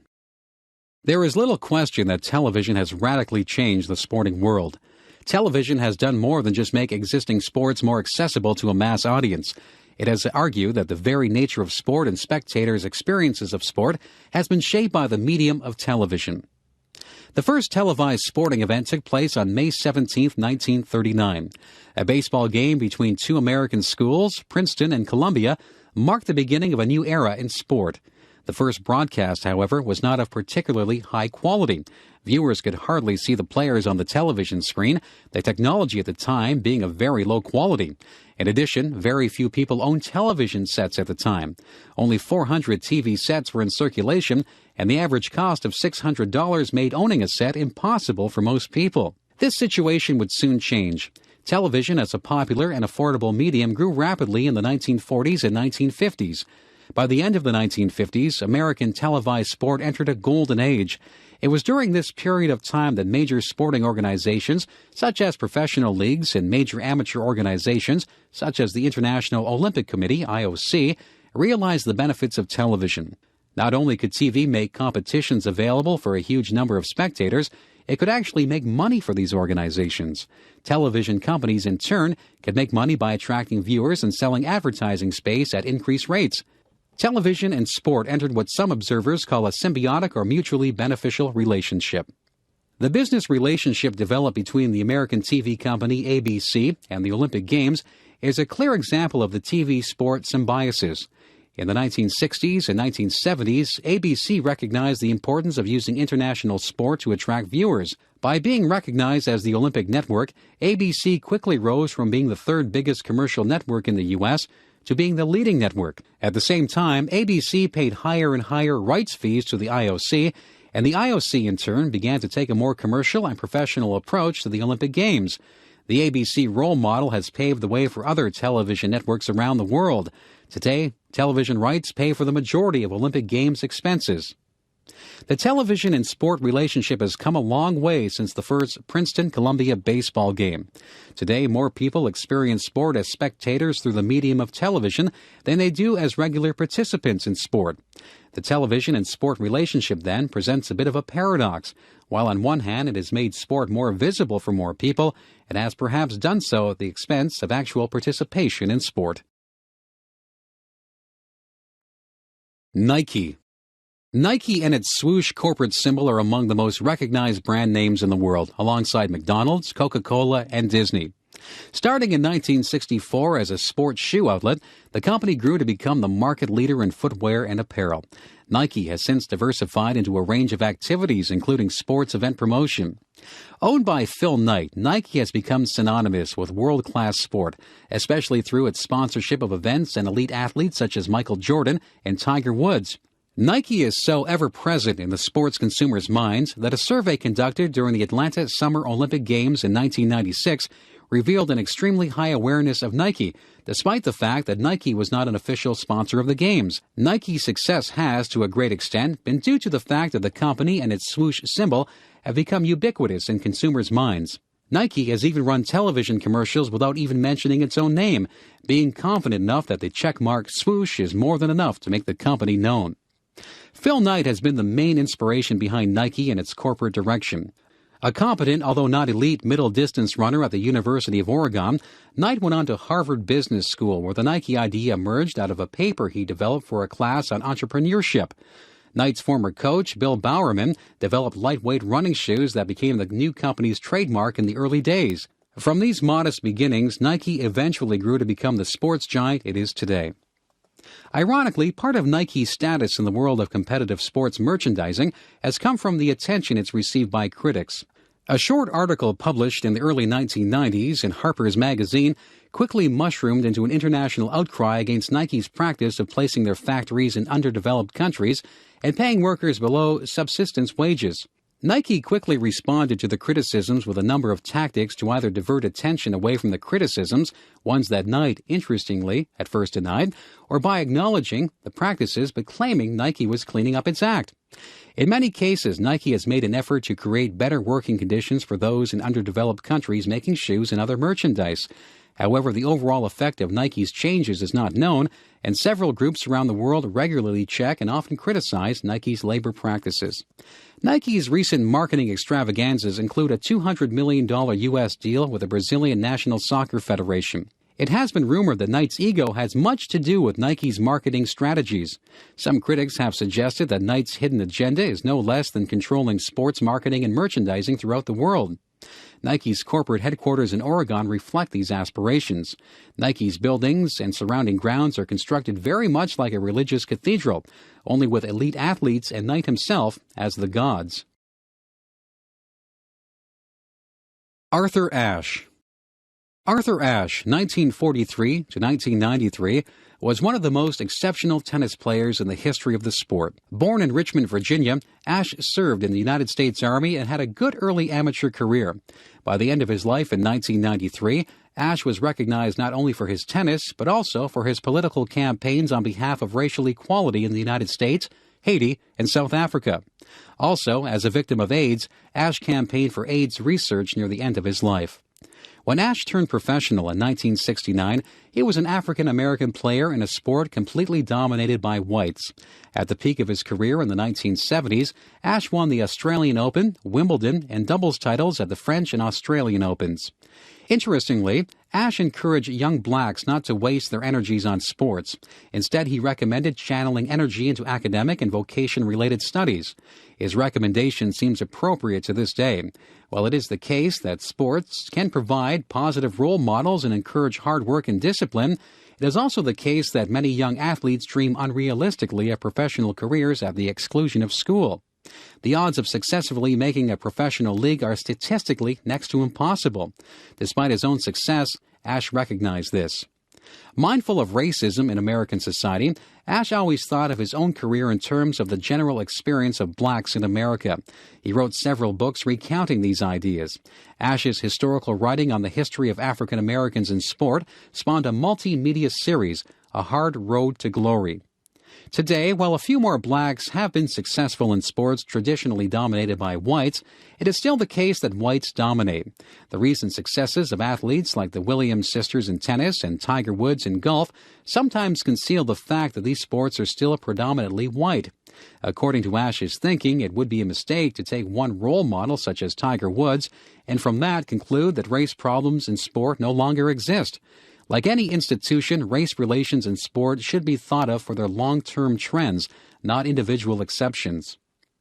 Arthur Ashe contracted the HIV virus through a blood transfusion and died of AIDS in 1993, aged 50. While since his death he has become revered and respected, in the 1980s, near the end of his life, he was unpopular for his ideas.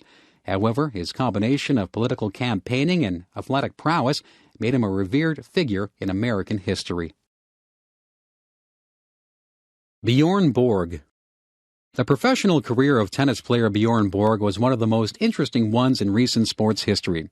Borg's success in his sport came at an early age. Borg won Wimbledon when he was only 20 years old. However, by the time he was 26 and in the prime of his career, Borg inexplicably retired from professional tennis. Borg, who began playing tennis at the age of 9, was the number one ranked junior player by the age of 14 and had won the Italian and French Open titles at the age of 18. These were the first of several major championships won by Borg in the late 1970s and early 1980s. Probably his greatest achievement was a winning streak at Wimbledon that spanned 5 years. Between the years 1976 and 1982, Borg enjoyed almost complete dominance in competitive tennis. His retirement in 1983, then, was a bit of a puzzle. Although his tennis skills waned somewhat in the previous year, he was still one of the top players on the tour and only 26 years old. Even stranger was the fact that Borg refused to reveal the reasons for his retirement. Following his retirement, Borg encountered a number of personal problems, which kept him in the media spotlight even though he was no longer playing competitive tennis.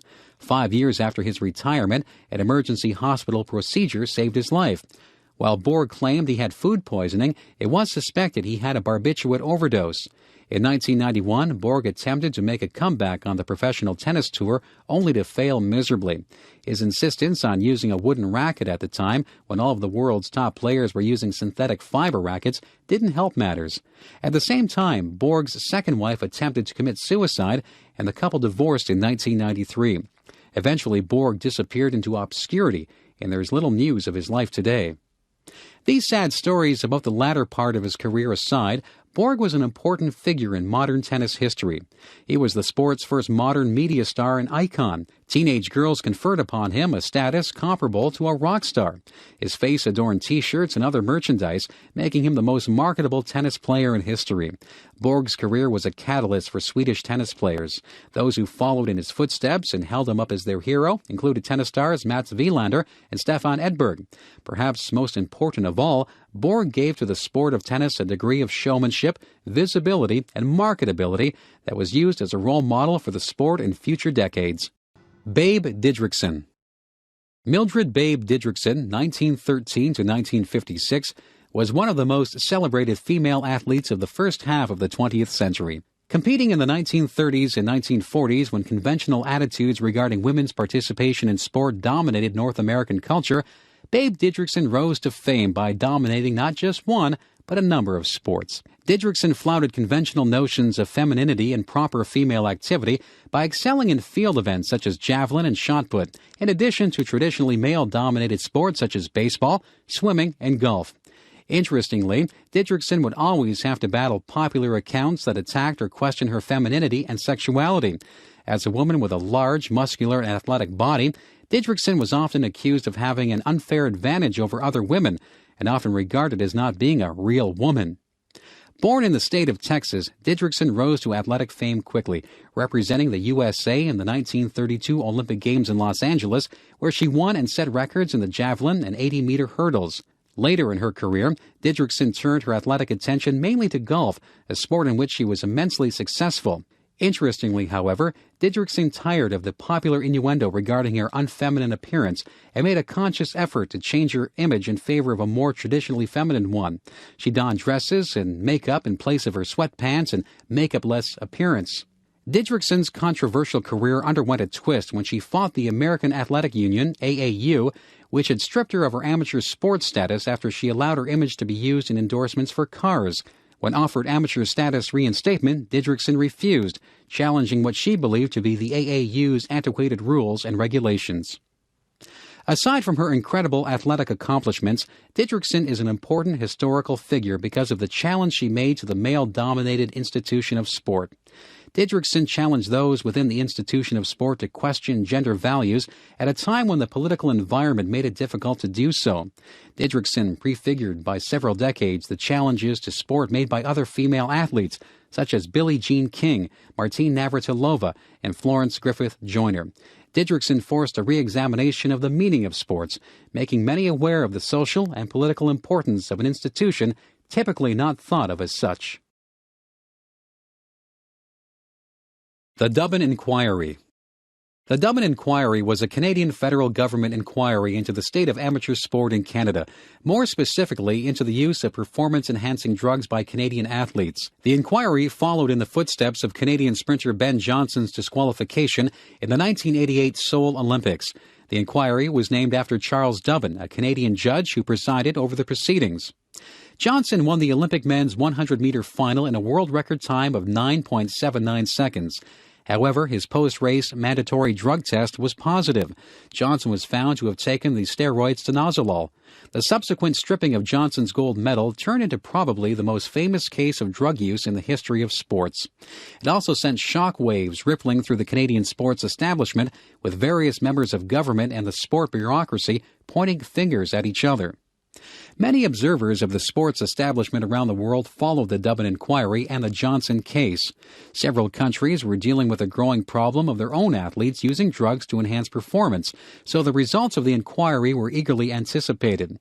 The inquiry heard testimony from a large number of athletes, coaches, sports administrators, and others. The most interesting submissions were made by Johnson's coach, Charlie Francis, his physician, Jamie Astafan, and of course from Johnson himself. The inquiry disclosed drug taking on a scale never before suspected. It was discovered that, besides the common practice of coaches encouraging athletes to take drugs, many others were guilty of turning a blind eye to the problem and ignoring it. In the aftermath of the inquiry, a new organization, the Canadian Centre for Drug-Free Sport, was created to combat the problem. This organization has taken various measures in its attempt to combat drug use by Canadian athletes. However, critics of the Dublin inquiry have accused the inquiry of being little more than a government inquisition, the real purpose of which was to direct attention towards individual athletes and coaches and away from the government itself. Increasingly, in the 1980s, Sport Canada, the governing body responsible for the administration of elite amateur sport in Canada, had taken a success-oriented approach to Canadian sport, emphasizing winning medals above all other goals. The result, critics have pointed out, was to put immense pressure on Canadian athletes, leading in turn to drug use, among many other extreme measures to enhance performance. The Dublin inquiry, in other words, has had mixed reviews. A further indication of the effectiveness of the Dublin inquiry can be seen in the state of Canadian sport since the inquiry. Despite attempts by the Canadian Centre for Drug-Free Sport to educate athletes and coaches on the dangers of drug use, there is little doubt that rampant drug use continues. This has led some observers of the Canadian sports scene to claim that drug use is less a reflection of individual athletes who cheat, but more a reflection of a cultural and institutional epidemic in sport. Drug use has perhaps become so common in the culture of elite sport that dealing with the problem by punishing individual athletes might be ineffective. FIFA. Created in 1904 with 7 member nations, FIFA, Fédération Internationale de Football Association, is the international governing body of soccer. Soccer is the most widely watched and played game in the world. FIFA organizes the World Cup, which takes place every 4 years. In many ways, the development of FIFA follows the organization of the sport of football, soccer itself. At the start of the 20th century, it was primitive in its organization and loosely structured. However, by the end of the century, FIFA had affiliations in all 6 continents with over 170 member countries.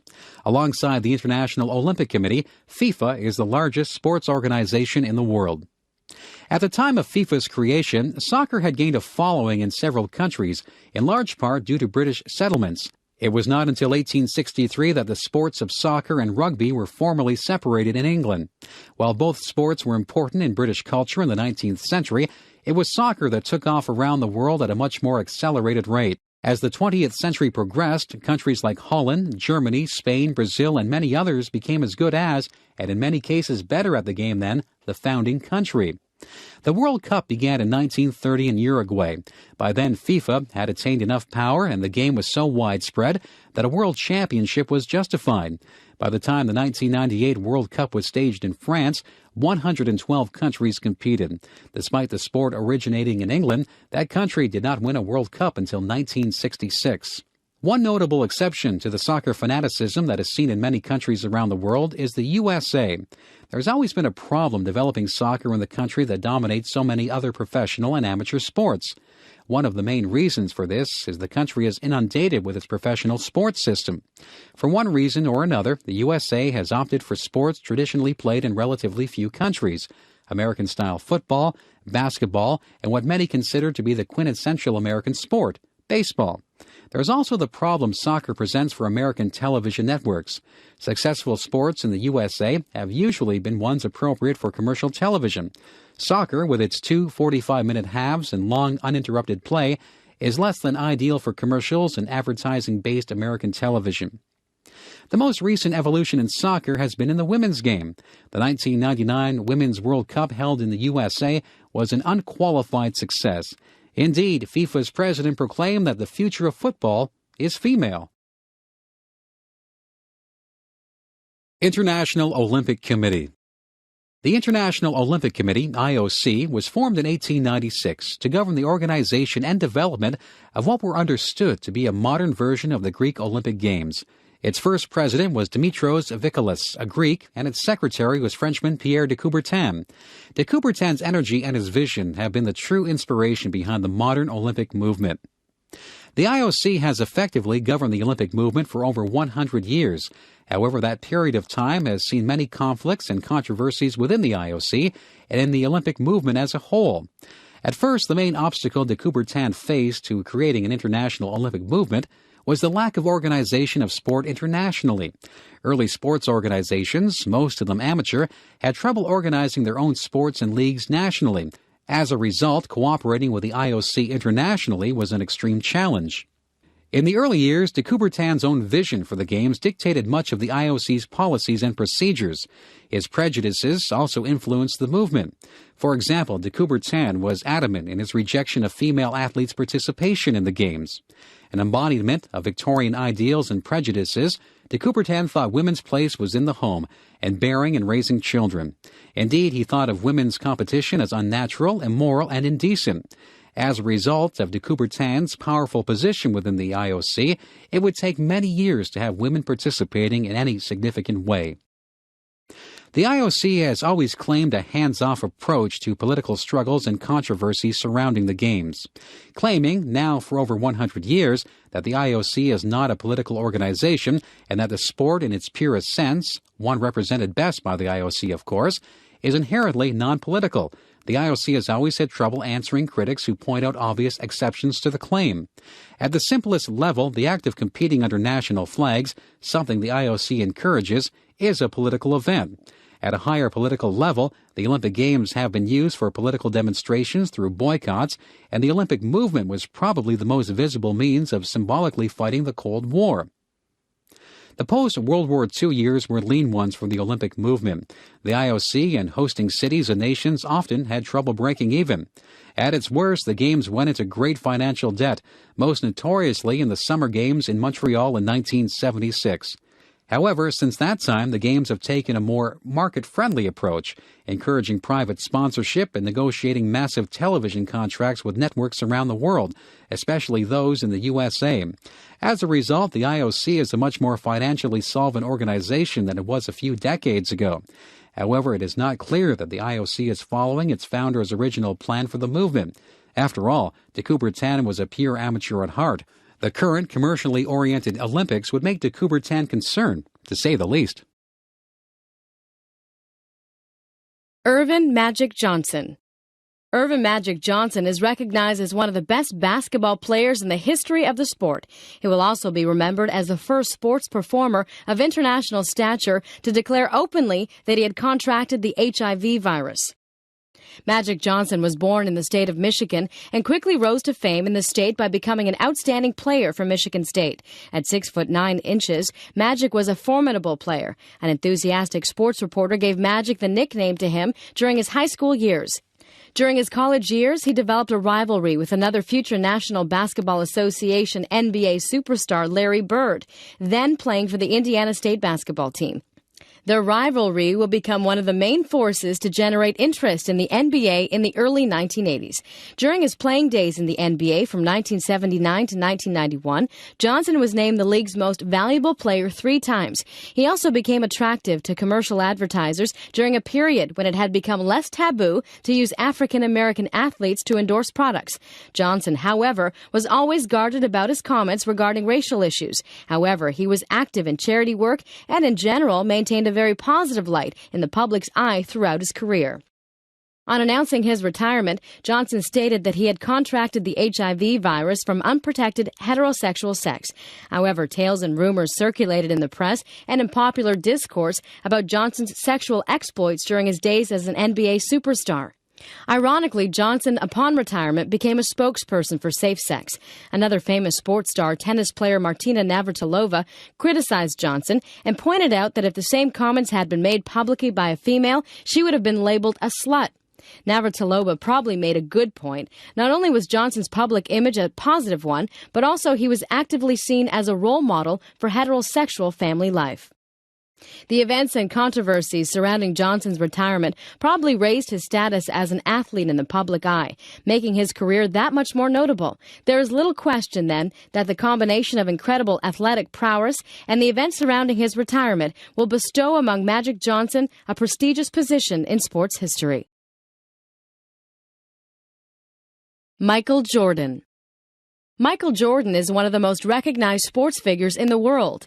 To understand the breadth of his fame, it's probably best to think of Jordan in two senses, as a person and an athlete with incredible athletic prowess and skill, and as a cultural and media icon. The second way of thinking about Jordan is probably equal to the first. After all, it was his endorsement of dozens of commercial products, spots in movies, and in general, his commercially and market-produced image that made Jordan so famous worldwide. Jordan was born in 1963, one of three sons of a corporate executive. He attended North Carolina University from 1981 to 84 and was then drafted to the National Basketball Association's NBA Chicago Bulls. During the same year, he co-captained the USA basketball team to gold in the 1984 Summer Olympic Games in Los Angeles. Jordan's fame was quickly accelerated with the help of his agent at a marketing firm. After winning the NBA's Rookie of the Year distinction, Jordan quickly began signing a series of marketing contracts that would eventually create the iconic image known throughout the world. The most notable marketing endorsement contract came with Nike Corporation. Nike built much of its marketing and commercial strategy around Jordan in the 1980s and early 1990s. With his own line of Nike-produced basketball shoes and clothing, Jordan established himself as a marketable commodity. The relationship between Nike and Jordan would be a mutually beneficial one. It elevated Jordan to international prominence while helping push Nike to #1 status as world sports merchandisers. Jordan's athletic status was also aided by the fact that his was a career with relatively little controversy. Unlike many other superstar athletes, social and political controversies surrounding Jordan were rare, and when they did occur, these were minor. In 1992, he got himself into a bit of trouble when he did not allow his image to be used by the NBA for the licensing of leisure wear and memorabilia in the run-up to the Summer Olympic Games. In addition, once at the Games, Jordan, being contractually committed to Nike, refused to wear the official sponsor Reebok's warm-up suits. The issue was resolved when Jordan and his teammates wore the U.S. flag and extra-long lapels to cover the Reebok logo. In 1993, Jordan made a surprise announcement of his retirement from the NBA at the age of 30. He signed as a free agent to play Major League Baseball with the Chicago White Sox and played unsuccessfully, as it turned out, with the White Sox minor league affiliate. Jordan then made a brief comeback in the NBA, only to retire soon after. History will recognize Jordan not only for his athletic prowess, arguably the best the sport of basketball has ever seen, and for his iconic status in the later 20th century world of sports marketing and image production. Billie Jean King. During her competitive days, Billie Jean King was one of the most successful players in women's tennis. However, King is probably more recognized for her political support of women's tennis and her fight to achieve respect for lesbian and gay athletes in tennis and in sport in general. Born in Long Beach, California in 1943 as Billie Jean Moffitt, she began playing tennis at the age of 11. King learned the game playing on municipal courts rather than the route most successful players take in tennis in the private clubs. When King began competing in the elite levels of tennis, the sport was strictly amateur. She first entered Wimbledon in 1961, and only 2 years later, she advanced to the final. She won her first Wimbledon title in 1966 at the young age of 22. Her first place prize for winning was a $60 gift voucher for Harrods department store. By the end of her remarkable career, King would amass a remarkable 39 Grand Slam titles. Although women's tennis was amateur, King and a few other players began arguing for professional status. Indeed, King's competitive performances and training regimen took on a very professional tone. In fact, it was King and not men's player John McEnroe who started the practice of arguing against umpires' decisions on the court. Although it's the latter player who is better known for such antics. King's training and competitive practices made her a truly modern and professional player, but they also cost her much public support. King's major initiative was to start a professional tour, which began in 1968. Operating outside the auspices of the official tournaments and organizations, the new professional tour had trouble attracting many of the top international players. Interestingly, Wimbledon allowed professionals soon after King's tour started. The rest of the world's tours permitted professionals soon after. Among King's other major political initiatives, she aligned herself with the pro-abortion movement, Title IX legislation in the U.S., the purpose of which was to equalize girls' and women's funding and education. And she negotiated a deal with the Philip Morris Tobacco Company to set up the Virginia Slims Tour. Finally, the famous match between herself and self-styled male chauvinist pig Bobby Riggs in 1973, which King won, brought much public attention to King and to the growing women's athletic movement. Finally, in 1981, it was revealed that King had a lesbian relationship with her secretary. At first, King denied the allegation, but later she admitted to the relationship. Instead of hiding her sexuality, which is what female lesbian athletes have been doing for years, King was the first major sports superstar to come out. As such, King will be justifiably recognized as one of the first and most important fighters for the sexual rights of gays and lesbians in sport. Marathon. Few sports events integrate the competitive side of sport with the social and playful side of sport like marathon running. This might seem like a strange thing to say about what is such a rigorous and physically challenging event. However, major city marathons attract both serious competitors and less serious runners in the same event, and often generate a citywide party atmosphere leading up to and during the event. The competitive marathon was introduced as part of the modern Olympic Games in 1896. The purpose of the event was to mimic the ancient Greek Games, despite the fact that no such event was held in ancient Greece. However, according to legend, in 490 BC, a Greek soldier ran from Marathon to Athens to take news of a Greek military victory over the Persians. The runner collapsed with exhaustion and died. Interestingly, the first winner of the modern-day Olympic marathon in Athens, Greece, was Spyridon Lous, a Greek runner.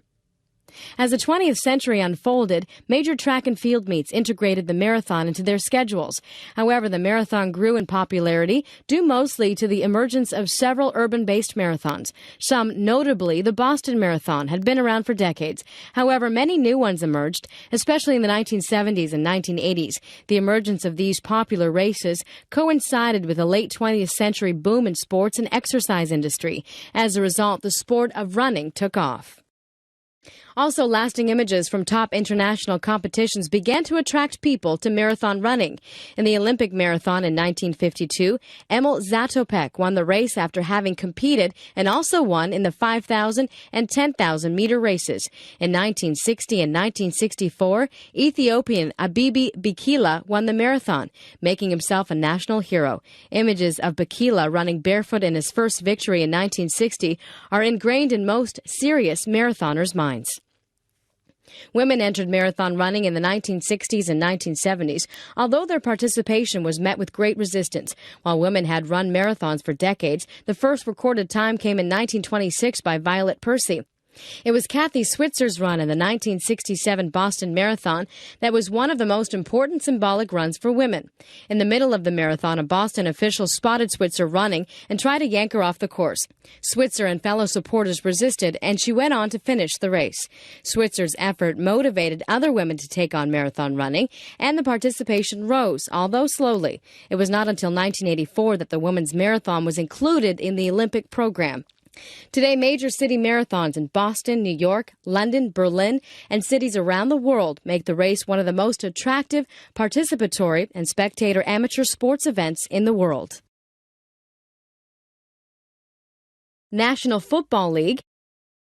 The NFL, National Football League, is one of the wealthiest and most powerful sports organizations in the world. Many of the single franchises or teams are worth $200 to $300 million each. As such, each team should be thought of as a major corporation. American-style football, of which the NFL maintains a complete monopoly over the elite professional ranks, has its roots in English rugby, which was played in U.S. Eastern colleges and universities in the 19th century. However, rugby did not have features in keeping with American cultural norms, so U.S. football arose out of norms consistent with American society, such as clearly measured possession of territory and the expansion of frontiers through conquering new land.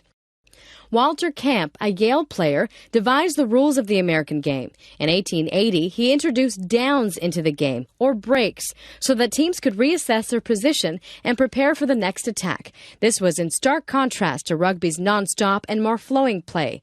This move would years later be crucial to the sport's success. With natural breaks in play, the game would be one conducive to American commercial television, which relies on advertisement breaks for the generation of revenue. Equally important was the later inclusion of the forward pass into the game. This made the game appear more offensive, and the famous Hail Mary long pass is to this day one of the most dramatic plays in sport. Football's success as a dominant American sport alongside baseball was secured in the 1960s with some important contracts with television networks. The ABC television network sponsored a rival American Football League to compete with the other dominant National Football League. ABC television did not hide the fact that the rival league was created for the sole purpose of creating more leverage with advertisers. After gaining greater legitimacy and earning more revenue, the upstart AFL was able to negotiate independently with other television networks and sign on big-name players. The most notable was star quarterback Joe Namath. With the AFL rising as a legitimate business competitor, the NFL and AFL negotiated a merger, resulting in the NFL League, as it is known to this day. Since the merger, the NFL has maintained almost a complete monopoly over American professional football. Football's success, then, has been a reflection of the ideals of American society and, more specifically, of American-style commercial enterprise. The league's success has, in no small part, been due to the relationship between the media and the sport. In a sense, football is a perfect example of a modern media-generated sport, successfully linking American norms and values with a sport tailor-made for commercial profit. Jackie Robinson. On April 15, 1947, Jackie Robinson, 1919 to 1972, became the first African American to play in the Major League Baseball League. On that day, he started for the Brooklyn Dodgers. The so-called color line had existed in baseball and many other sports for decades in American sports, the complete segregation of whites and blacks into separate leagues and teams.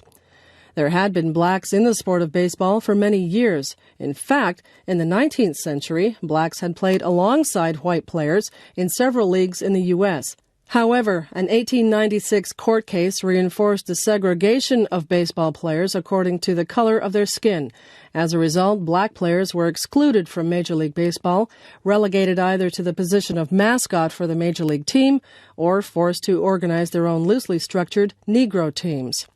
Robinson, the son of a sharecropper and grandson of a slave, excelled in several sports before serving in the U.S. Army. Initially a player in the Negro Leagues, Robinson played in a period when there was increasing support for breaking down the color barrier. The Brooklyn Dodgers manager took on Robinson mainly because Robinson was a solid player, not because he was interested in challenging the color barrier. Also, he felt it would increase attendance at the Brooklyn games, especially of African American fans. In 1946, Robinson went to Florida to play for the Montreal Royals, the Dodgers farm team.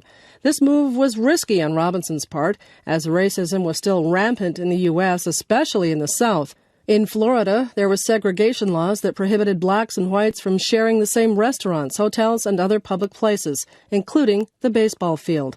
Robinson was forced to stay in a coloreds-only hotel.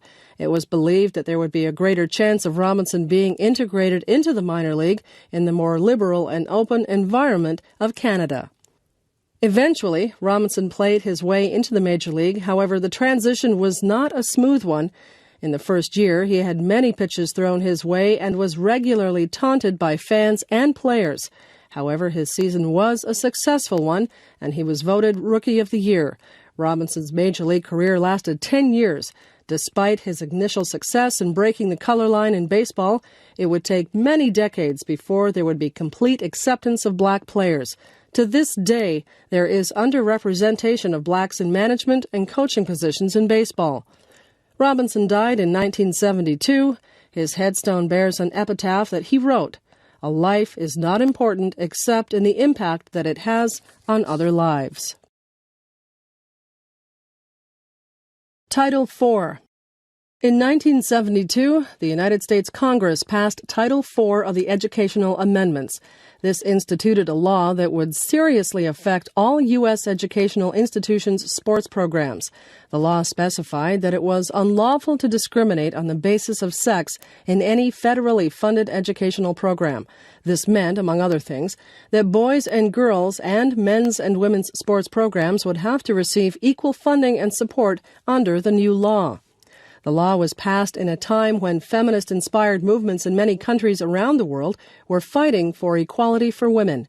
While Title IV was a law directed at equality in education in general, it is sports programs that received the most attention. This was perhaps because of the visibility of sports and the prominent place they play, especially in American post-secondary education. Initially, Title IV met with mixed reviews. Especially vocal in opposition to the law were those who had a lot invested in men's sports programs in the bigger educational institutions. Also, those that had administered male sports programs for years felt that the changes necessary to conform to Title IV's standards would be difficult and expensive. In the aftermath of Title IV, a battle emerged between the National Collegiate Athletic Association, NCAA, and a group that had administered women's sports, the Association of Intercollegiate Athletics for Girls and Women, or AIAW. The NCAA had avoided equalization for years, being devoted almost exclusively to men's sport. In fact, it was in opposition to the NCAA that the AIAW formed in the first place. However, with federal funding now legally devoted to equalization, the NCAA made an about-turn and suddenly supported equalization. In what many consider to be an obvious and unfortunate power move, the NCAA absorbed the AIAW. The long-term effects of this move were to wrestle control of women's sport out of the hands of women. The AIAW was administered by women for women. However, with the takeover, the administration of women's sport fell into the hands of men. Title IV did not manage to equalize funding between the sexes, at least not at first. The legislators of Title IV probably couldn't imagine the resistance to equalization in sport that would emerge, nor did they probably realize the extent of male privilege in school sport, especially at the upper, more elite levels. Almost 30 years after the legislation, there is still not equalization in many cases, although an increasing number of schools have fallen in line with the law. Today, women's sport has achieved a much higher level of respectability and support in schools. However, there is still resistance to complete equalization, and female supportive administrators continue to fight legal battles in support of girls' and women's participation in sport. O.J. Simpson. It has been argued that the trial of Orenthal James O.J. Simpson for murder was the defining cultural experience of the U.S. in the 1990s. It dominated the front pages of newspapers in the U.S. and many other countries for several months. Indeed, Simpson was for a period of time probably the most talked about person in the world, but very few of the discussions were about his athletic career. Until his internationally famous trial, Simpson was a relative unknown outside the U.S. A very wealthy and highly decorated former professional football player, Simpson made the transition to acting and television commentating after his illustrious football career. However, when he was charged in June of 1994 with the murder of his estranged wife Nicole Simpson and her friend Ronald Goldman, and after his dramatic suicide getaway attempt captured by television cameras, Simpson became known throughout the world almost overnight. Simpson was born in San Francisco in 1947 to a poor family. His father abandoned the family, and it was his mother who encouraged Simpson to pursue sport, mainly to compensate for some physical problems he had developed as a child. Simpson became a solid baseball and football player early in his life and went on to enroll in the City College of San Francisco, where he continued to play impressive football.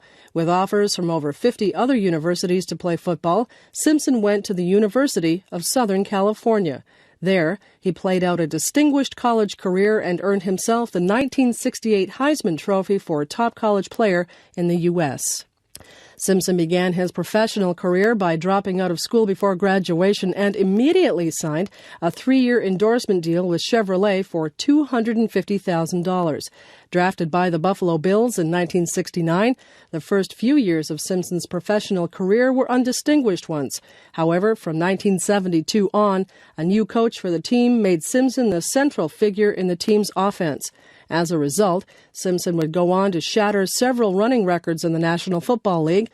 At the conclusion of his career, Simpson was inducted into the Professional Football Players Hall of Fame. After his professional football career, stories about Simpson's alleged abuse of his wife began circulating. Nicole Simpson made the first call to police after an incident at a 1989 New Year's Eve party in which Simpson was fined $200. Over the next few years, Nicole would make 30 emergency calls to police, none of which led to formal charges. After the incidents surrounding Nicole's death and Simpson's subsequent flight from police, an exhaustive months-long trial ensued, leading to Simpson's famous acquittal. More than just a murder trial, however, O.J. Simpson's trial highlighted the racial tensions in the U.S. In fact, history will undoubtedly remember Simpson more for his trial than for his illustrious football career. Fosbury flop. American athlete Dick Fosbury devised the high jump technique known as the Fosbury flop. His new technique revolutionized one of the oldest events in track and field competition. While Fosbury never broke the world record using his new technique, other high jumpers were inspired by his gold medal at the 1968 Summer Olympic Games in Mexico City, where he introduced his new jumping technique. Fosbury was born in 1946 in Oregon and went to Oregon State University. He won the gold medal in the Olympic Games at the very young age of 21. It was assumed that his odd-looking new method for clearing the bar was based on a careful study of the physics and biomechanics of high jump technique. However, Fosbury claimed it was the product of pure intuition. Prior to Fosbury's invention, most high jumpers used a straddle technique. In this older style of jumping, the front leg led the jumper up and over the bar in a face-down position. Fosbury's technique involves approaching the bar in a curve with a last-second acceleration. Then, at the point of takeoff, the body rotates, positioning the back to the bar and leaping backwards. The head faces the sky as the body arches over the bar, with the mid-body and legs trailing behind. Fosbury had begun experimenting with the new technique when he was only 16 years old. In a meet in 1968 in which Fosbury used the new technique, a local newspaper's headline read, "Fosbury flops over the bar." Thus, the name of the newly invented technique was born. Since Fosbury's competitive days, his technique has been widely copied. Once experienced jumpers mastered the technique, records started to fall in the sport, due mostly to the Fosbury flop, but also to better equipment and running surfaces. Dick Fosbury will always be known for his revolutionizing of the sport of high jump. Free agency.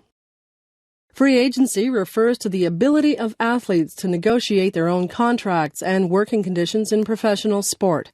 Before the 1970s, most professional sports had some sort of reserve system for athletes. In their reserve systems, players were forced to play for a single team, usually for the duration of their careers, under the conditions set by the team owner and the league bosses. Historically, the sport of baseball had the most notorious reserve system, which had been intact and strictly enforced for decades. The purpose of the reserve system was to allow owners of professional teams to control the movement of players and reduce their salaries. By being forced to play for only one team, players had little choice but to accept the contractual terms and conditions set out for the player.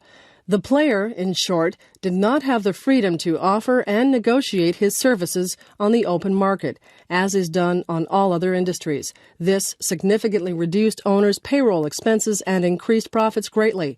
In North America, the major professional leagues in the sports of baseball, football, hockey, and basketball all had some form of reserve system. In the late 1960s and 1970s, however, the reserve system encountered a number of challenges. The most important challenge came from a baseball player, Curt Flood, of the St. Louis Cardinals.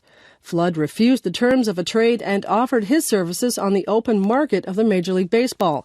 When no offers were made, Flood filed suit in American courts under the Sherman Antitrust Act, which makes it unlawful for any business or combination of businesses to maintain a monopoly in any commercial industry. While Flood did not win the case, a series of subsequent legal decisions made it apparent that baseball owners had unreasonable control over their laborers, the players. The Baseball Players Union became more militant as a result of the Flood case. In 1976, a court decision granted players free agency and the right to negotiate the conditions of their labor services much more freely than they had in the past.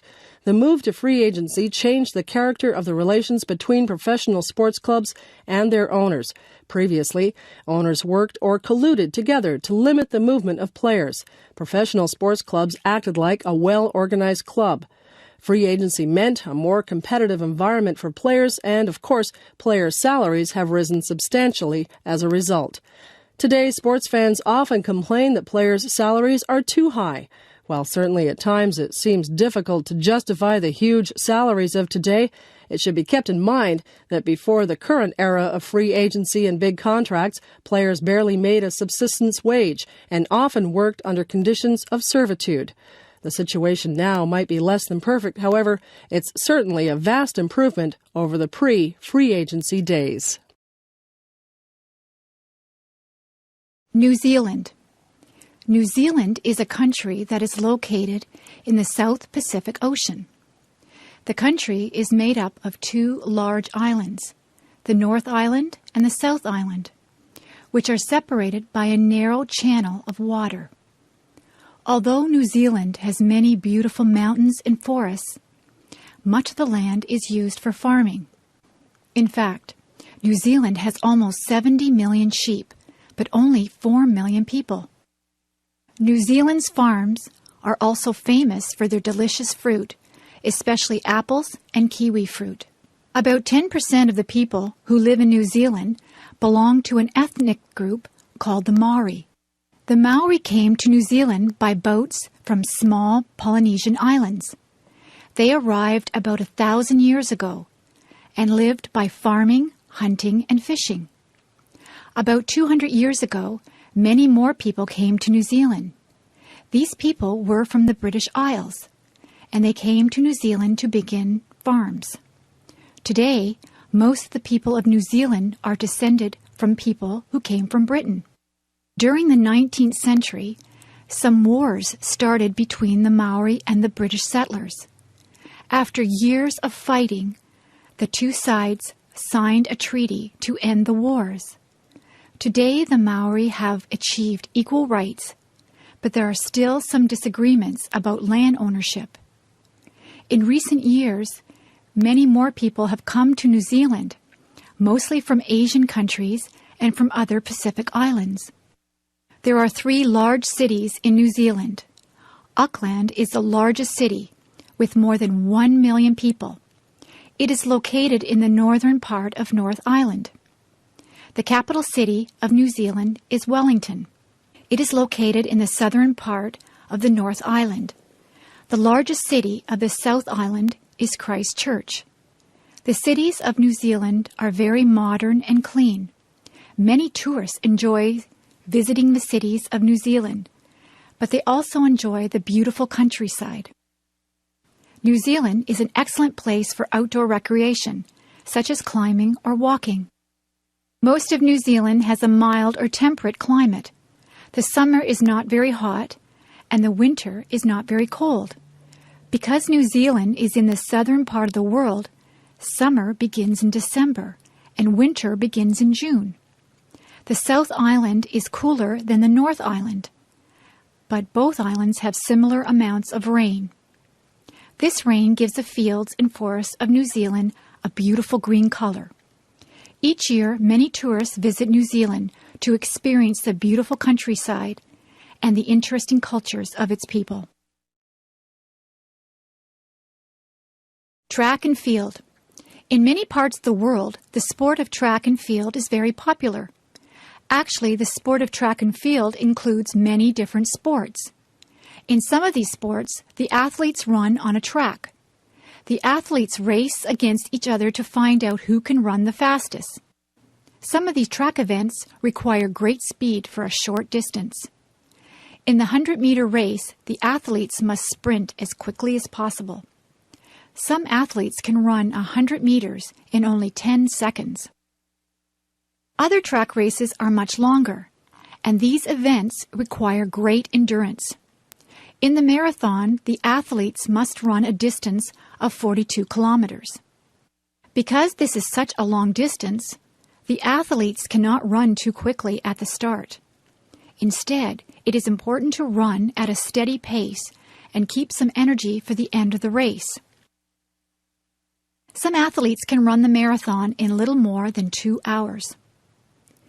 Some races are called middle distance races because the distance is not very short, yet is also not very long. For example, the 1500 meter requires a mixture of speed and endurance. Some athletes can run the 1500 meters in less than 4 minutes. There are also some track events for people who use a wheelchair. Wheelchair athletes can race even faster than athletes who run. Some of the races on the track are for teams of 4 runners. Each athlete carries a small stick called a baton. After running a certain distance, the runner must hand the baton to a teammate, who then runs with the baton. To win this race, the team's runners must be very fast, but they must also cooperate very well with each other. In the field events, athletes compete by jumping or throwing. In the long jump, the athletes run up to a line and then try to jump as far forward as possible. In the high jump, the athletes must try to jump over a very high bar. Another field event is called the shot put. In this event, the athletes try to throw a heavy metal ball as far as possible. Yet another field event is called the javelin throw. In this event, the athletes try to throw a long spear as far as possible. Athletes who compete in the throwing events must be very strong. Both men and women compete in the sport of track and field. Many boys and girls enjoy track and field as part of their education in school. Those boys and girls who have much talent and who work very hard might someday compete in the Olympics. But for most people, track and field is just a fun and healthy way to get exercise and to make friends. Thomas Edison. Thomas Edison was one of the most famous inventors of all time. He was born in a small town in the United States during the year 1847. When he was a young boy, Thomas found school to be very boring. A teacher once told Thomas's mother that he believed the young boy was rather stupid. However, Edison's mother knew better. She understood that her son was very intelligent. She then took him away from school and began to teach him herself. As a young man, Thomas Edison became very interested in inventing new machines. One of his first inventions was a small electrical machine that could be used for counting votes. However, the government was not interested in his invention. But Edison was not discouraged. He continued inventing, and his next invention was an electrical machine that could be used for recording the prices of stock. This invention was very popular and successful. Probably the most famous invention of Edison is the electric light bulb. Before Edison, there had been some electric lights, but these were very expensive. In 1879, Edison invented a new kind of light bulb that could shine for a long time. Within a few years, Edison's electric lights were used on the streets of cities in many countries. Soon after, people began using electric lights in their homes. Another invention of Edison's is no longer used today. That invention was called the phonograph. It was a machine that could be used to record sounds, such as music and conversation. When Edison invented this machine in 1877, it was the first time that anyone had been able to preserve sounds. Today, people do not use the phonograph anymore. Instead, they use compact discs or CDs to record music and other sounds. Edison also helped to improve some inventions that already existed. For example, he made improvements to the telephone and to the cameras that are used in making movies. However, Edison is most famous for his inventions, such as the light bulb and the phonograph. Edison lived to an old age, and he died in 1931. Although Edison was an extremely creative man, he believed that his success was due to many hours of hard work. He once said that genius is 1% inspiration and 99% perspiration. In other words, a successful person should have good ideas, but the most important thing is to work very hard.